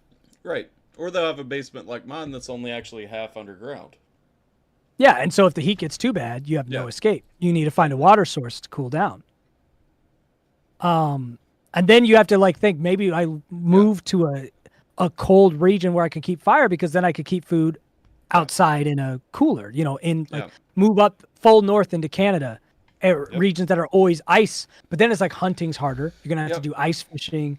And that infrastructure would take decades to rebuild, and by the time that happens, hundreds of millions have died. See, that's the thing, Tater. You say that you're waiting for these days. You live in Hawaii. Like, yeah, you're fucked in Hawaii. There's no natural resources, and there's no plane to take you off. You're gonna have to get a boat that can hopefully get you to a mainland, because Hawaii was never meant to be inhabited. That you've got 10 years, optimistically, before that island is depleted of resources. There's not a lot of there's some fish, but you have no water supply. You're not going to be able to build a filtration system for the salt water with that limited technology. Hawaii's fucked. Yeah, I mean that's the thing. Like that's where, like, people say, like, I've even said several times, like, yeah, I could survive. Like, I would be excited about these, but realistically, there's so many second, third order effects. I wouldn't want to. What's funny is when Taya's talked about it, she said, "Whatever caused the apocalypse, I want to be ground zero." She's like, if it's nuclear war, nuke me. Yeah. I want to be dead before I knew it. I don't want to survive. And I feel that with her as well. Just kill me first. Because I could survive, but she's not going to be able to. I have a disabled son. He's going to be very difficult to keep up. It's like, I wouldn't want to live in that world. I would be able to, but I wouldn't want to. Right. When I was single, it sounded fun. And it probably would have been.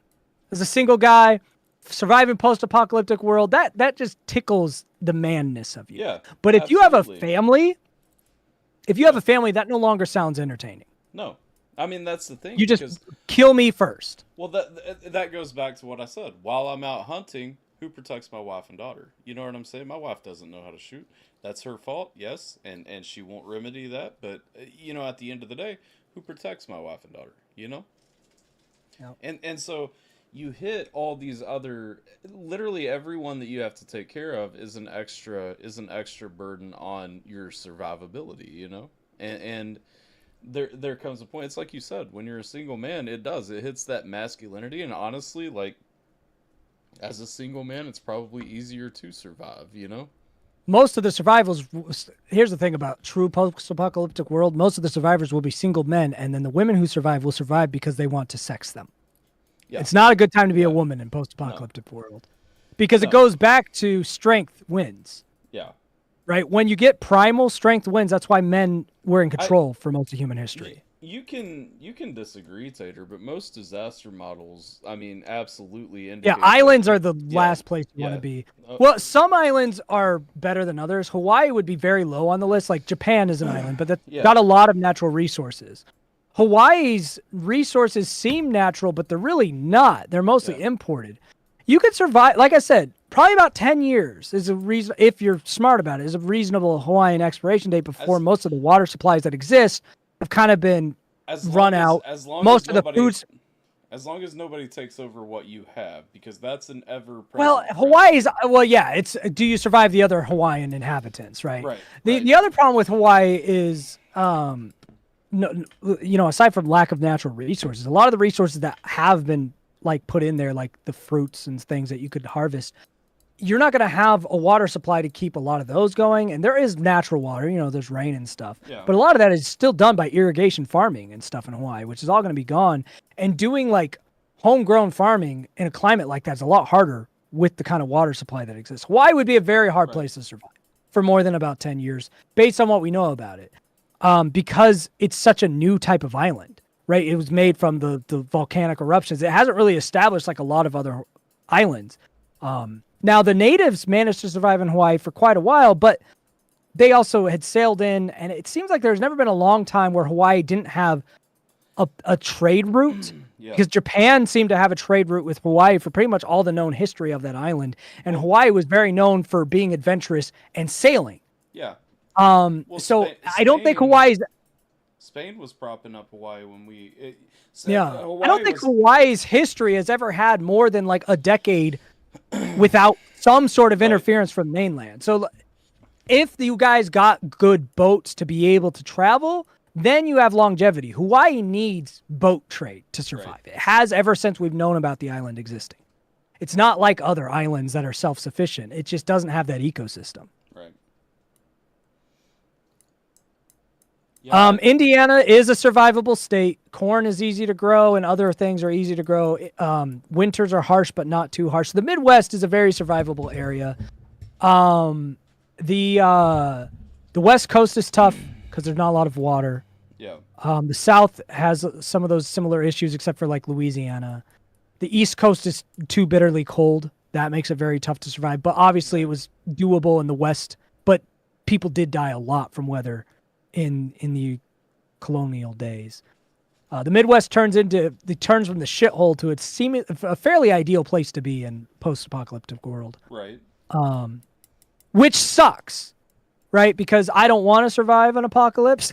Right. I want to be the first one dead. We're the least likely to be targeted, so we probably survived the initial blast. And we're in a place to be able to survive. It's not what I want. We've talked about moving to California just to be in the blast zone. Like, hey, if shit goes down, California's going out first. Let's live there so we die first.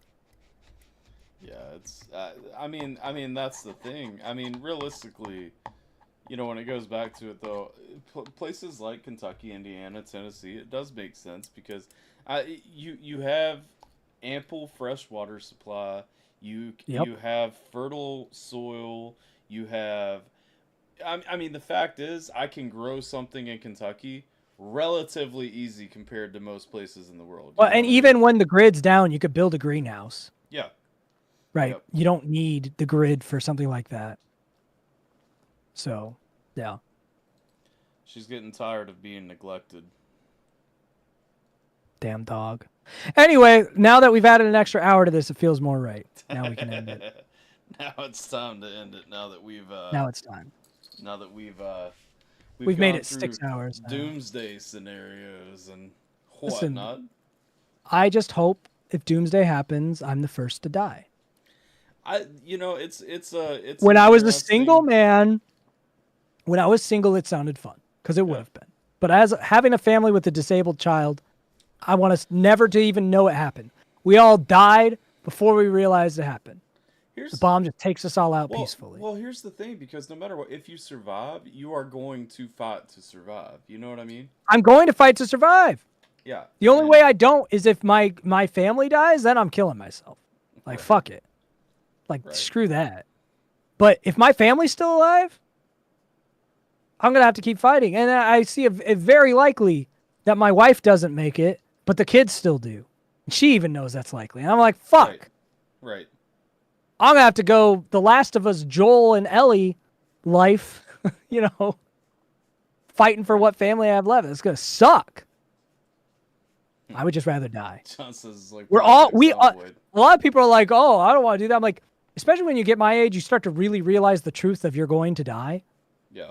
And it makes death have a little less hold over you. Because when I was a younger man, I was like, no, I have to survive. I don't want to be in the blast zone. I want to be far away from the nuke and then survive in the apocalypse. Now I'm like, I'm going to die anyway. Take me out immediately. Yeah. Like, I understand my mortality a lot more now. I don't want to live in that world. I don't want to have a family that way. Just let me die. Here's the thing. I don't want my family to have to struggle without me. You know what I mean? And so my family has to die with me. We're all dying together. When the nuke is dropped, I want the nuke to land on my house. While you're having like dinner? we don't even we never knew it happened. Yeah. We were dead before we could have ever thought about it. That's what I want. Yeah. I mean, we're ground zero. They chose a random house in the Midwest to start the nuke off on. Fine. Blow me the fuck up. When it comes to like instantaneous, like painless deaths, really a nuke is the way to go. What you have like 3 milliseconds of agonizing burning before everything's just gone. Like, you wouldn't even register that. Yeah. Good. Your nervous system wouldn't react. If you were ground zero of it, your nervous system wouldn't react by the time you were dead. Yeah. You'd be dead before your nervous system could register pain. Yeah. You're gone. You would have never known it happened. Here's what I don't want to be. I don't want to be at like ground 2.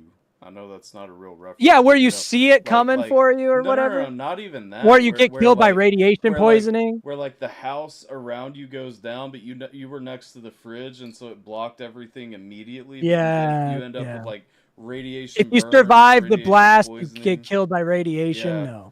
No. Yeah. Take me out in the center of it, man. And then it takes weeks for all the everything to just.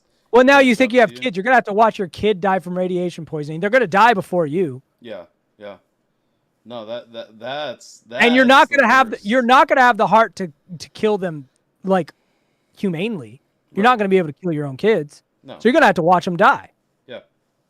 And then you're gonna die. And if you don't die immediately, you'll take yourself out. Yeah. Fuck that. Take me out immediately. Yeah, that's crazy. 125 milliseconds for the brain to register pain and death coming. Yeah, you're done. Yeah. It's gonna be like 100%. 3 milliseconds at most before you're dead. Yep. You will never realize it happened. Yeah. No. I mean. Yeah. That's. I don't know.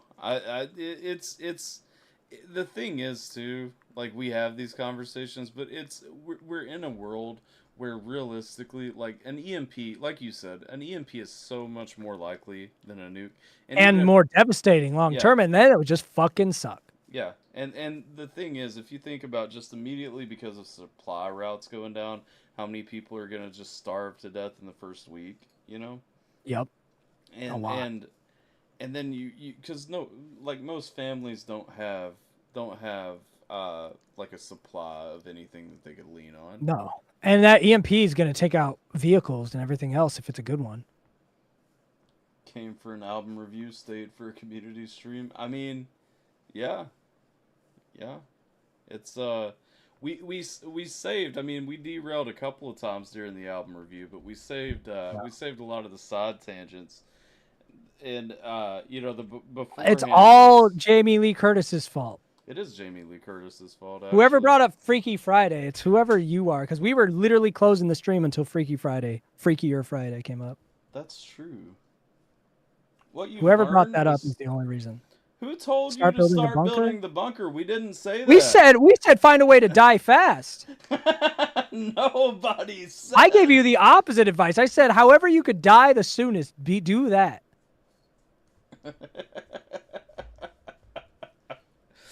Jim took the wrong message from this. He's going to be out building an igloo fort. Nah, bro, just find a way to die quick. You don't want this life. Here's the thing, guys. Yeah, I know you know it technically, but one day it might hit you intimately when you know it for real. You're going to die. Yeah. Okay? And everyone says that, but if you've never sat down and really laid into that, felt yourself like it was before you were born, even if you believe in an afterlife, there's always uncertainty there, whatever it is, you will be gone from this plane. And it will either be in a new existence that's scary and foreign to you, or it will be like it was for all of human history before you were born. When you really understand the inevitability of that, and you look at a situation like a post-apocalyptic world, you will no longer want to survive the initial wave. That's all I'm saying. Well, but when you're young, I don't. But when I was young, it was the same thing. I knew I'm going to die, but it hits you differently. It's weird. Your brain seems to understand it a little more. Like I even had near-death experiences. I was suicidal, but death really didn't make sense to me as much until I got older. I don't know why that is. I don't know if that's the same for you. Yeah. No. I'm. Having kids, oddly, was one of the things that made me understand death more. I don't know why. It's very strange. I'll say this. So I went to Afghanistan when I was 19, so I kind of thought. You saw death. You looked at it. You know what I mean? But the older I get, so that was a me death. You know what I mean? Having kids made me realize there are more factors than just how I'm gonna go. How Well, and I think the reason it really set death for me was because you start to think about the world after you're gone. Yeah. And I feel like that thought of the world after you really put you in that perspective of what death is. Yeah. Because when you're just thinking about yourself dying, you think either I'm going to go to heaven or maybe I was wrong about that and it's just blackness, whatever. But when you think about what's going to happen to the world around me after I'm gone, and then you start to think about what was the world like before I was in it. Yeah. And, losing that sense of self when you died, that's why kids for me, like you're kind of saying, that was what really made death make more sense to me. I was like, oh, I'm going to be gone and the world's going to be going. And my world, if I'm lucky, my world will still be here, which is my kids. Right. They'll still be here. and all be gone. Yeah. That really just sets death a different tone in your mind. No, for and sure. you realize like what death actually is, and it's crazy. Right. It is, and I think that's why we talk about like kids seem like they're invincible, and they don't really. And it's like it is true. Like death, even though you know it's real, it sits different. Yeah. When you get older and you have kids. Well, and that's the thing. Like looking back, I did so many stupid things when I was a kid that I could have died from. You know, I jumped off of things that. I think about the stuff I did. I'm like, how did I survive? I jumped off of a roof. And I was a cautious person. Yeah. Like compared to my friends, I was cautious. And the stuff I did, I went on an 8-mile run in a blazing thunderstorm in the Colorado Rockies. Yeah. Like some of the water went up to our knees. We could have gotten swept away, struck by lightning. During that run, there was a kid playing soccer who died from getting struck by lightning. Yeah. Like. I remember one time, I think... And I was a cautious kid! Yeah. And I was doing that. I remember one time, I think it was like 99 or something. I was riding with my mom. And my mom always, for whatever reason, would ask my opinion on things. And there, that was before it was always, don't drive through running water. And, there was like, nobody ever put that out. There was high water up over the road, though. And she looked at me. Yeah, you'll make like, it. Do you think we can make it? And I was like, I thought that was why you had a Jeep, like, send it, let's go. And how and Jeeps work. And it was literally water up to the hood, like to the point that it was trying to stall out and stop. We got to the other side, thankfully, but like the brakes wouldn't work because they were soaked, Yep. And so like, I even could think have about so easily that. Gotten swept away. We could have just been washed into a river. You know what I mean? Like over. Yeah. And it's like it's crazy. I don't know, man. Like it's but here we are. All I know is here's the one thing about death. When you confront your own mortality when you have kids, and death becomes a bit of a freakier thing. Yeah. There's one interesting comfort in death. It's regardless of what it leads to, because even when you're religious, it's unclear if you are going to be conscious of your own identity after you die, right? Right. And so who you hold on to as yourself might not exist in the afterlife. Right. Even if you believe in it. This might be the only time you get to experience what being you is. Yeah. And the one comfort about death is whatever happens, you won't worry about it anymore. It's freaky when you're here to think about what if I never get to be me again? What if I never get to, because you can know what that's like. Think about before you were born. Yeah. You know the entire human history happened and you were not you. Yeah. You were nothing. Yeah. And it could just be that again after you die. But were you worried about it? No. When they were building the temples in Egypt, the pyramids, were you worried about it? That's the thing, bro. Like going down those rabbit holes. Like I have, in the past, I've thought about because obviously I am religious. I've thought about heaven, like to the point that even thinking about heaven has given me a panic attack. For me, before, heaven. When I was younger and I was fully religious, heaven scared me more than death ever has. Yeah. Because eternity is the most terrifying thing I have ever heard of. Yeah, and then you get into... And I remember I used to pray. I was like, God, when I go to heaven, can you make a door where if I go into it, everything goes away? Right. Because eventually in eternity, it just would make me like bawl crying, like thinking about living forever. Yeah. It freaked me out. I'm like, is there a door where I can make it stop? Right. Where I could just go to nothingness? That's what I said. Like I've thought about heaven to the point of having anxiety attacks just because it's like so I'm not gonna know like my grandma if I'm hanging out with her, or I will know her, but I won't remember the bad things, which kind of like the bad and the good shapes like everything that I understand how to perceive. The only version of heaven that ever brought me comfort was C.S. Lewis's interpretation, because it was basically just continue. It was like Earth, but you didn't die. You remembered all the bad things, they just didn't bother you. Right. And you were still growing as a person. So it didn't have that creepy, because like immortality doesn't scare me. eternity in heaven does, because where's the growth? If it's just perfect, right? That sounds horrible. Well, and see, that's the thing. That's where I've had to personally. I've had to just like settle it to. I don't know what it's going to be. You just have to trust. That's the only thing that I did when I was fully religious. I was just like, I just trust that it's not going to suck. I hope that you don't let me down. Well, to me, I'm just like, okay, I have on the one hand this thing that I don't know a whole lot about, but I'm told is perfect. And then on the other hand, I have this thing that sounds really bad. Yeah. So, if eternal life was to happen, I would hope that it wouldn't just be perfect, because that sounds miserable. Now, right. For immortality would be fine. The pains, the growth, whatever. And that's why C.S. Lewis always made it a little nicer, because it's just like, no, it's not just perfect and vanilla. It's just the pains of the world don't impact you the same way. Right. And that was always nice. But yeah, in any case, the one peaceful thing about death is it's over. Yeah. And that's it. That's the only piece. Yeah. What a dark stream. It really went that way. Do we need to revisit Watch List right now? I mean, that's a good song for this stream. I think, in a way. I think it's been good. We're all gonna die. To turn things back around, because it is almost 1, and I do have church in the morning.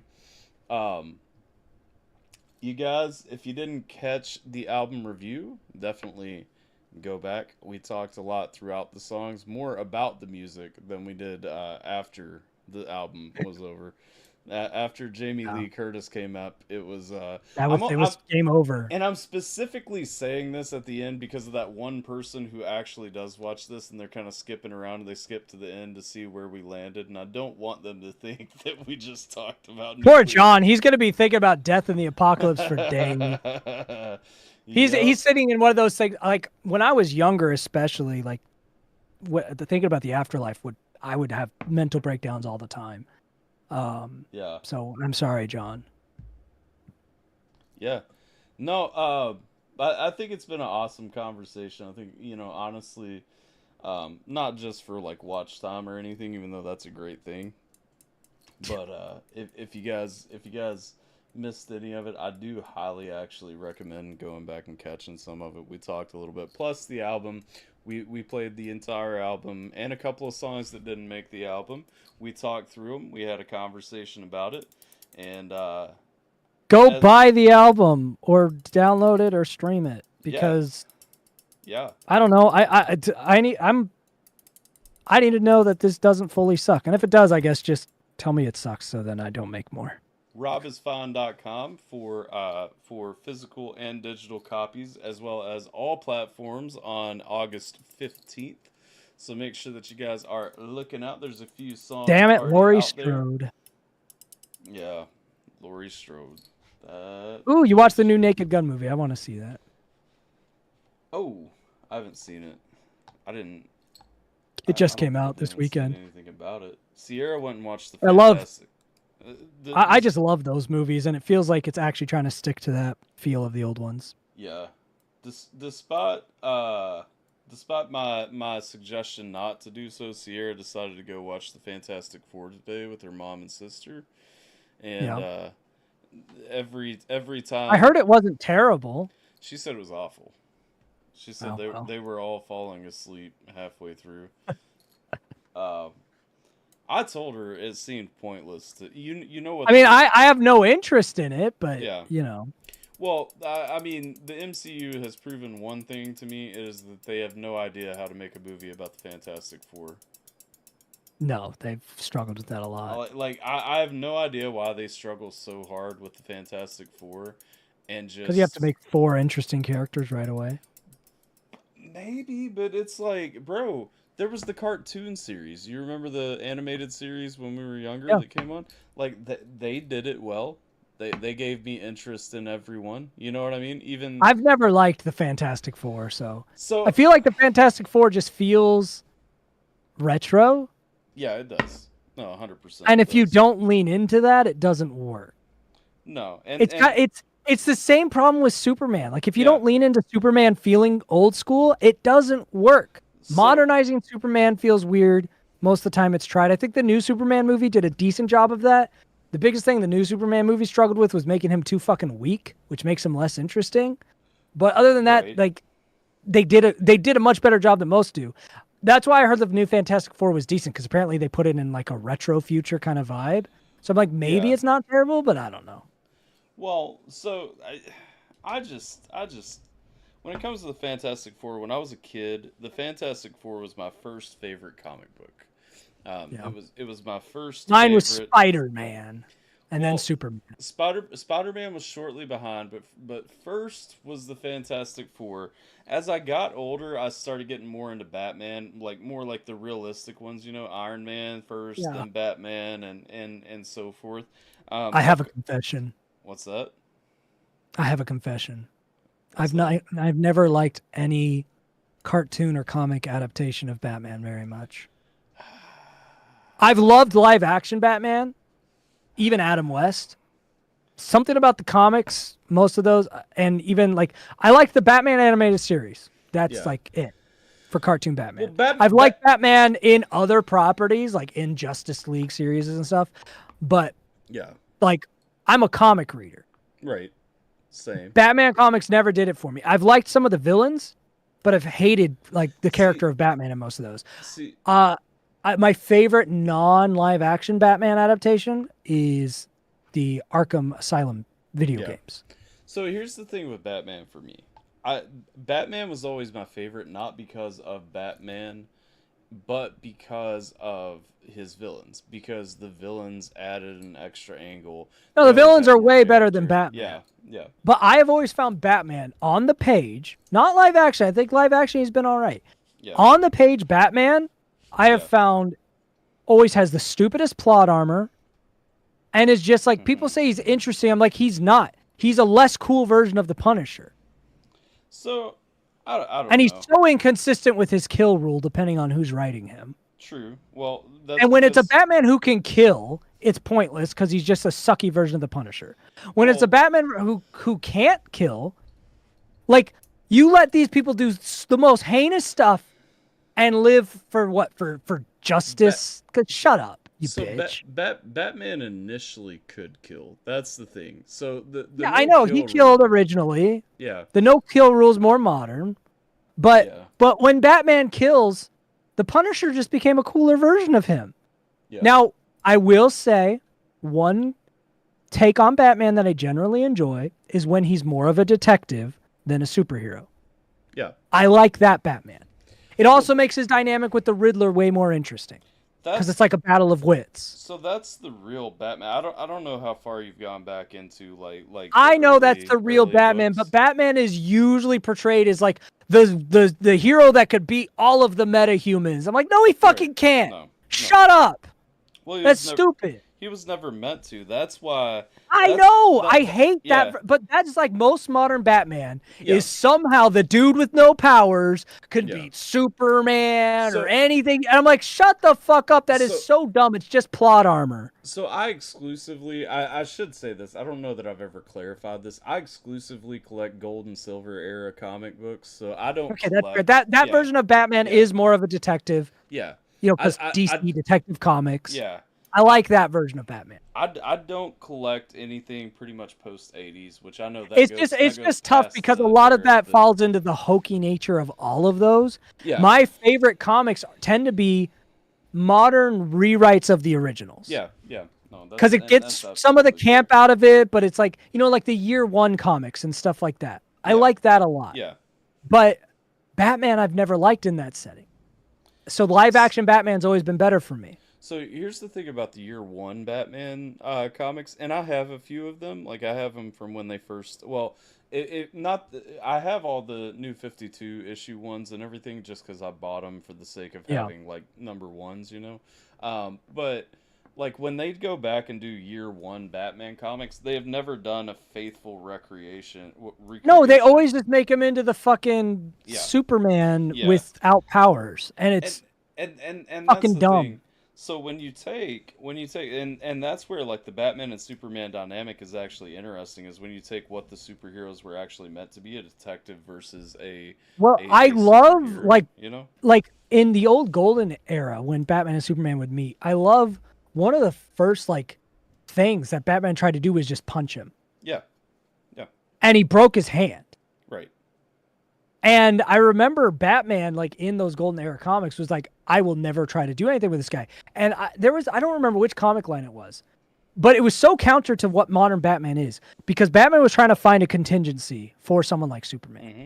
Sure. And then his conclusion was, it's a good thing I don't need one because there's not a contingency. Right. So because Batman was the smartest person ever, what he realized was he couldn't win. He was smart enough to realize that.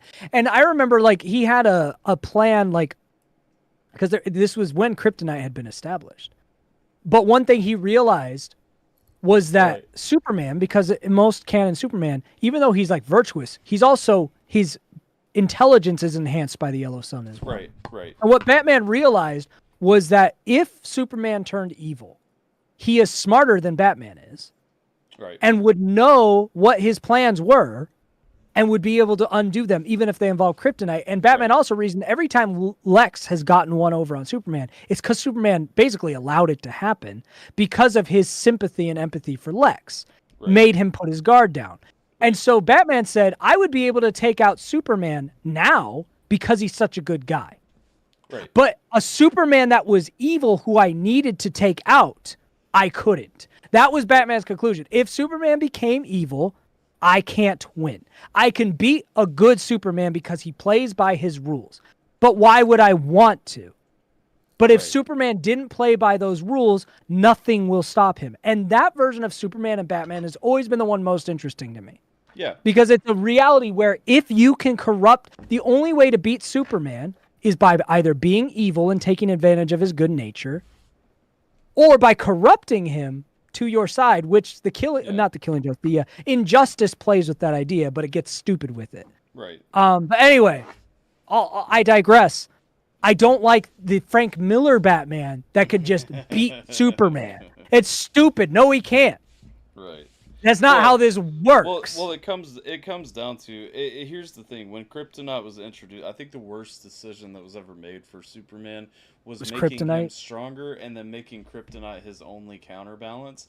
Because it literally, at that point, what is billionaire Bruce Wayne's answer to dealing with Superman? Well, Kryptonite.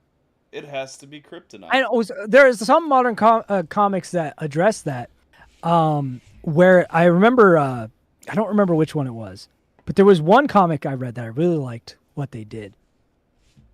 Superman started to get wind that Bruce was making a contingency for him. Mm-hmm.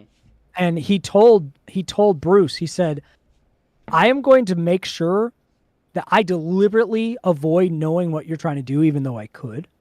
Because if I do go evil, I want you to maybe have a chance. Right. And then Bruce was like, I don't think I will, but the rest of the Justice League will hopefully help.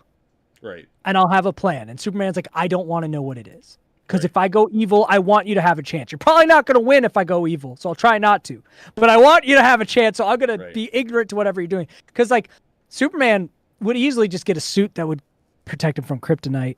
Right. Or something like, if he went evil. He would find a way to destroy all the kryptonite that ever was. But he lets that stuff exist because he doesn't want to risk not being unstoppable if he became evil. Right.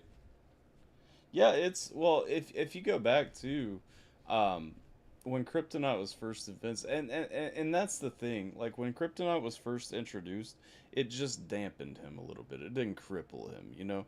Fast forward. Yeah, to it now, wasn't. Like now, it's like if he's near it, he's basically a chemotherapy patient. Yeah, it's like, what the fuck? It used to be that you could just kind of harm him. If you got kryptonite near him, you could kind of hurt him. Yeah. That was what kryptonite was. You took away some of his super strength. You took away some of his ability to leap, you know, maybe his... and that was it. Yeah. And he still wasn't human. Yeah. He was still stronger than humans. He just was like manageable. Yeah. And that's a way better version of kryptonite. No, absolutely. The initial version of Kryptonite was great, but again, power creep dictates everything, And yeah, but Superman's power was only buffed because all these other powerful beings were introduced to DC, so he had to stay the strongest. That's where the ludicrousy came. It was so stupid. Superman was fine with his powers because nothing could touch him in the universe, but they kept making such crazy strong things in the universe. They had to make him stronger. Right. Dumb. Right. No, it's a roundabout. We have tried to round this back, though. I want to end on the album and Good night.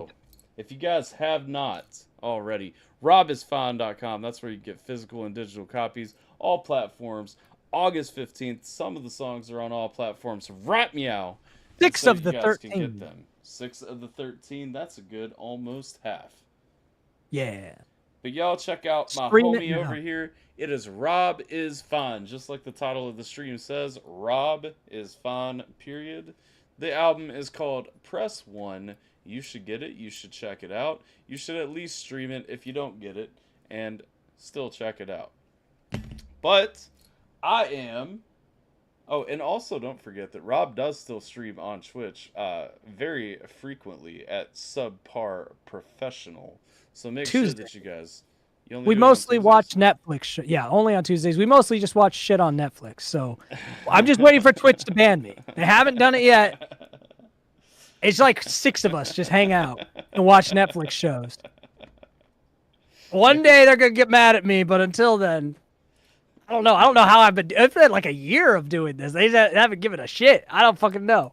So if you don't have a Netflix subscription and want to show up, we're finishing up Cobra Kai right now. I was about to say, every time I come in, it's Cobra Kai, and I'm like, yeah, I missed the first few streams, and so like I end up like muting the tab and like lurking because I'm like, I don't. Cobra Kai has been a surprisingly decent show. It's a soap opera, to be sure. Yeah. But you know what else is a soap opera? Star Wars, and I like Star Wars. True. Same. Not all soap operas are bad. It's definitely a karate soap opera. But it's a good one. I've watched a few episodes while you've been hanging out playing it, and honestly, like, I ain't mad at it. You know what I mean? Like, I thought I would. The first couple seasons that were done by YouTube are a little rough. Yeah. It picks up steam after that. I thought I was gonna be miserable with it and hate it, especially since I didn't love the movies, the Karate Kid movies. Right. Well, honestly, for what it's trying to be, an overdramatic soap opera karate show, I'm not mad at it at all. I've enjoyed it quite a bit. Yeah. No, I've watched a handful of episodes on your streams, and I've not hated what I've seen. So no, it's actually, I mean, it knows what it wants to be, and it's good at it. I'm not mad about it. I've enjoyed it enough that at some point I will be watching it. I recommend it. It's just the stupidest show you'll ever watch, but just in a satisfying way. I mean, think about how dumb it was that Darth Vader was Luke's father. That was the fucking dumbest twist of all time. I think it's a great twist. I don't know what you're talking about. No, it's stupid. It's stupid. It's a soap opera. It makes no sense at all. But I love it because it's so unashamedly dumb. And that's it's that same feeling where it's just, there is joy to be found in things that just understand what they are. True.